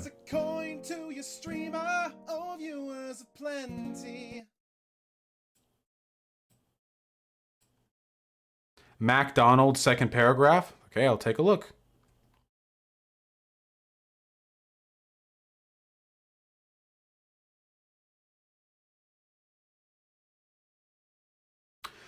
Who is killing these black victims? Not whites, not the police, but other blacks. In 2016, the police fatally shot 233 blacks. The Post categorized only 16 male victims of police shootings as unarmed. Excuse me. That classification masks assault against officers and violent resistance to arrest. Contrary to the BLM narrative, the police have much more to fear from black males than black males have to fear from the police. In 2015, a police officer was 18.5 times more likely to be killed by a black male than an unarmed black male was to be killed by a police officer. Well, wait, first of all police officers are armed, so you're kind of distorting your data a little bit when you only count unarmed black males. Also, to what extent are they being armed here? Are you seriously telling me that of 233 black people killed in 2016 by police officers, only 16 of them did not have a firearm on hand at the time?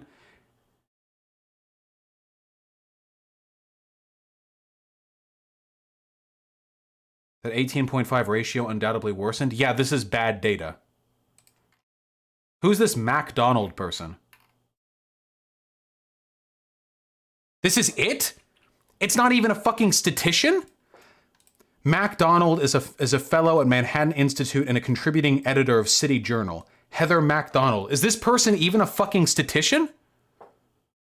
conservative political commentator, essayist, and attorney. This person doesn't have any qualifications to make data statements like that. And from what I'm looking at, her data is extremely cherry-picked and highly selective. A fucking think tank. This isn't a fucking statistician. She's in a PragerU video. Yeah, great. Excellent. Big brain. Karen with a very hard N. Piece of shit. These people fucking disgust me.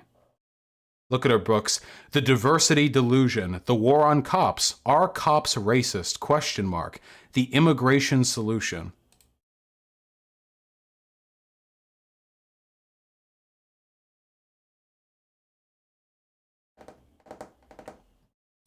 Can somebody explain to me who this TA person is? And why I should care?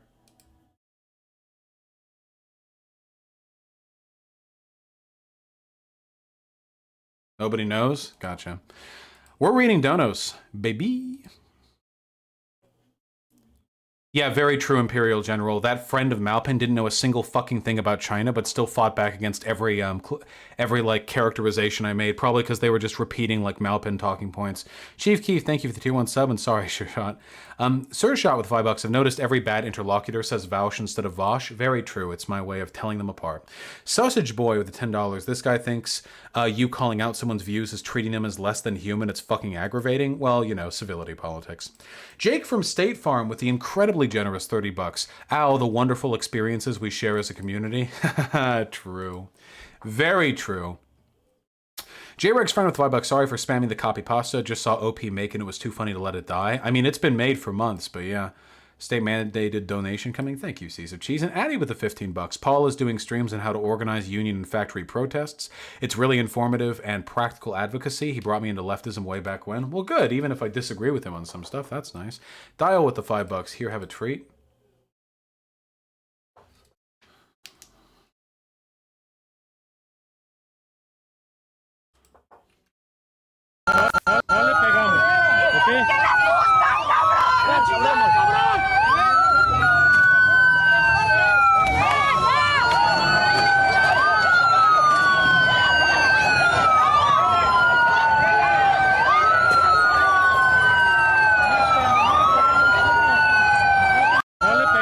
Of course, we officially disavow because political violence is wrong. Never forget. All political violence is wrong. So don't even sweat it, okay? East Supreme Kai, I would say non-compete has some tanky takes. I'm not entirely sure. I don't engage that much with that guy's content. That guy was wrong about elections in Nazi Germany, won in 1938 and then not won again till 1949. Yeah, and the 1938 one was not exactly the most democratic one. Here's the 1938 German referendum. Look at all the democracy. Hey, which party do you think the brown represents? I'm covering a little bit with my cam, but as you see, the pattern does not change. Yes, the Free Democratic Republic of Nazi Germany. How do we respond to people attempting to cancel you? Love them? I love you, Papa. I love you too, comrade. I don't know. Fucking beat them up. No, don't do that. Correct the record. I don't know. Every time I hear Americans making up bullshit about European history, I want to jump out the window in Minecraft. Save us, Vosh. I mean, I make up all history of Europe because Europe isn't a real place. So, I mean, I'm probably not the person you want to be investing, you know, hopes into. Why isn't Holodomor genocide recognition universal in some countries? Because the Holodomor never got the same kind of cultural condemnation that the Holocaust did. There are tons of genocides nobody fucking recognizes. The shit that went on in Sudan or in the Congo, fucking what's going on right now in Yemen, the fucking shit Turkey did, yeah, the Armenian genocide, yeah, Darfur, yeah. There are a lot of genocides that people just don't really pay that much. Yeah, Myanmar. There are a lot of the Cambodian. Well, I think a lot of people. I think not many people deny the Cambodian genocide, but there are a lot of people. I think it's geopolitical stuff. The greedy merc, protesting with guns is okay as long as you're standing outside a courthouse like stone cold and you don't engage with the police. Shadrach, I don't know if I can, comrade. Blank page, no deal. I will not go vegan. The UN should realize the Holodomor is a genocide. I don't know if the official recognition is that it's a genocide. It's like kind of weird, like forced famine genocide. Got the spirit right.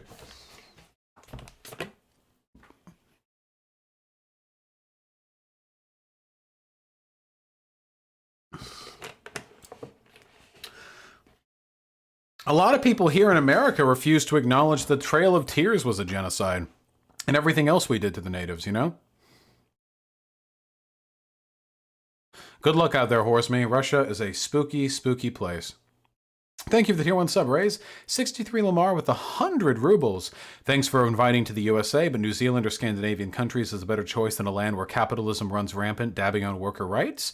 Maybe. America's not the best country, but we do have the largest penis, and depends on what you prioritize, you know? Yeah, maybe, Malice.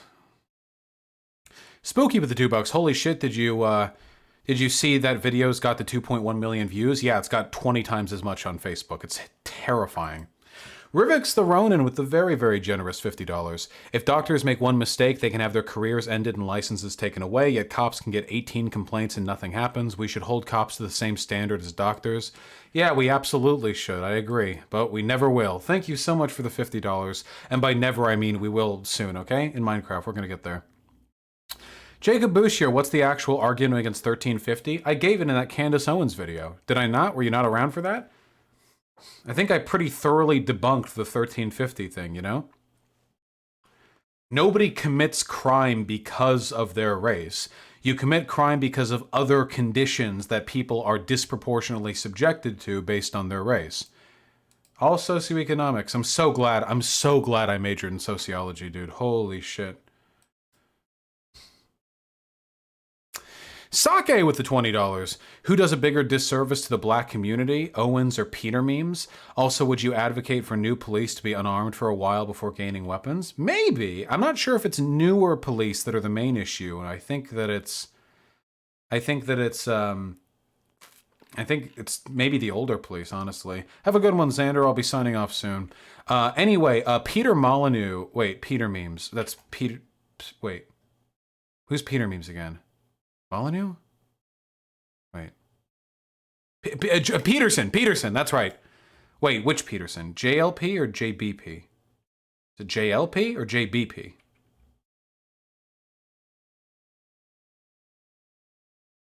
Well, I'll say this one way or another. I'm probably JLP because we're talking about Black Uncle Toms. Candace Owens has literally like 100 times as much influence over JLP. It's insane. Candace Owens has been brought to congressional panels. She's unbelievably prominent. She's the Uncle Tom right now. JLP doesn't even come close. And T-Dubs with a very generous $10. Almost every major politician...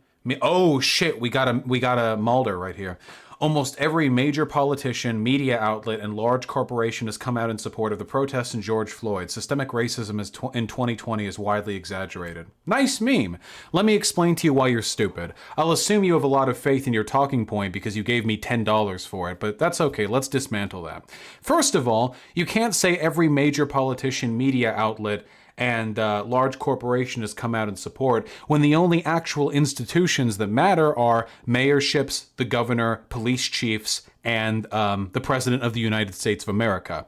And when you actually look at the people who matter, not nearly enough of them have come out in favor of this very obviously necessary march against police brutality. Additionally, it's very easy to say you support something. That doesn't mean actual change is being made. Even if every single human being in America agreed, wow, Black Lives Matter, police brutality is awful, wouldn't mean a fucking thing until actual changes were made. Not a goddamn thing. So we're looking for the actual change here, not this virtue signally support or condemnation or what have you.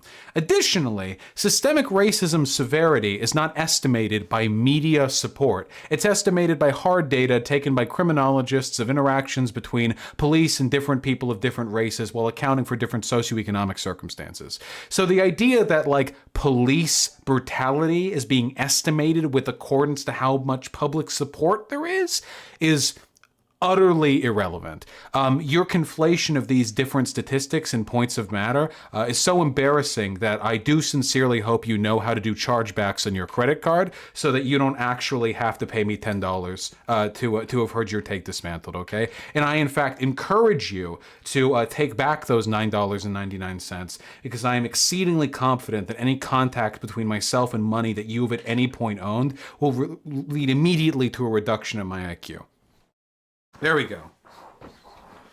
Wonderful, wonderful with the $5. Aren't immigrants also minorities? If so, how do they commit less crimes? Don't do that.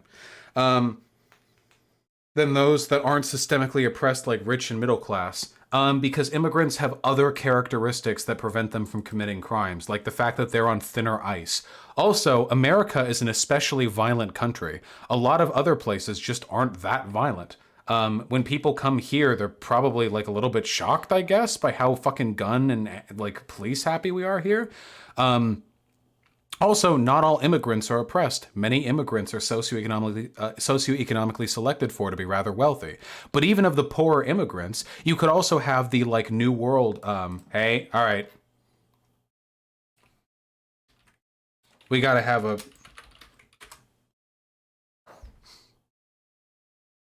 We gotta have a bot prevent people from doing that. There's also the New World-like story, you know? If they came to America looking for a new start or for a new country, they're less likely to commit crimes because they're too invested in, you know, supplanting themselves in the systems in this country. Most violent crimes are committed by like gangs, you know? By gangs, by like violent groups. Not just people randomly being violent, you know? Very nice, Googly Gook. A professor saying the Trail of Tears isn't genocide. Nice meme. Speaking of genocide, my parents are from Japan. One of them thinks Nanking is a conspiracy by the Chinese. The other might be undecided. Ah, they question the official narrative. I see how it is. Devin Vernado, I've been looking to do more research into market socialism in Yugoslavia, but I haven't really done it yet because I'm so busy all the time. Okay. I did some quick math on the Candace Owens shit, and cops have a 0.8% risk of dying from getting shot, and black people have a 0.06% rate of dying from being killed by the police. It's really hard to believe the Daily Memer. Well, yeah, I would hope cops have a higher risk of getting shot than all black people. It's literally the job of cops to respond to violent crime.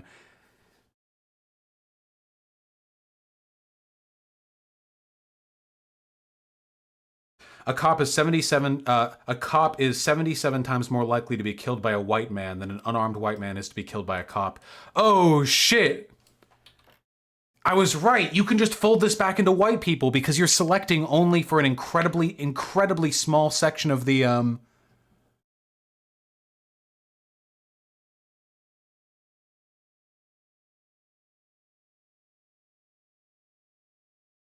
I have to add this into the video on Candace Owens. Actually, I have to end the stream right now so I can release that video. All right. Goodbye. Get out. Goodbye. Go. Goodbye.